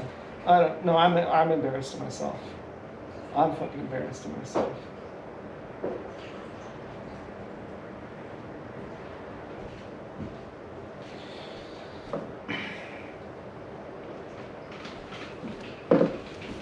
Okay, here you go. Oh, thanks. Ice cube mix, so it may be cold. Oh, wow. That's a lot. Woo! Dang. Yeah. Wow. That goes down with... Not you, good. You need a warning for that. Well, maybe you don't want to open a can. Yeah. I thought I liked it more. It's okay. It's good. I see the appeal. I'm missing that right now, but... Well, I'm thinking it'll help you lose weight. It'll make you purge.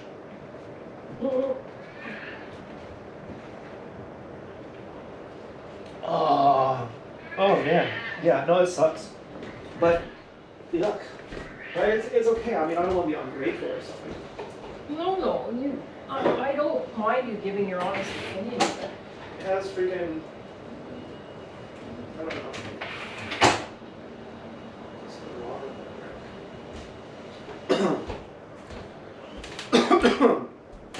Okay, so I'm taking the air out of this for the second time.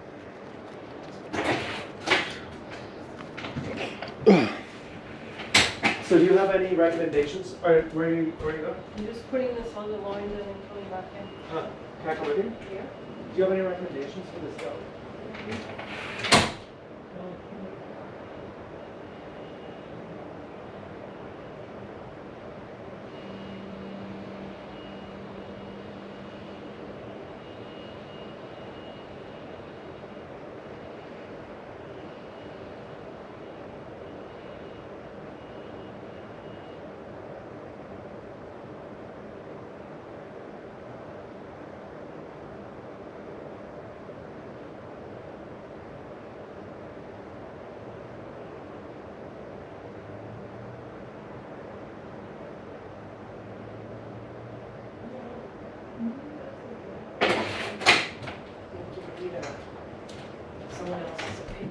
Well, yeah, I'm a master at focaccia bread, but at this kind of Android, it's still a supplement. But after having this focaccia bread, this is much better than mine. Well, they're two different things. Mine is, focaccia. They're yeast, so. No, I mean, I use this in mine too. Like, I try my best to make exactly this. And it's, yeah, that's true. That's true. He said they will slice it like this and make it in sandwich size pieces, freeze it, and use it for things. How much should this cost? Well, $12. Wow. Oh, well, thank you for letting me help with that. yeah, I'm like, and I'm like, oh, well, I'm gonna be making lots of money when I go back to Making guacamole? lots of money when I go back. Can I erase that? ERA group, Oh, yeah. they come all the time. So.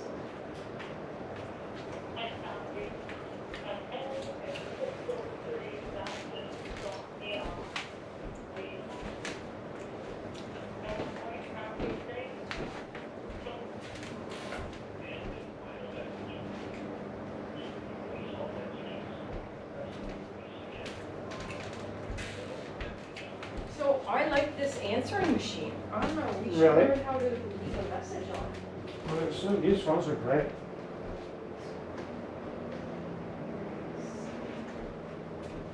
Yeah, I like this answering machine too. Well, I don't like where you have to call into Bell and press this, press that. Like, this is just simple. Yeah, do your social insurance number. Yeah. Locator, erase, answer. What is this cookies?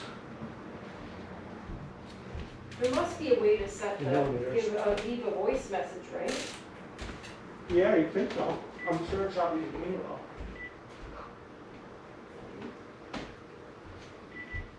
I needed to eat so bad today. I was starting to crash. I Oh. was like, you know, you just gotta eat something.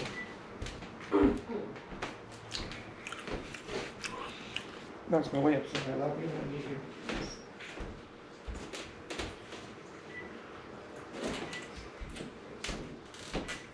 Read.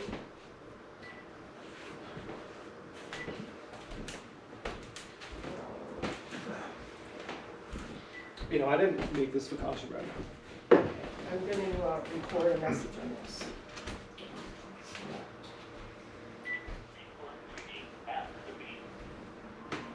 Hi, you've reached 894-3674. Please leave a message. Thank you. Bye. Wow.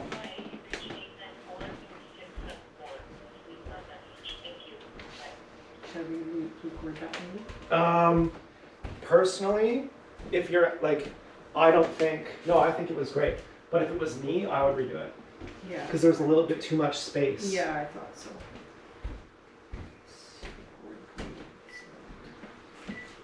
Do you want to leave it?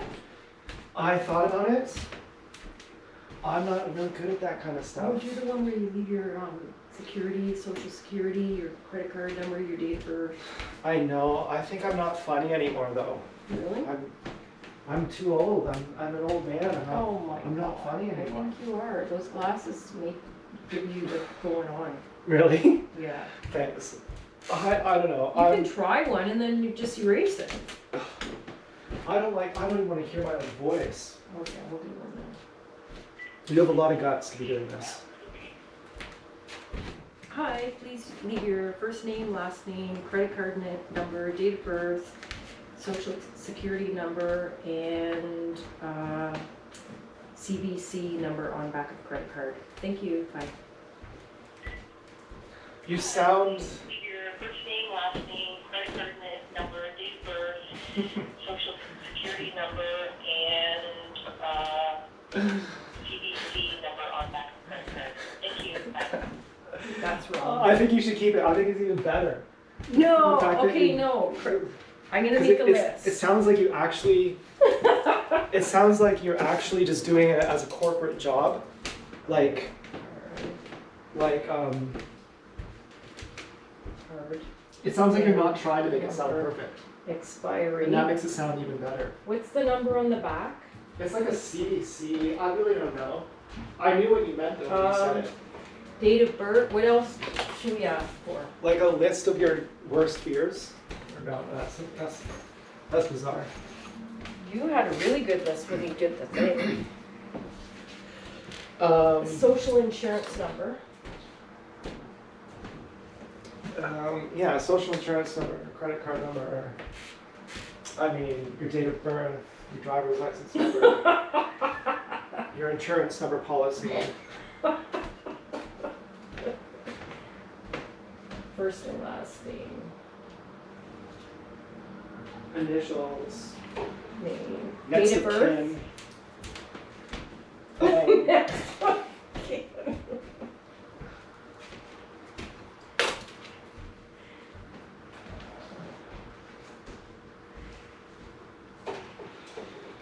And I had a really good one. Jeff removed it because he had an important call from an important person coming in, and he didn't want anyone to hear that. And I had been doing Like accents lived too. here? I did it in an accent too. I was really next level. Yeah, yours was. And he was like, "Oh, that's racist." Oh my And god. He fucking changed it. And then I deleted a bunch of his music, and then he broke my microphone. Oh, You know, I was- on purpose, you think? No, I don't think so. Okay, I'm gonna record this again. What do I do? Menu, caller list, answering device, playing message, hello message, erase, greeting, select.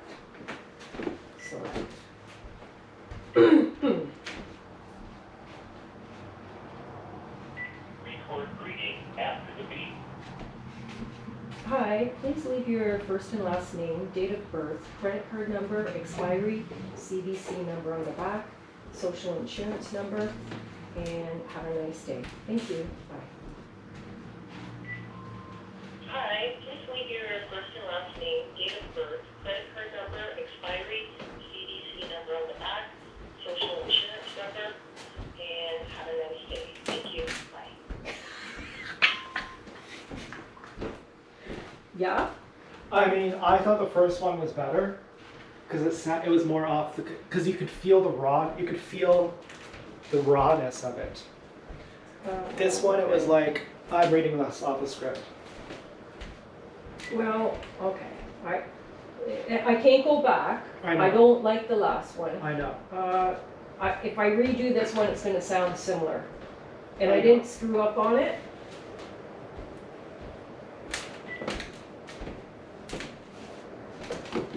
Here, I'll do this. And then we just turn it. Because the audience is going to pick up on these things. If you're reading off the script, they're going to know. Okay, this, we're gonna hear it on here.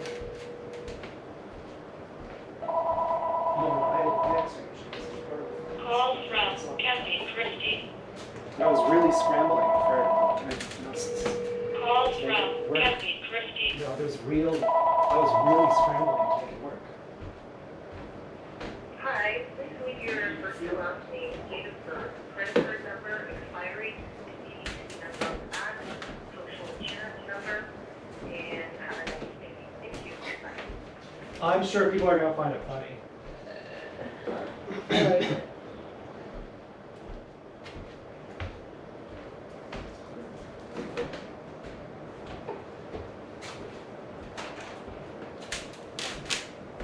Is there anything else we should have put? No, I think that covers everything.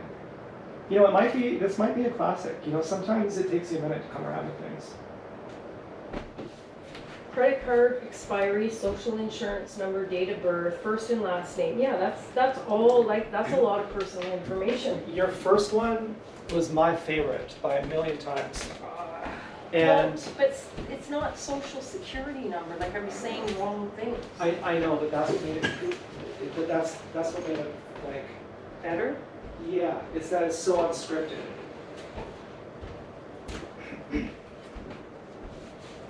It didn't sound like you were trying to do it. Like, it sounded genuinely like you were really saying, give me this information. And like you didn't even know the difference between a CDC number or whatever. Like, just give me that number on the thing that lets me steal your identity. Like, that's like saying, give me your zip code. Yeah.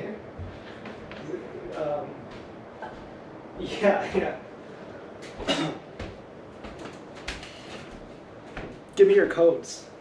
Just give me your passwords, whatever they are. Give me all your password to your computer.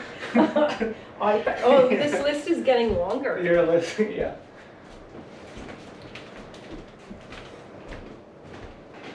I like it that it sounds like just very friendly and direct, Yeah, it sounds like, but really inappropriate questions. I feel like these are the questions that get asked, you know, if you go to any place in public nowadays, they're like, you know, they ask you so much. It's true that you get asked, you know, like, what's your phone number at places, and somebody behind you is standing there, and if they're a kook, they've got your phone number. Yeah. Yeah, I tend to err on the side of, I think everything should be public, because that's the age of data protection. In the age of, there's no more anonymity, that anonymity is dangerous even. Well, but if some random person just came and said, what's your phone number? I wouldn't want to give it to them, but you're essentially doing that when you're standing in a public place giving a service person your number. And there's other people around. Yeah, there's a whole bunch of things that don't even make sense with the way that the system works. Okay. Well, because when I was at the hospital, the nurse, I'm sitting in the hallway waiting, and she comes up, and she goes, hi, come on with me this way. Wow. I follow, that's fine. Did she say to that tone? Hi. Hi. And then, so she come with me this way. So I follow her into this big kind of room where there's other people and they have curtains drawn, kind of like the room when I was at Grand River. Anyway, I follow her in. She pulls out her phone and she starts chatting with her coworkers and showing them pictures of her kitten. Of her kitten? Yeah, Oh. and I'm standing there. Did you see her kitten too? No, because she wasn't showing. She had her back to me, talking with them. Oh, is that rude It's- of her? Extremely rude, arrogant, unprofessional. Oh yeah. Like, Yeah, she's like- a nurse maybe. Some nurses are bitches. it wasn't bitchy. It was just, it was rude and unprofessional. Like, if she wanted to do that, don't call me in. Go do your talking with your coworkers. Oh yeah. Like, it wasn't anything inappropriate she was saying. Like, and I would show my coworkers my kitten pictures at the lunch table. Yeah, she's probably trying to show you your place. Well, yeah, she's probably been not there high and mighty. 100 years, and it's like, I own this place. Yeah. You wait. She's a bit high and mighty. Yeah. Yeah, I know. She doesn't have, she doesn't have anyone with good sense to bring her down to earth. You know, And then, by the time she's so high, you say, go on and go even higher, you dummy. You know. and then I'm waiting on a gurney in the hall, and there's several people lined up on the hallway waiting. And there's people, just staff, in earshot, like from me to you maybe, talking like this, shit-talking their coworkers. And so-and-so's toxic, and blah, blah, blah. Oh, I like hearing those kind of things.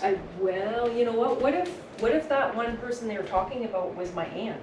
But I They never don't think know that. When I hear someone talking shit about someone, I think, let me meet them because I know that people have good stories, you know. Well, I had a feeling, I knew who they were talking about, the one person down at the front, and I'm like, oh yeah, I did not like her. But like, that wouldn't be for me to shit talk her. Yeah, and it could be kind of unfair to people too. You know, like maybe that person down at front is having a bad day, or she's just in a bad mood because people are shit talking her. You know, it can be kind of unfair sometimes. I think this was it, but I'm not digging it like I did. Margarita. It had its moments. Was it a mojito? I drank the whole. I Maybe drank it as was a much as you did. mojito, boys. I mean, a margarita doesn't seem like something you drink for fun. Maybe I got It the seems like wrong something day. you drink just to get the point. Ah, fuck me senseless. Oh, you're supposed to get a I mojito? got the wrong fucking thing. You know, a mojito sounds Ah. phonetically, it has a roll on the tongue that's better than a margarita. A mojito. Jesus. That sounds Okay, like something you'd want to drink. so I've wasted one. I'm like, this does not, like, how was I loving this so much? Yeah. Mojito. Okay, so I'm gonna call the LCBO in Cambridge. Oh my god. And no, I'm gonna ask if I can return those and if they have mojito. Oh, okay. I thought you got them in like a 6-pack or something. No, like they're $4 each, right? $4 each? Yeah. Oh my god. I can't believe how good this Mai Tai was. Yeah, well, the other one was shit. Was the girl who was there the same girl who was there yesterday? No. Okay, so that wasn't. Well, no, I don't think so because you went yesterday, so I didn't see her. There was a white girl with a ponytail, really No. tightly pulled back. But kind of. Oh, I'll show you a picture of who was there today because we took a picture. I wonder if she was the chef even. No. She. The guy is a chef. So this is Jasmine.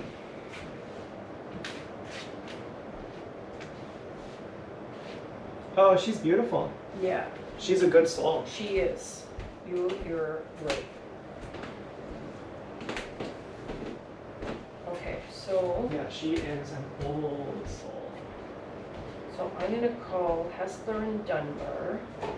Actually, I can't believe I got the fucking wrong card. Okay. Okay, well, whatever. Select this store. Mojito.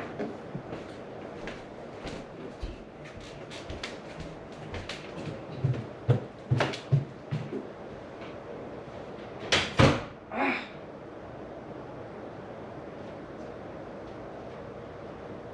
Okay, well, I go tomorrow.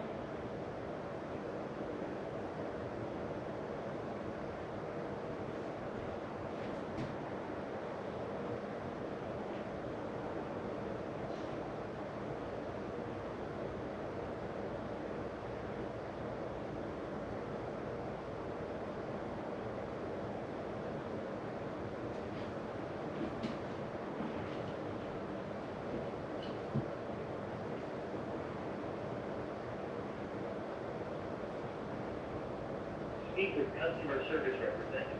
Press 0. Wait while your call is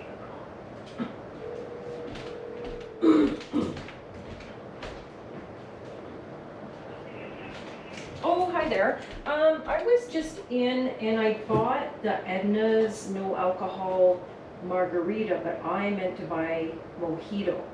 Can I bring in the unopened cans? I hope I have the I didn't take the receipt.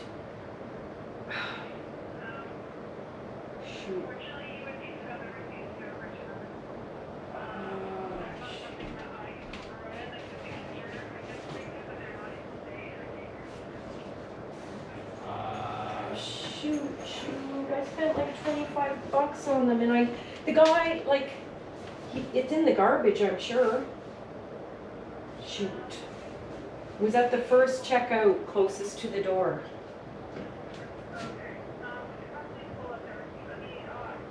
Yeah, because it's just that I bought so many.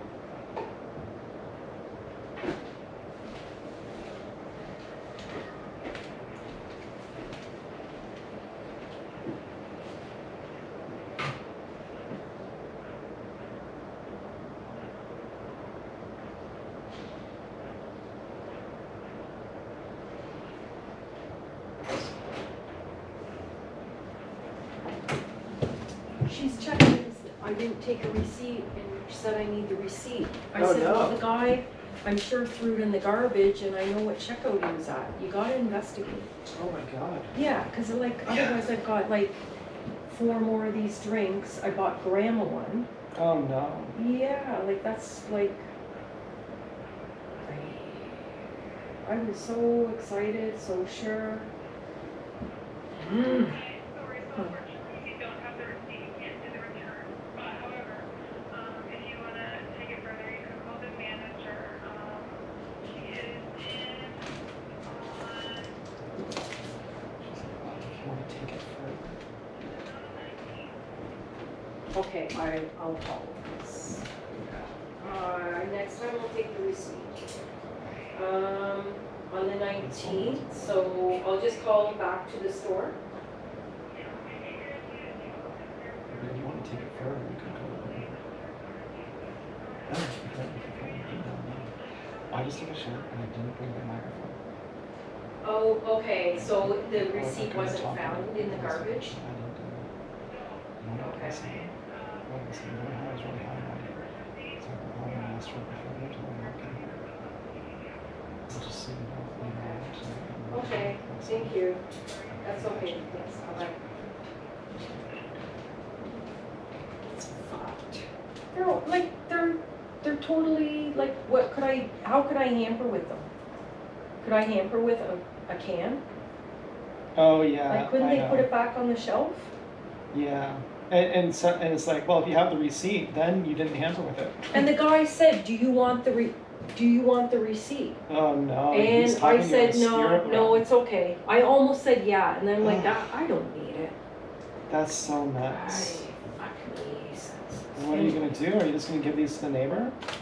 They probably don't even like them. Like, here's our garbage drinks. They No, sell. I'm not just gonna give them to the neighbor. Or I mean, I'll probably drink them. really? Oh man. No, I'm gonna call Rushing the along. manager on Monday, Oh, good idea. or on the 19th when they're in, Yeah. explain the situation. You can always ask. A mojito sounds like a good drink.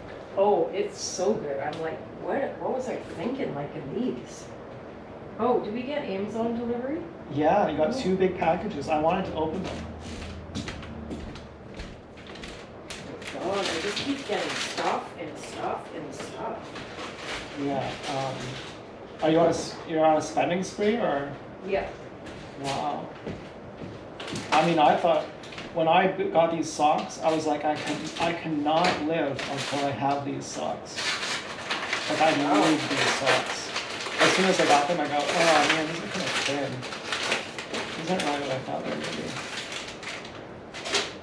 Aw. What did you get? Well, I'm going to a baby shower next Saturday. So, Caesars. Wow, nice colors. Nice fall and autumn colors. Yeah. Oh, I should get one that has like the lips, you know, like Oh, big yeah. lips on them. And then look. Wow. Oh, and I have a really cute little baby outfit. See these? I don't want to do it, but this, they lift, the flaps lift. Like a pop-up book or something.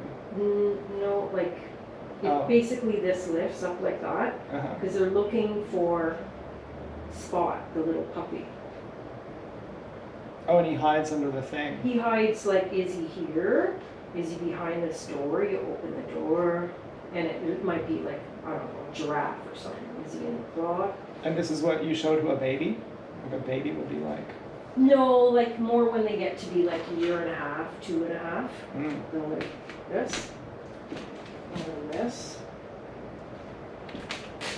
Oh, and then, big spender I am. This is for Marcel. Actually, maybe I'll visit Marcel. Yeah, I'm gonna visit Marcel tomorrow morning. And hopefully this works. It might be too big though. So he sweats like crazy. Oh yeah. And I said, let's look for a new fan for your chair. So that's what this is, but I have a feeling it's too big. Oh, like it's gonna mount on his chair? And it's battery powered? It's way too big. Maybe it's good though. Oh, I'm sure it'll be good, but it's like, he needs like a little one like this. Hmm. Like that, I don't know, maybe, well, I think water fasting is good for cooling, or like just drinking more water. well, he's on medications, I think, that make him sweat. Oh, Shit. that's a nice fan. Wow, it has a clamp and everything. That's a heavy duty clamp. Yeah, that's a fucking big fan. Is this fan battery powered? It's rechargeable? Wow. Oh, I thought maybe you'll like it. Maybe. Maybe it needs to be that industrial. Okay, this way. He sweats industrial level. Yeah, he sweats industrial. So this is like, this is probably the right thing. This is Oh, that's way better. industrial His- fan. I think this is What's good. this? I think this is really good. No way, look at this. I think you'll like this.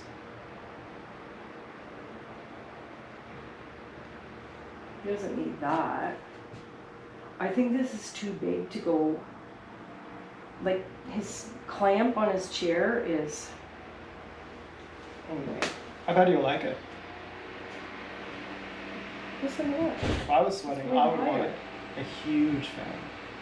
Well, he has big fans, but when he's in his wheelchair and he's driving around, I feel like he'll like it. I feel like it's good. I think it's great. Why is this doing this? Maybe if you send him a picture of it. Well, I'll probably go see him tomorrow. Oh, Okay, nice. this. Wow. Okay, watch.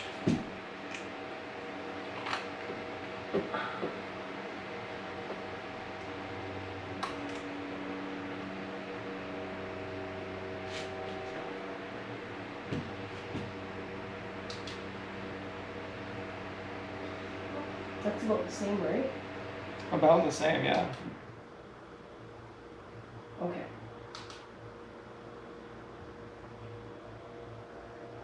You know what I can go for right now is a Freezy. That's about how his is. Okay. Yeah, I barely feel that.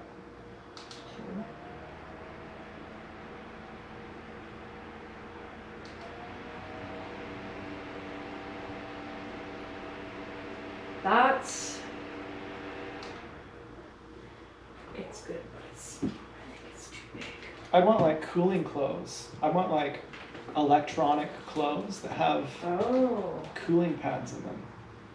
Yes. Refrigerant or something. His chair. I don't know how those work. This. And you can like get a heat blanket. Could you get a cooling blanket? Could you use electricity to make coolness without having some kind of appliance that you can't tip on its side? This. Okay, like fucking Huh, that's weird. cooling shorts. Electronic, battery powered cooling clothes. This is a mess. So it has to go. It has to go on this arm of his chair, but it doesn't turn. Let me see. Oh wait. Okay, your Marcel goes on this arm. Will it want to be the other way? The clamp be like turned 90 degrees? Like his chair comes out here, and it clips on here to the arm. Okay, to the end of the arm? Yeah. But it doesn't turn. It doesn't Like, turn? why can't it turn 360? I don't know. You know what I mean? Like, here's your Marcel, and it's blowing here. Oh, Unless I clip it like that. flip it sideways, which is more cumbersome.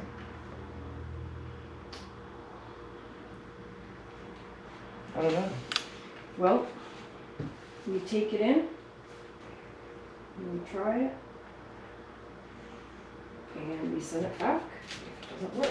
And if they say, oh, bring it in, I'll say, no. Bring it, isn't it from Amazon? Yeah. Well, that's what they did with the rug, right, in the kitchen. They said, bring it in, put it in a box, print the receipt, and I phoned and I said, no, can't do that. And he said, oh, you can keep it. Oh, yeah. Yeah, they shouldn't ask you to do anything when it's their fault. Yeah, those are nice. I got a couple of those. I thought about sometimes going to the dollar store and getting some more of those. Okay, so, let's see. I love our couch so much. I know, eh? It's so freaking good. Like, that other one was shit. Oh, I hated that couch. I never knew what a good couch was supposed to be, though. Till we got a good second-hand couch. That's what a euphemism. There's probably a lot of married couples who don't even know how shitty their partner is. 'Cause they never even got a better one. Okay, well, that's that. Alexa, shuffle Stu's And then you go to playlist. denial. You're like, my couch is good. Oh yeah, I'm gonna Oh, no, call. it ain't. Shuffling Stu's playlist on Amazon Music. Oh, God. Wednesday. Oh, my God. It's going in the other room.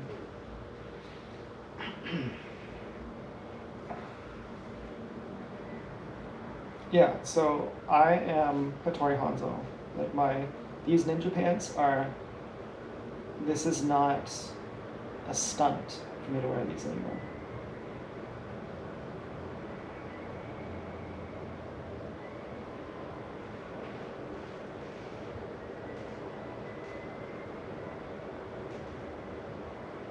I'm just watching my son-in-law. I'm like, you know,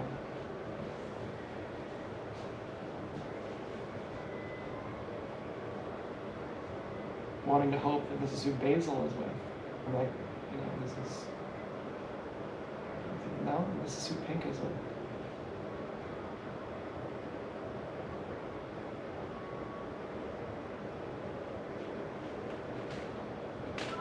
Basil is my third son, who I never really loved. And, you know, well, my third child. And, who I named as a joke, you know, just name him Basil.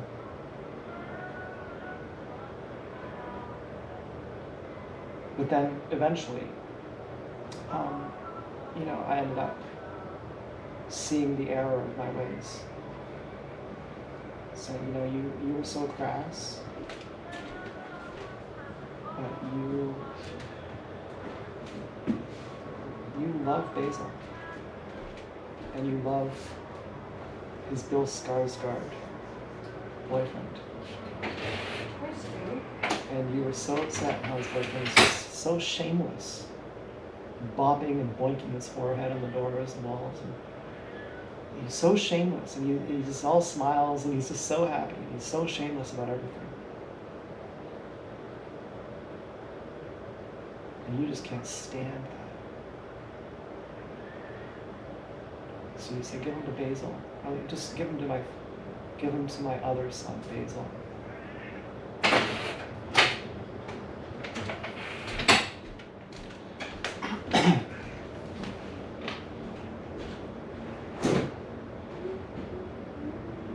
But now I'm an old man. You know.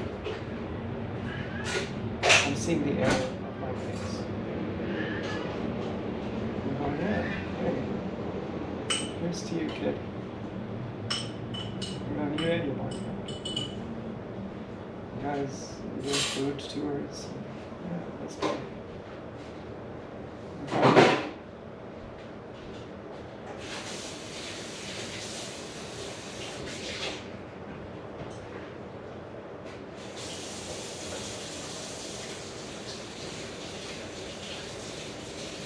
No, I'm not. I'm not placating you. He's not my favorite, but he's your favorite, and that's what matters.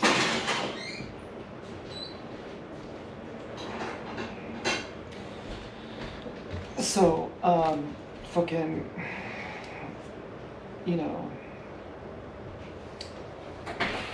this focaccia bread was something else.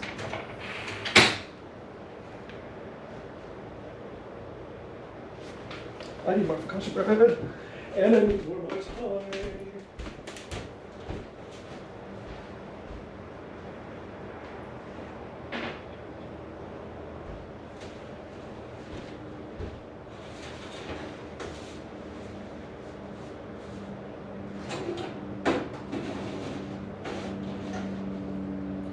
First, we need to preheat the oven. No, I'm not going to ruin this fucking bread. Are you joking? You think I'm going to ruin this bread? I'm not preheating the oven? And, you know, that's bound to flatten it. But you can see we have, can you see how it dips in the middle here? We don't like that. We don't like that. That's causing all kinds of problems. But we're not going to do anything about that. The word rustic, the word artisanal, you never think that those go together, but they do.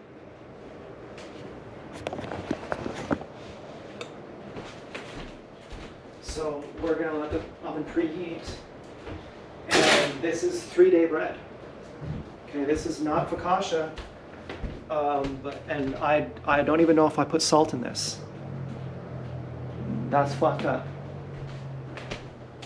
I somehow don't think I put salt in this. And that's super fucked up. But this is next level bread. This is next level. Did I eat my spring roll already? No, I didn't. Oh, I don't know what to do. I can't believe Black Girl said I put a little bit of sauce. I can't even believe she said that. I knew there was something off. I think one of those kids just drove by who hit on our window the other day. I'm not exactly sure.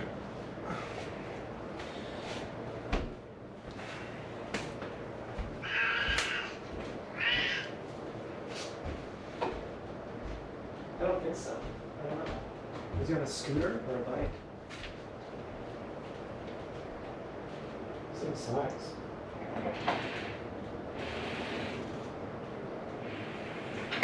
But I'm really liking the green grass right now.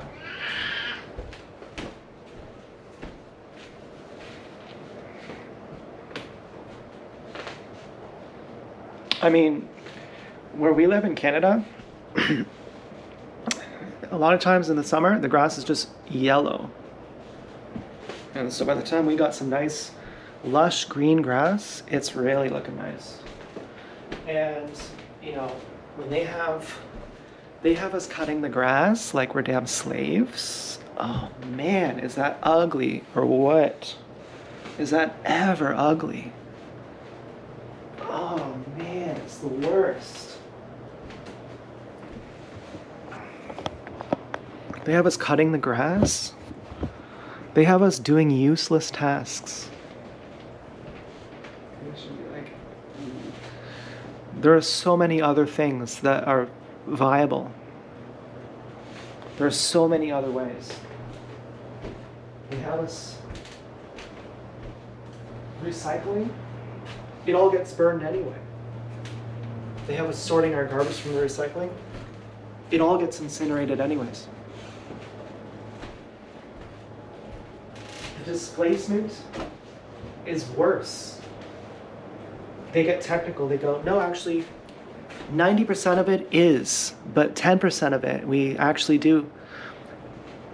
To sort it out, the effort it takes creates more pollution.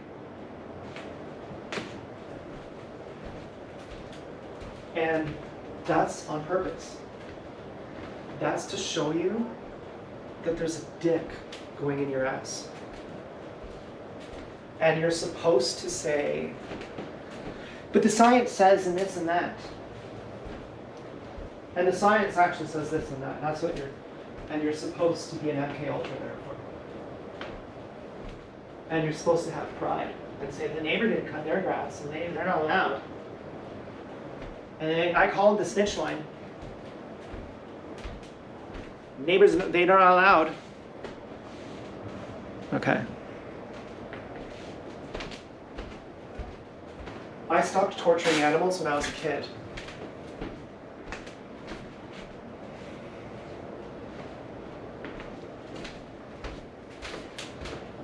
What's your excuse? You're still a monster.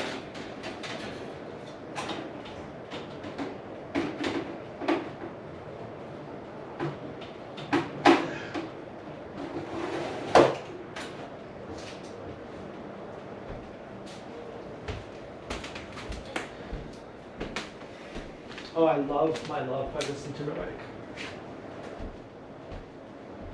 They took his pride too, and they got him drunk driving. They made, you know, that's like it shows love shot everywhere. Oh, yeah, I can. I've driven, you know, I've never drove when I thought I wasn't capable of it.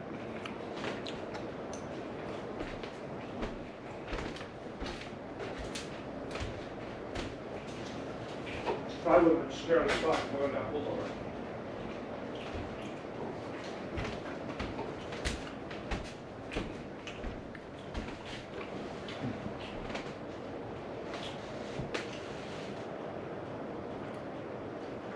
Oh, I'm a safe driver. No, I'm safe. I don't drive. You know, I wouldn't go out right now, for example. 5 years ago, I would have drove right now without even questioning. I would have said, of course I can drive.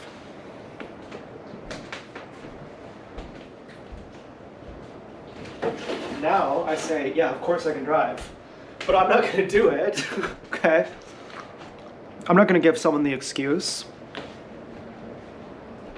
I know how sick people are. And you know what I would say? I'd say, yeah, I also know that. I'll take the camera just so I can prove I'm a good driver. Yes, I'm high, but yes, I'll take the camera so I can prove I'm a good driver. That's my real insurance policy. And so, but now, oh shit. Okay, this is 400.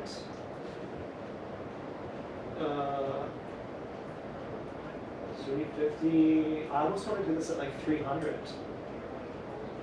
You know, it's already as inflated as it's ever going to be. That's the part that we need. Once that happens, I feel like turning it down to 300. I think it's more for cost of rent. Yeah, I'm a rule follower. Yeah, I am. I'm a rule follower. I don't like having to look over my shoulder.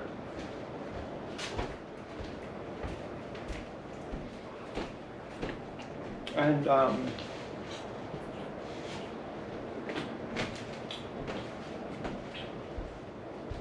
to some extent, I go, just admit it. Just admit when you're high, you're not as good of a driver. Just say it. You can't say it, can you? You want it, it irks you to say it. You're remembering that you take a huge bong rip, and then you put on Grand Theft Auto 5, and you get on the fastest motorcycle. And you say, look how fast I can drive with no brakes at maximum speed. Look how long I can go for without crashing. Just because I'm high, it doesn't ruin my time. I can actually drive better when I'm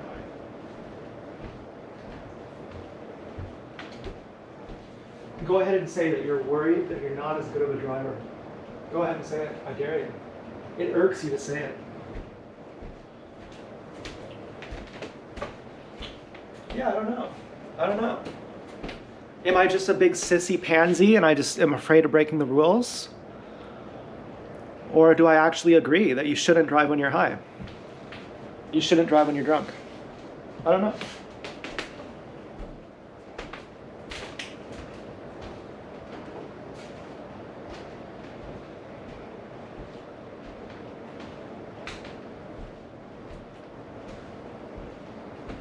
And of course, and then you say, and the ones who do drive drunk and they go and kill someone, they give all of the rest of us drunk drivers a bad name.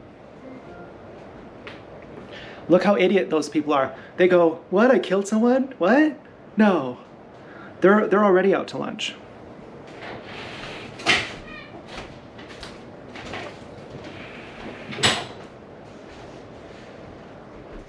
Oh, okay. Hey, can I call you right back on my other phone? Okay, bye-bye. Now, what is Justin Timberlake? Boys, Yeah? Grandma likes these margaritas and she's been buying the other ones off me. Are you joking? I'll bet she's just saying that.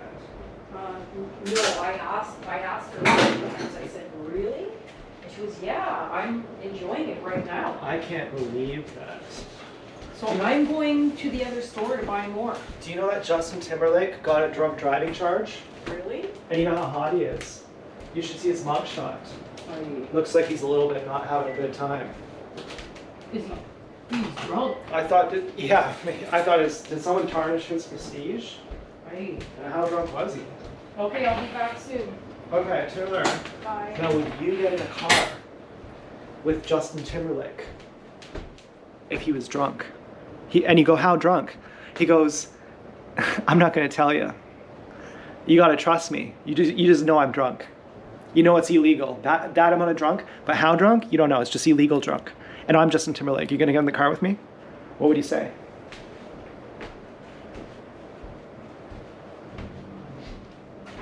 You know, and what's his face? Have you seen his mugshot? What's his face? Is he going, you fucking,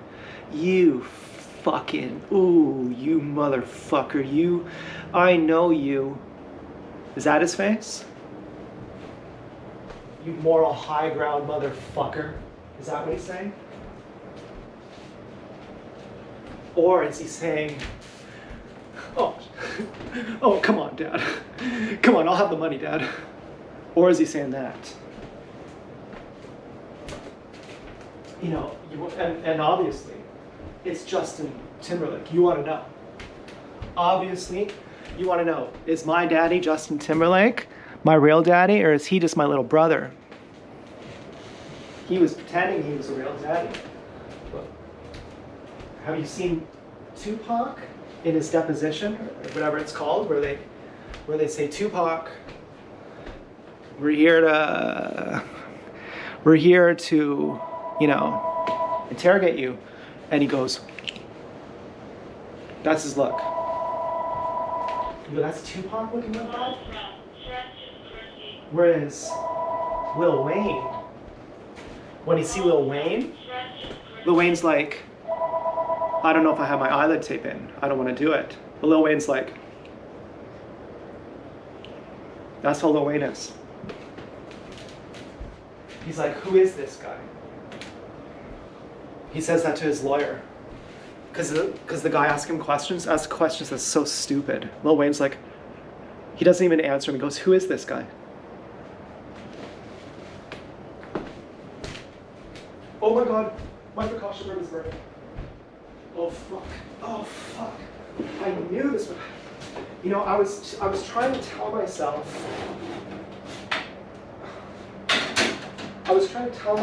you're making this special, remember?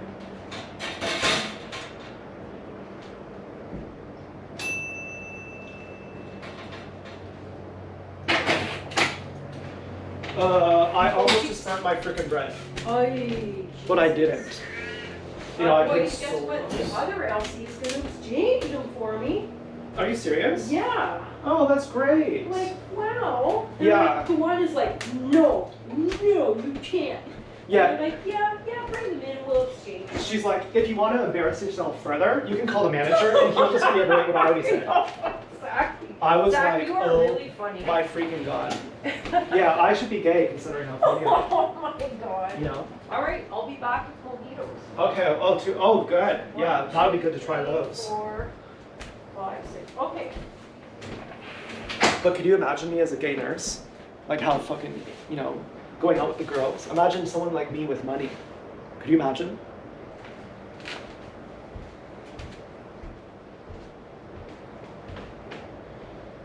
Okay, so,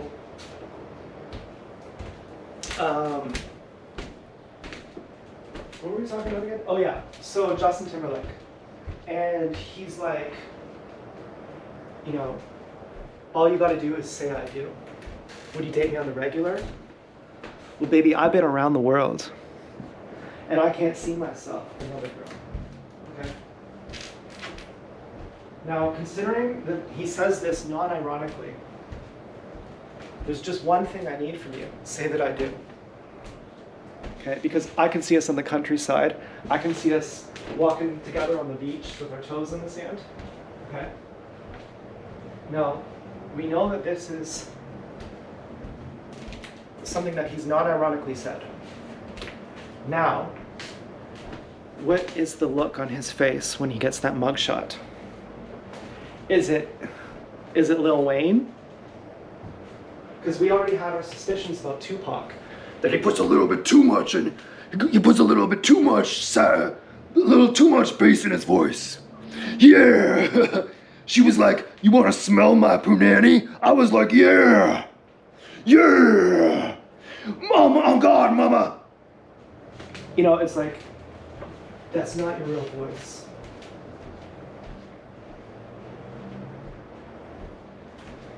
I get it that you wrote one of the greatest songs ever.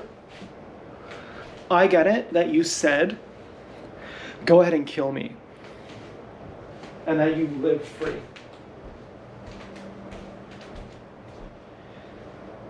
But does that mean you went to the highest level?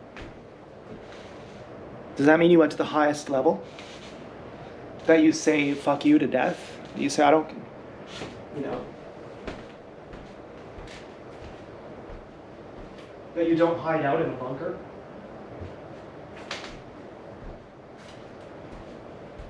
You know, does that mean that you've experienced the mysteries of love? Like me and my pigs? Has your love went as high?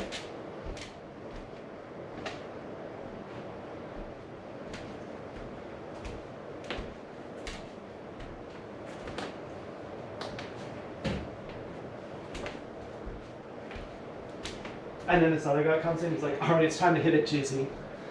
And now he's gonna start rapping about some other guy. He might as well say, "And then I pulled out his dick for him, and I jacked it off into the girl's fucking pussy." He literally might as well say that. He's breaking the fourth wall. I'm trying to power trip to this. And I'm like, I can't do it, okay? It's not the fact that you got a DUI, Justin. It's the fact that you're singing about jacking each other off. It's killing the moment for me.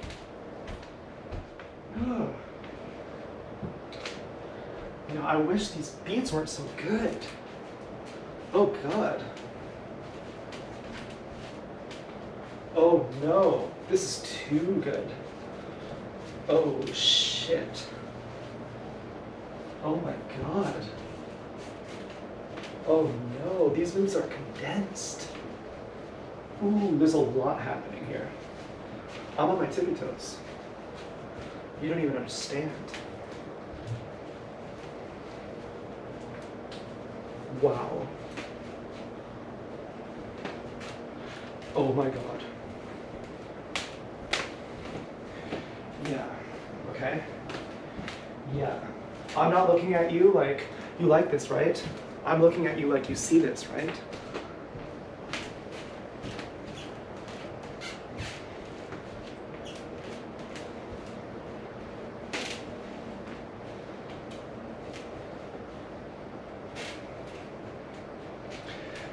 Okay.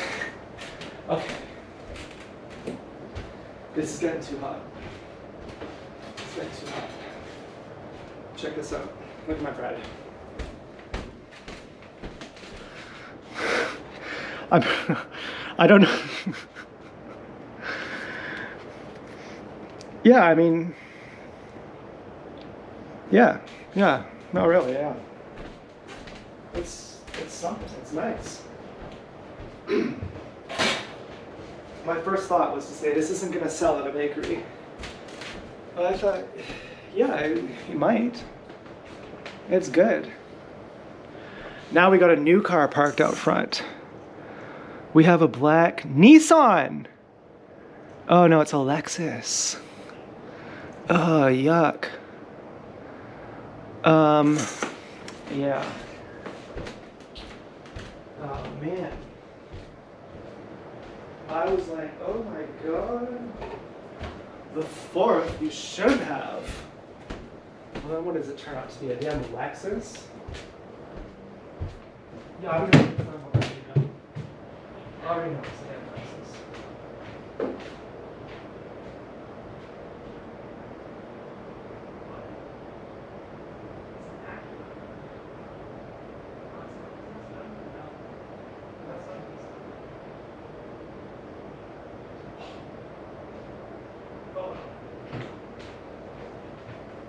I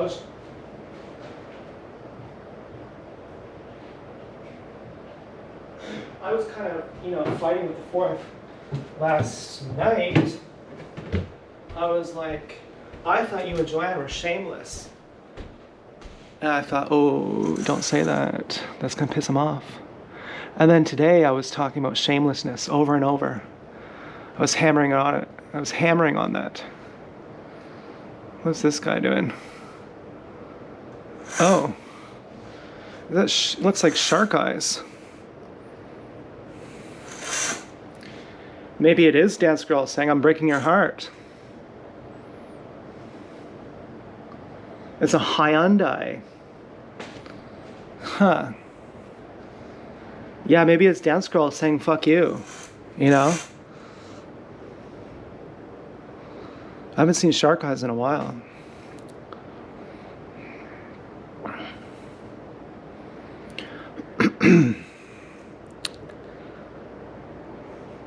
That guy looks skinnier. I'd never seen shark eyes without a coat on.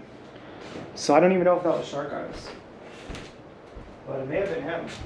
You have a reddish tint to his hair. Is that supposed to be fucking... But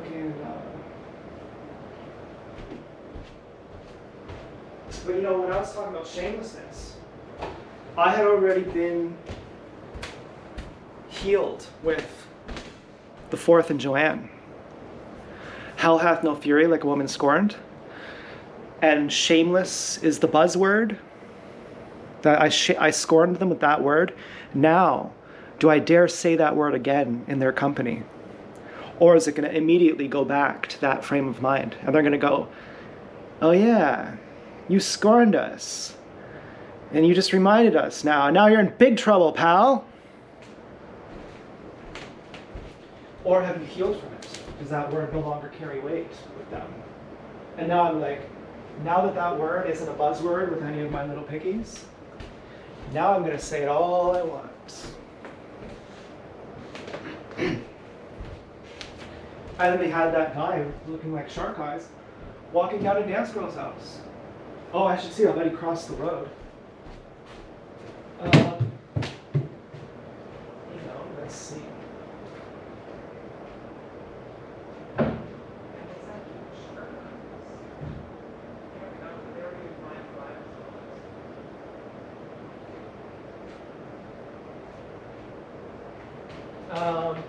I don't think so. I don't think that was Dance Girl doing that.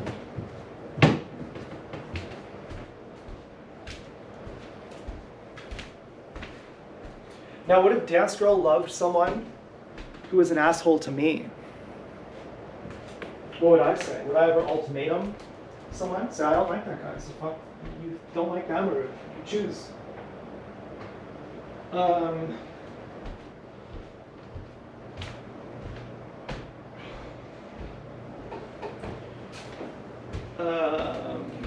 don't know. I don't think so.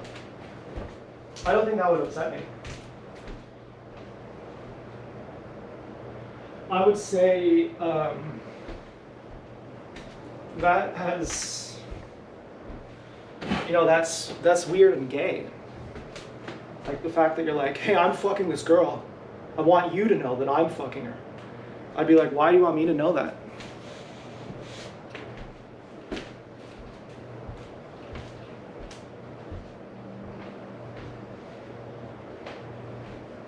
she doesn't care.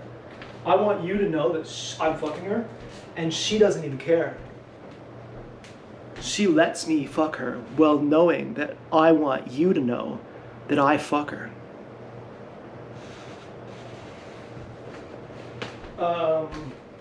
Yeah. Well,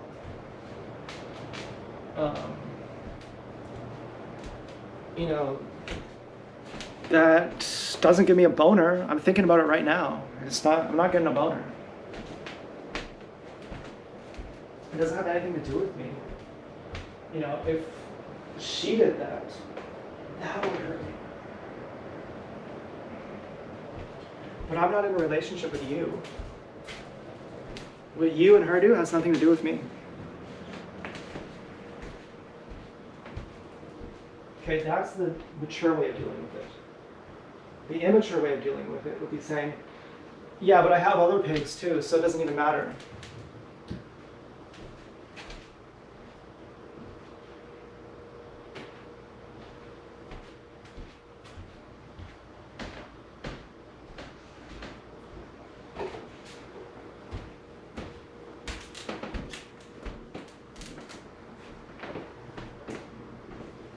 Yeah, I wonder sometimes. All my pigs don't even like me, and I'm gonna realize all at once. And that all my confidence is for nothing. Yeah, I can consider it. And if you're a dark wizard, you'll say, the only reason you can consider it is because you have enough evidence that your pigs really hate you to do this to you. They really hate you. And you get off on that. That something is better than nothing. And the only reason why you're, not devastated and crying and depressed is because you feel a sick, perverted sense of validation through it.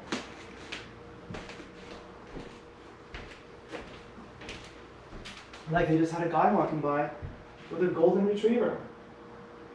They're wearing all black.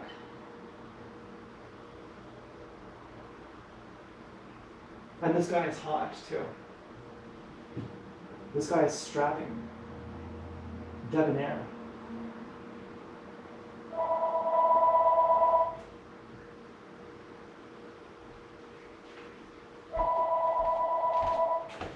Now, who is making me, who is sending me these signs? Does this even fit? Does this even fit the motto of Dance Girl or Blonde Girl or Joanna or the Fourth? Would Joanna and the Fourth do that to you? I think not. Would Dance Girl do it to you? I think not. And would Blonde Girl do it to you? I think not.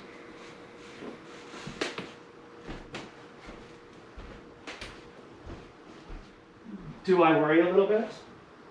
Yeah. Yeah. Would the Fourth and Joanne do it?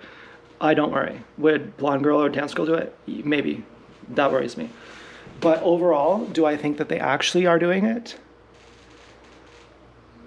No.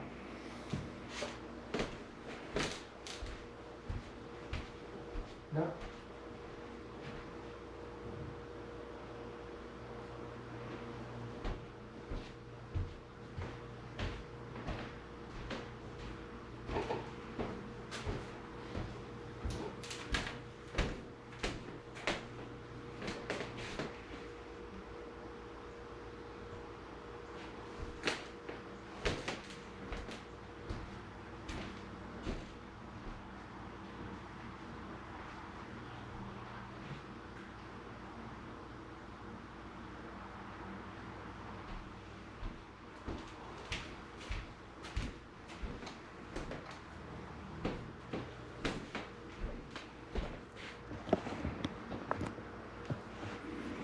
I have more trust in my pigs than that.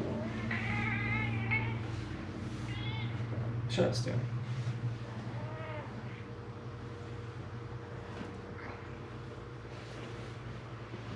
I do trust that my pigs are mine.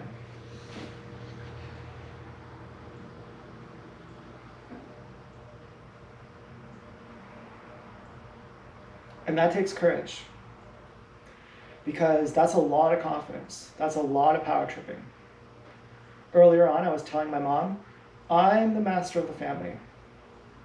She's like, you're retarded. I was like, okay, true. Then I came down, I'm in family man mode now. That's actually an even higher point. And to consider losing that, to fully send it into family mode and say, I'm in family mode with my pigs. I'm in heaven here with my pigs. And I'm telling my pigs, if you want to hurt me, here's how.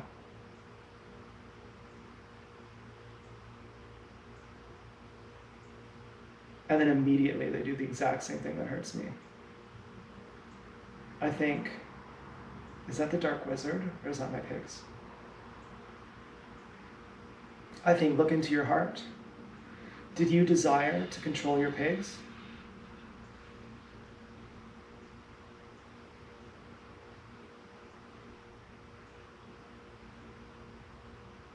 And do you trust your pigs? Because if you didn't do any funny business with them, then by karmic, cosmic law, they're therefore not going to do funny business with you. Did you do any business with them at all?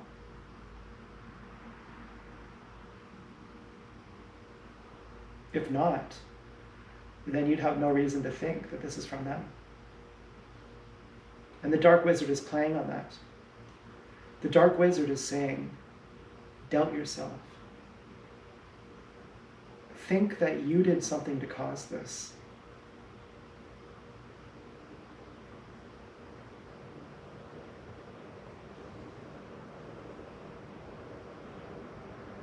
Okay, Dark Wizard. I don't know what I did to cause this.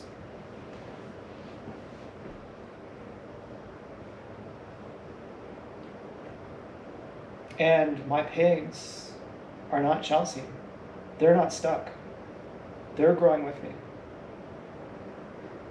And I'm scared that that's not true. But I still believe it. I'm scared of looking like a fool and getting embarrassed and having trust in pigs who are just Judas. And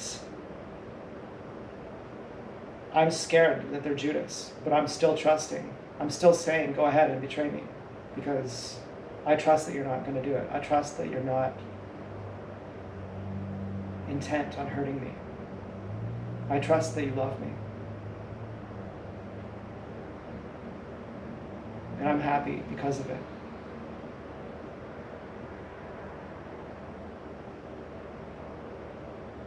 You're my favorite pigs.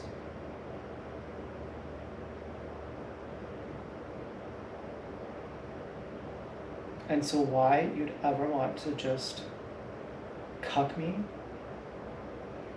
Double cuck me? I couldn't imagine it. And the Dark Wizard saying, well, remember earlier on, just a month ago, Blonde Girl was threatening to rape you and kill you. Blonde Girl thought that I had set up Dance Girl. She doesn't think that anymore.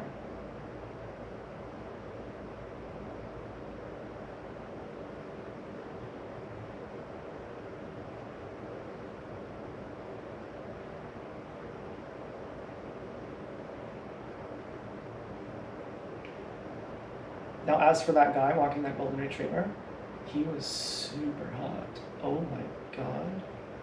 I was like, wow. I was like, wow, mission achieved. I am jealous. That guy is really fucking hot. Oh my god, I've never felt more irrelevant in my life than while watching that guy walk by.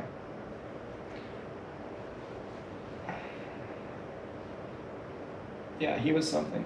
He was something, alright.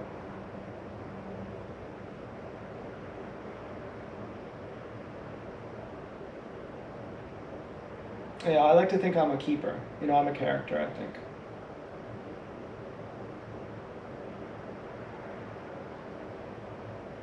I don't have to do my hair special anymore. You know, I'm just a keeper now.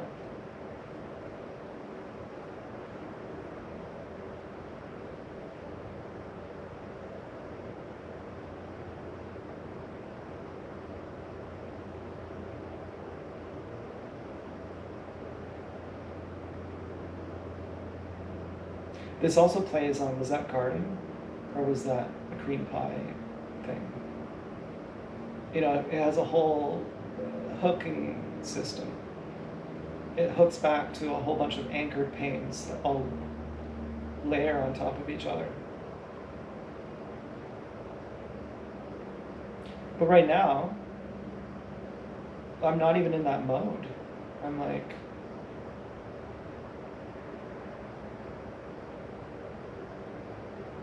I'm in, okay.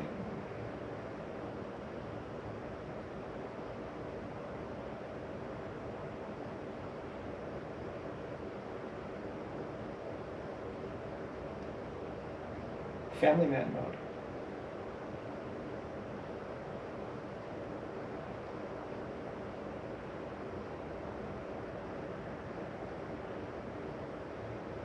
I'm not in drama queen mode.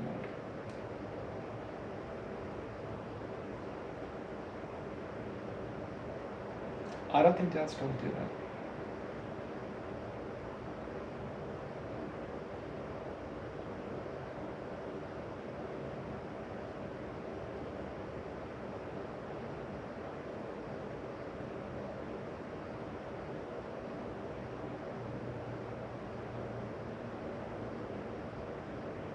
I mean, what can the Dark Wizard do? The Dark Wizard can expose my weaknesses. But that's also irrelevant. I can find out I'm this much scared that Blonde Girl will do this. I'm this much scared that Deskro will do this.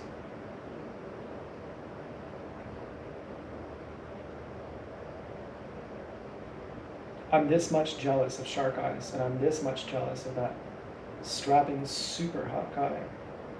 And was that even Shark Eyes? Oh man, I don't know. I think it might have been. He was skinnier than I realized.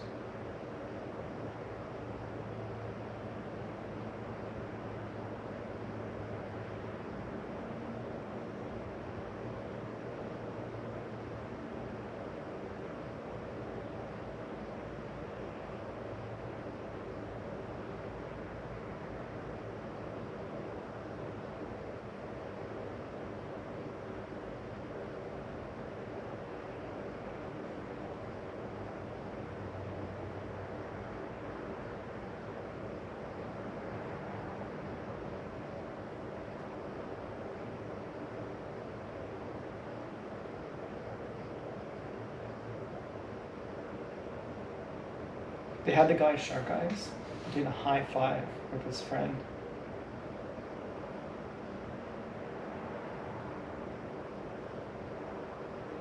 That's relevant because I had said that the way my mom covertly told me that we've had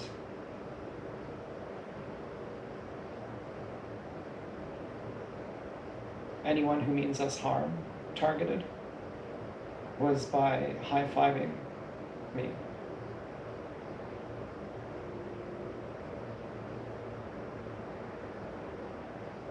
And they're mocking that. They're saying, no, that's not what happened.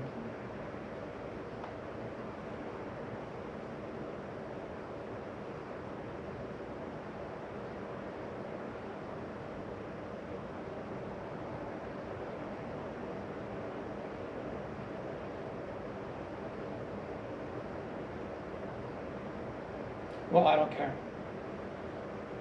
Because I don't care about revenge. And I love Louise, and I love Dance Girl, and I love Blonde Girl, and I love, you know, anyone who loves me. And if they all don't love me, am I just going to be devastated? Yeah, I think so.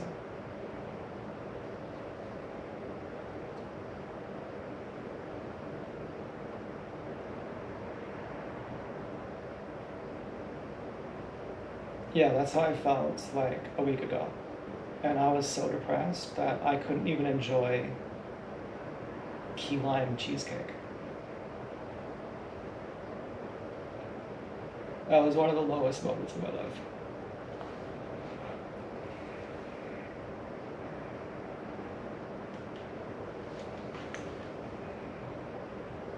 Yeah, I'd be completely lost. Like, these are my family. Like, in case that's not obvious. Suddenly it just has become obvious.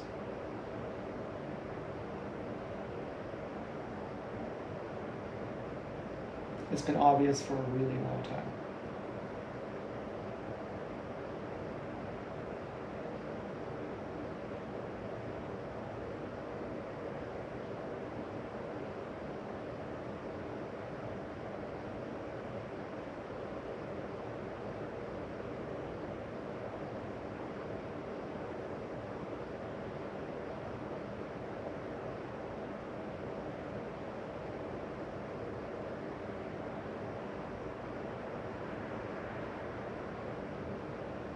They might just be trying to open old wounds.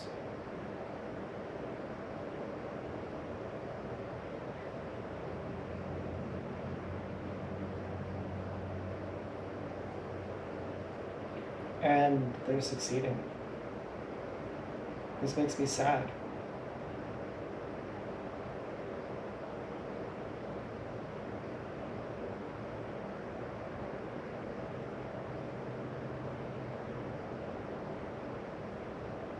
Now I'm watching Pink's Bill Skarsgård talking right up close to the camera. I'm thinking, how much more disappointment can I take? What else could go wrong?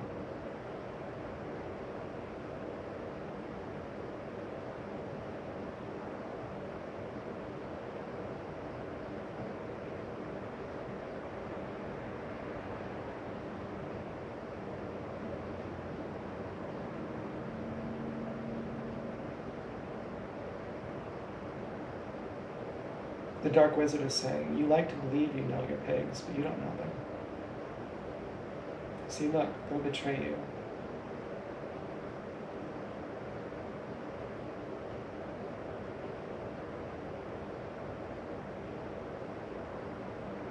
You'll never have the guts to love anyone.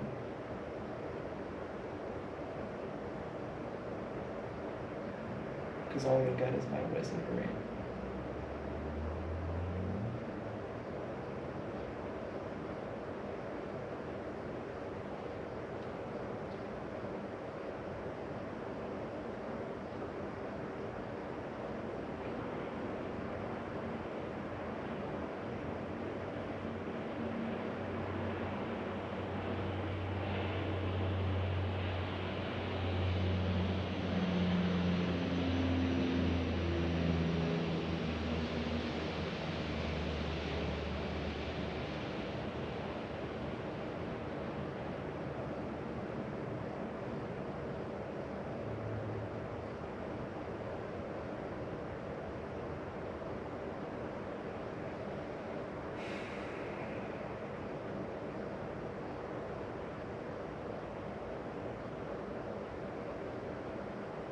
And then it's even worse to think it's not from the Dark Wizard, but it's from Dance Girl and Blonde Girl personally. You know, I don't know what to say, okay? It's fucking saddening.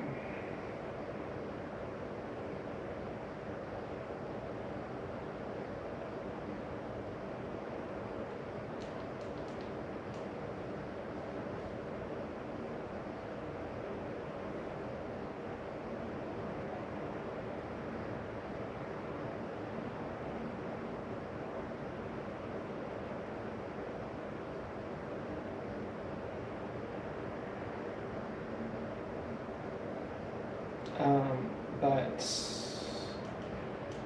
you know, etc., etc.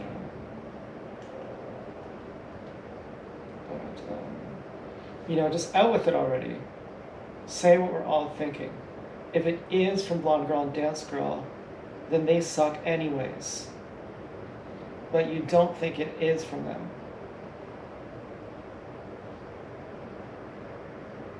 And you're a little bit worried that it is. Which is very unromantic. Which is very unromantic. So then the test is, are you going to love them any less?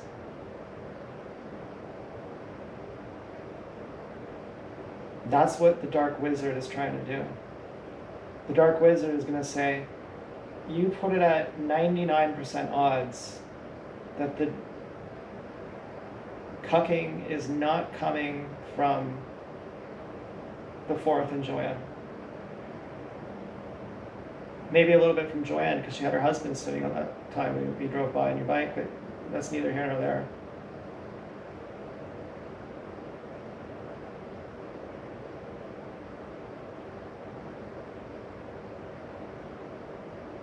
And he was bending over too.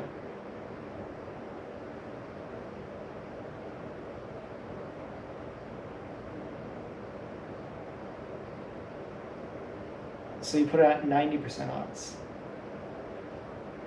And then you put it at 70% odds that it wasn't Blonde Girl and Dance Girl who did this. Does that mean you're only going to have 70% love and 90% love?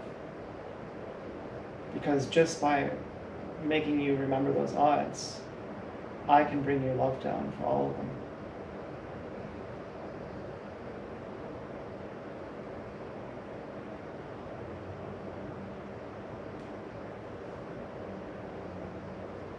Osho says you never know if your beloved loves you back. I think this is a cosmic truth. I think Dance Girl has learned this.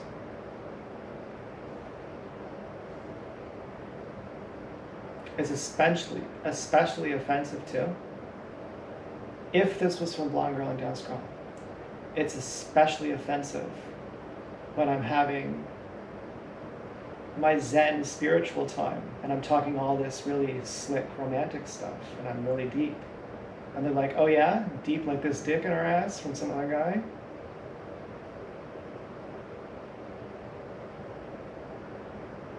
Which I know you'll be thinking about tonight. As aloof as you are in the moment, once your drugs wear off, it's going to come back into your mind.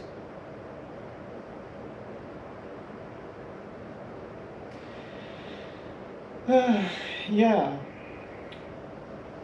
What can you say?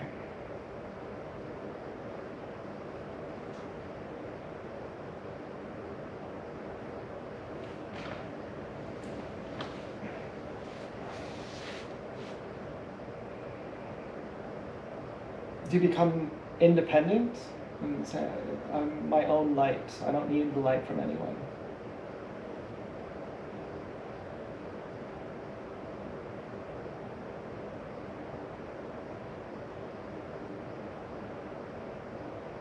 I'm thinking it's a good idea. Trust that Dance Girl and Blonde Girl would not do this to you. I think you should do that. And the reason why to trust it is because if they wanted to have sex with those guys, you wouldn't judge them for that anyways. So therefore, why would they try and knock you down a peg or two?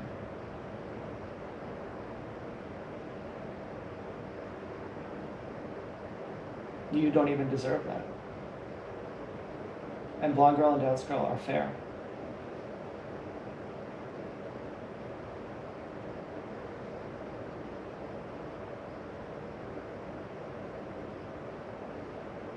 So they would never do that.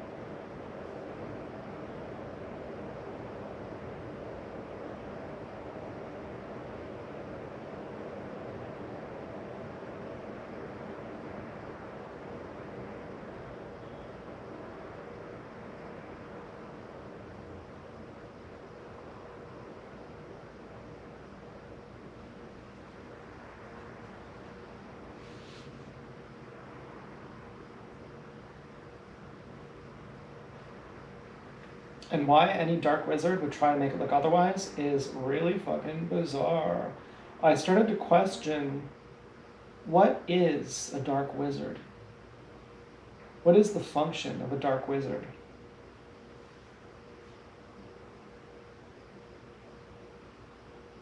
Someone who feeds only on pain. What is that?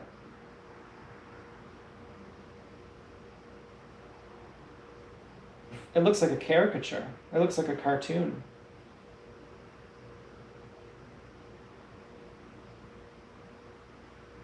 An abomination, but whatever you call it, it doesn't say what it is.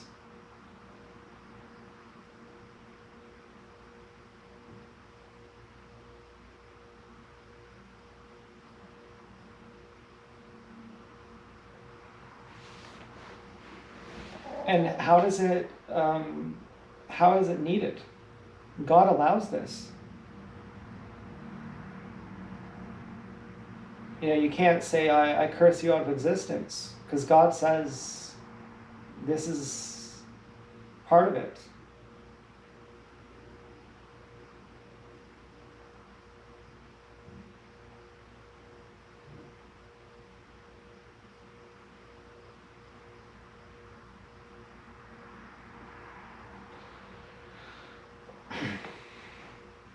I think of it like a black hole.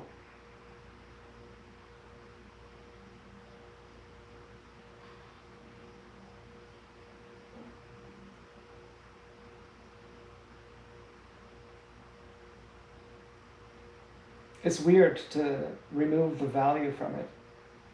To say, I'm a light worker, I'm a star. And this other guy or girl is a black hole. And I'm valuable and they are not. It's weird to strip the value out of it.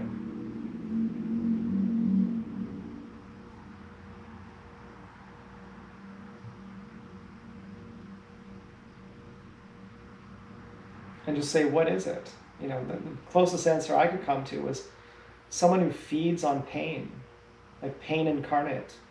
Someone who grows by absorbing pain, by like invoking pain or something.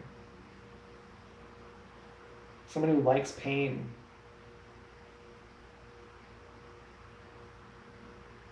Someone who derives pleasure from pain. You know, it sounds like a pervert. It sounds like a Pornhub niche. You know, someone who hasn't got the whole bit about consent.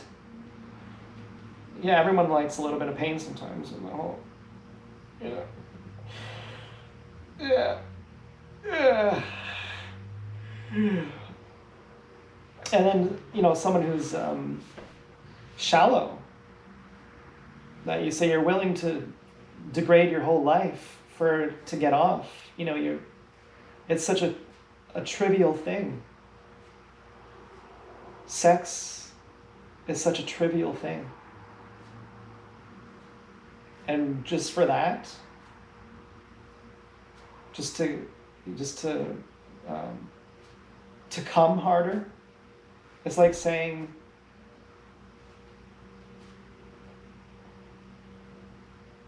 I don't know.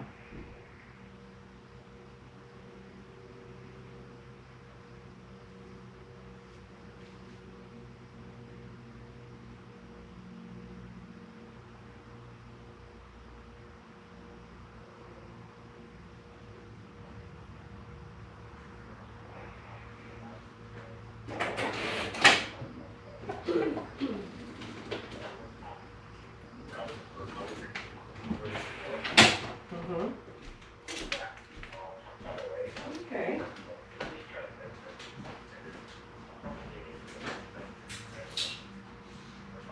Yeah. So Oh, but I'm in a mood. 100 Oh, I'm in a mood for was sure. probably good then for Parks Place. Yeah, for a couple parts. So we also want those. Yeah. Oh, I'm not Mr. Friendly anymore. I am fucking in a mood right now. I want to ask my mom about the mojitos. I'm not even in the mood.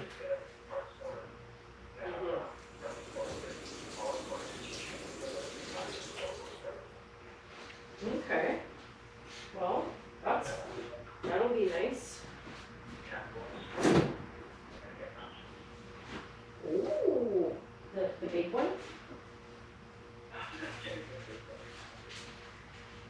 It would be nerve-wracking for me to go for a bike ride right now. The other one's big, yeah, that's a meal. How much is that one? I'd be like, I need you, please. 14 or something maybe? But I wouldn't do that. I wouldn't do that. Never. I would never do that. Dang. Not in this situation. That's that. And There are times where I say, I need you, but well, I got Marcel a fan for his chair. this is not one of them. So I'll probably go see him tomorrow morning.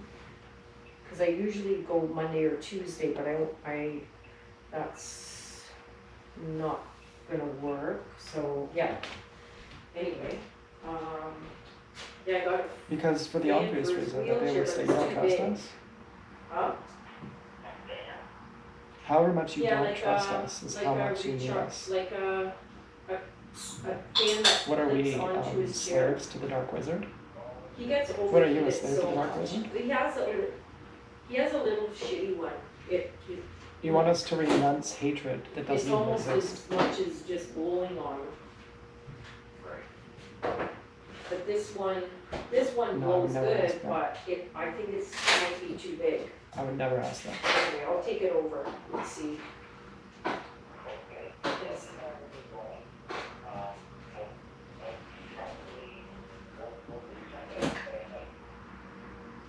Oh, okay, so I think I'll probably go around 11 or 11:30 tomorrow.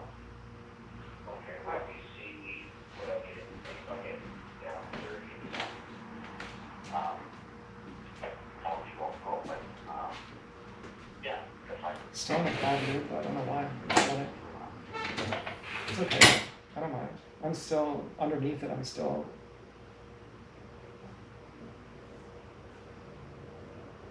Din Venom. Or whoever. You know, I'm Z-Bubs now. I'm Z-Bubs now.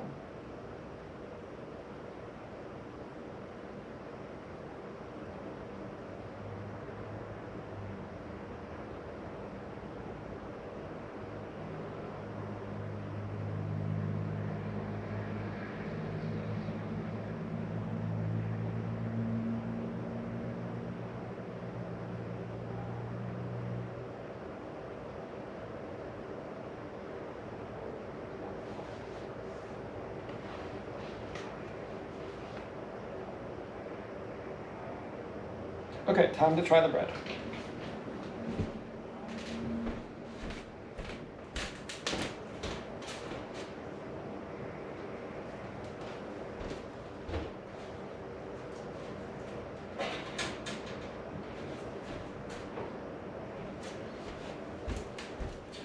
This was made with General all-purpose flour that I got from a store that wasn't the cheapest store. I normally get the cheapest one, but for some reason, this was the only stuff that was available. This should have cost like $3.99 for this bag of flour, but it was like $6.99 or $5.49 or something. Otherwise, I just have yeast and water, a little bit of salt maybe, I don't know.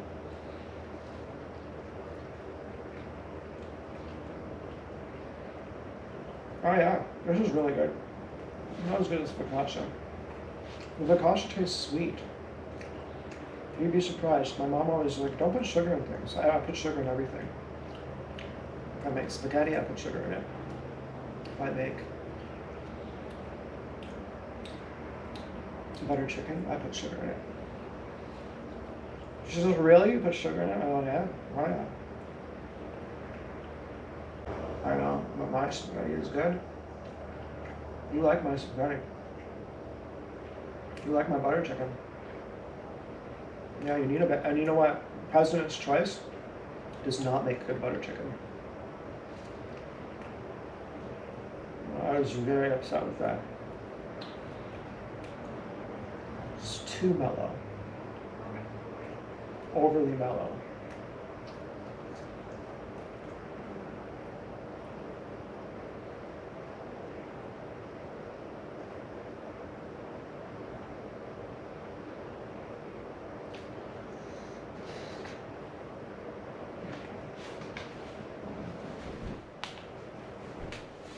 Okay, now I'm gonna have some of this with Kasha bread.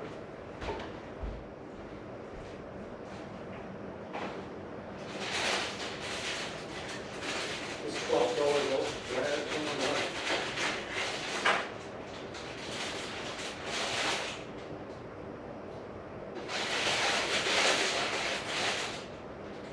Oh wow. Did I tell you I applied for a job? For a vegan pet food company. Isn't that funny? I didn't apply properly. I just wrote them an email saying, yeah, I'll do it.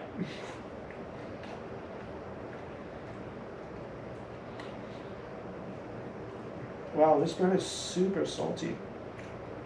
But only on the outside. It's too salty on the outside. And then it balances out.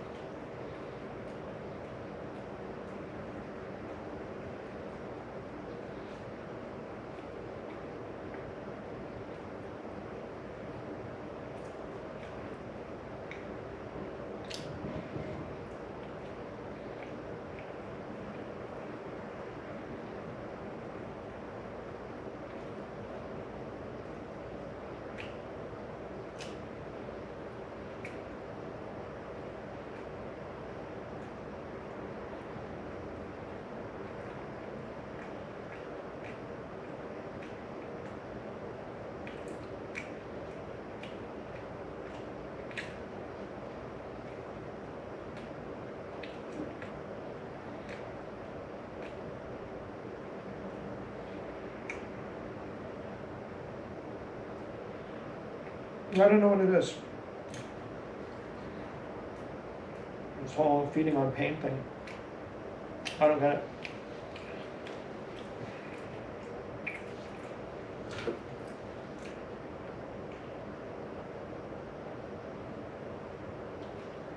I almost think I don't want to try a mojito also. Ooh. I don't think a mojito would be that good actually.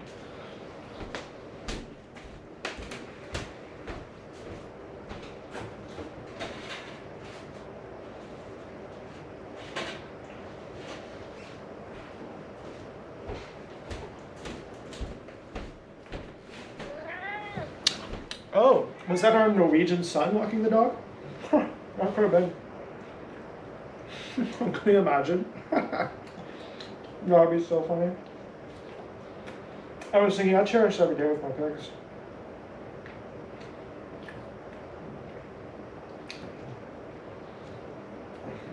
I was thinking, imagine not, being a dark wizard. The only thing you cherish is pain. And doesn't it seem kind of suspicious? Like they're straight up jealous. The Dark Wizard would be like, no, I'm not jealous, I hate you. I never want to be like you. Doesn't it feel like the Dark Wizard's like trying to live vicariously through you? They hate us because they ain't us. I feel like that's the case.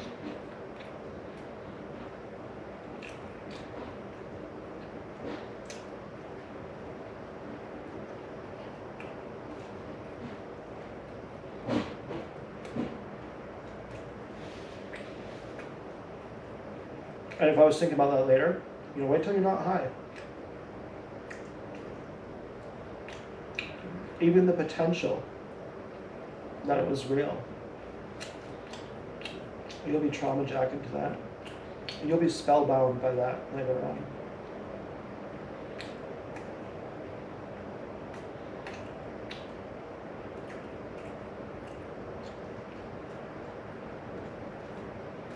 The last time I jacked, last night, which I said I wasn't gonna do, was a love jack. Without porn.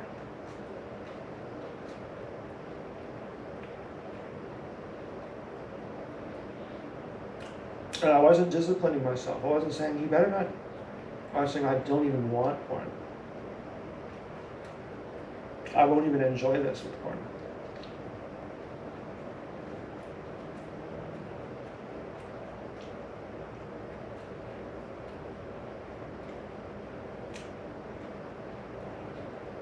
Yeah, I like my bread actually a lot. My bread's not as salty as this focaccia, but I like this a lot. And it has no depth. Okay, it tastes like plain flour, right? It's like, I'd be curious what kind of flour they use for this focaccia. They probably have something really special.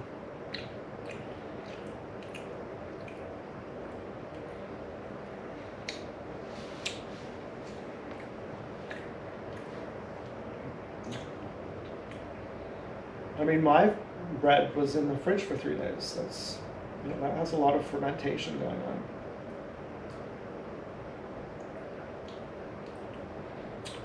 You know, I got the sweet spot. This is, you know, my bread's not even salted. I'm preferring my bread a little bit better. In a way.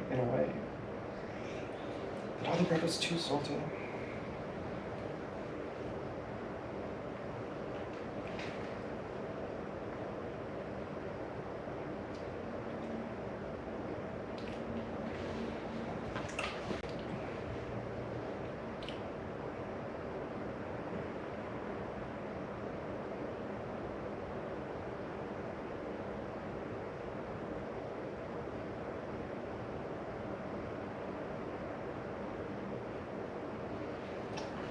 Yeah, you know, it was fucking Coldplay that made me trust Louise. I was like, if you don't actually like Coldplay, I'm gonna go fucking crazy. And then how can you not like Coldplay?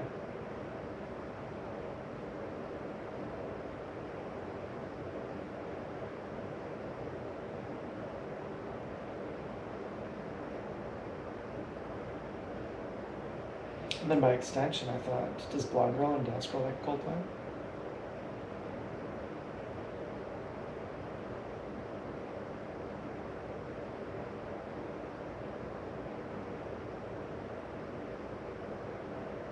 If Red Hair likes Deftones, they like Coldplay, I bet.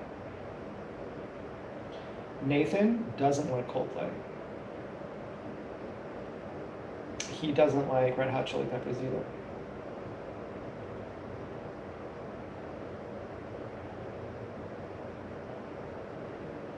You know, I once sang a cover of a Britney Spears song. And he looked at me like, what are you doing? And I said, I'm just joking. He looked at me like, no, you really meant that. You were really singing. You were really getting into that. And I was like, yeah, I know. Yeah, I really was. I really, really liked Britney Spears too. Yeah. Oh, I went further than that. I liked the Backstreet Boys. I liked NSYNC. Where do you think I'm getting all this Justin Timberlake stuff from? Oh, I'm a big fan.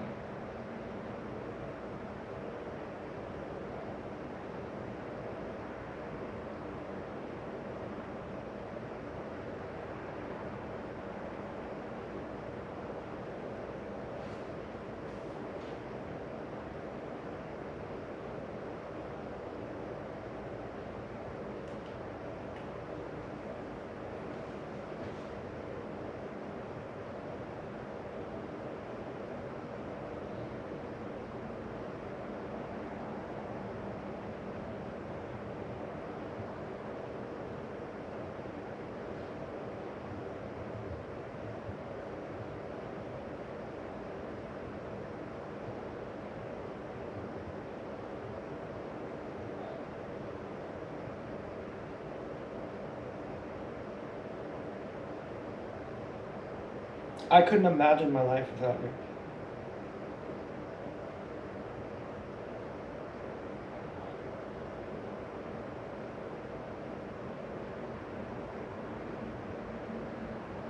I want to ask you the same thing. I want to say, forgive me,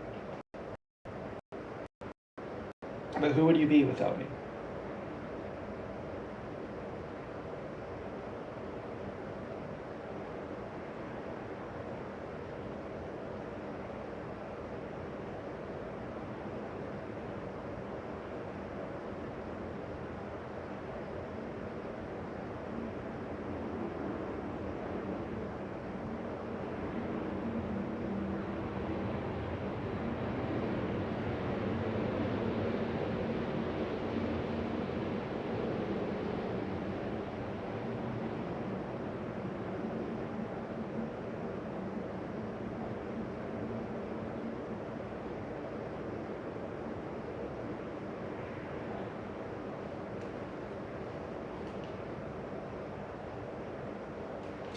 Anyways, I don't know if the video should end now. Like, what else is there to talk about? We've been talking for hours. I mean, I want to talk forever, but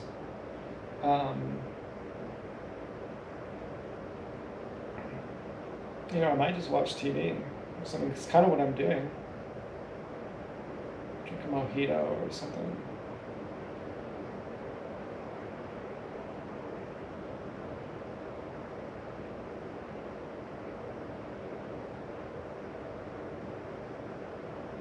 Yeah, I'm gonna go, I think. I'm gonna go. So.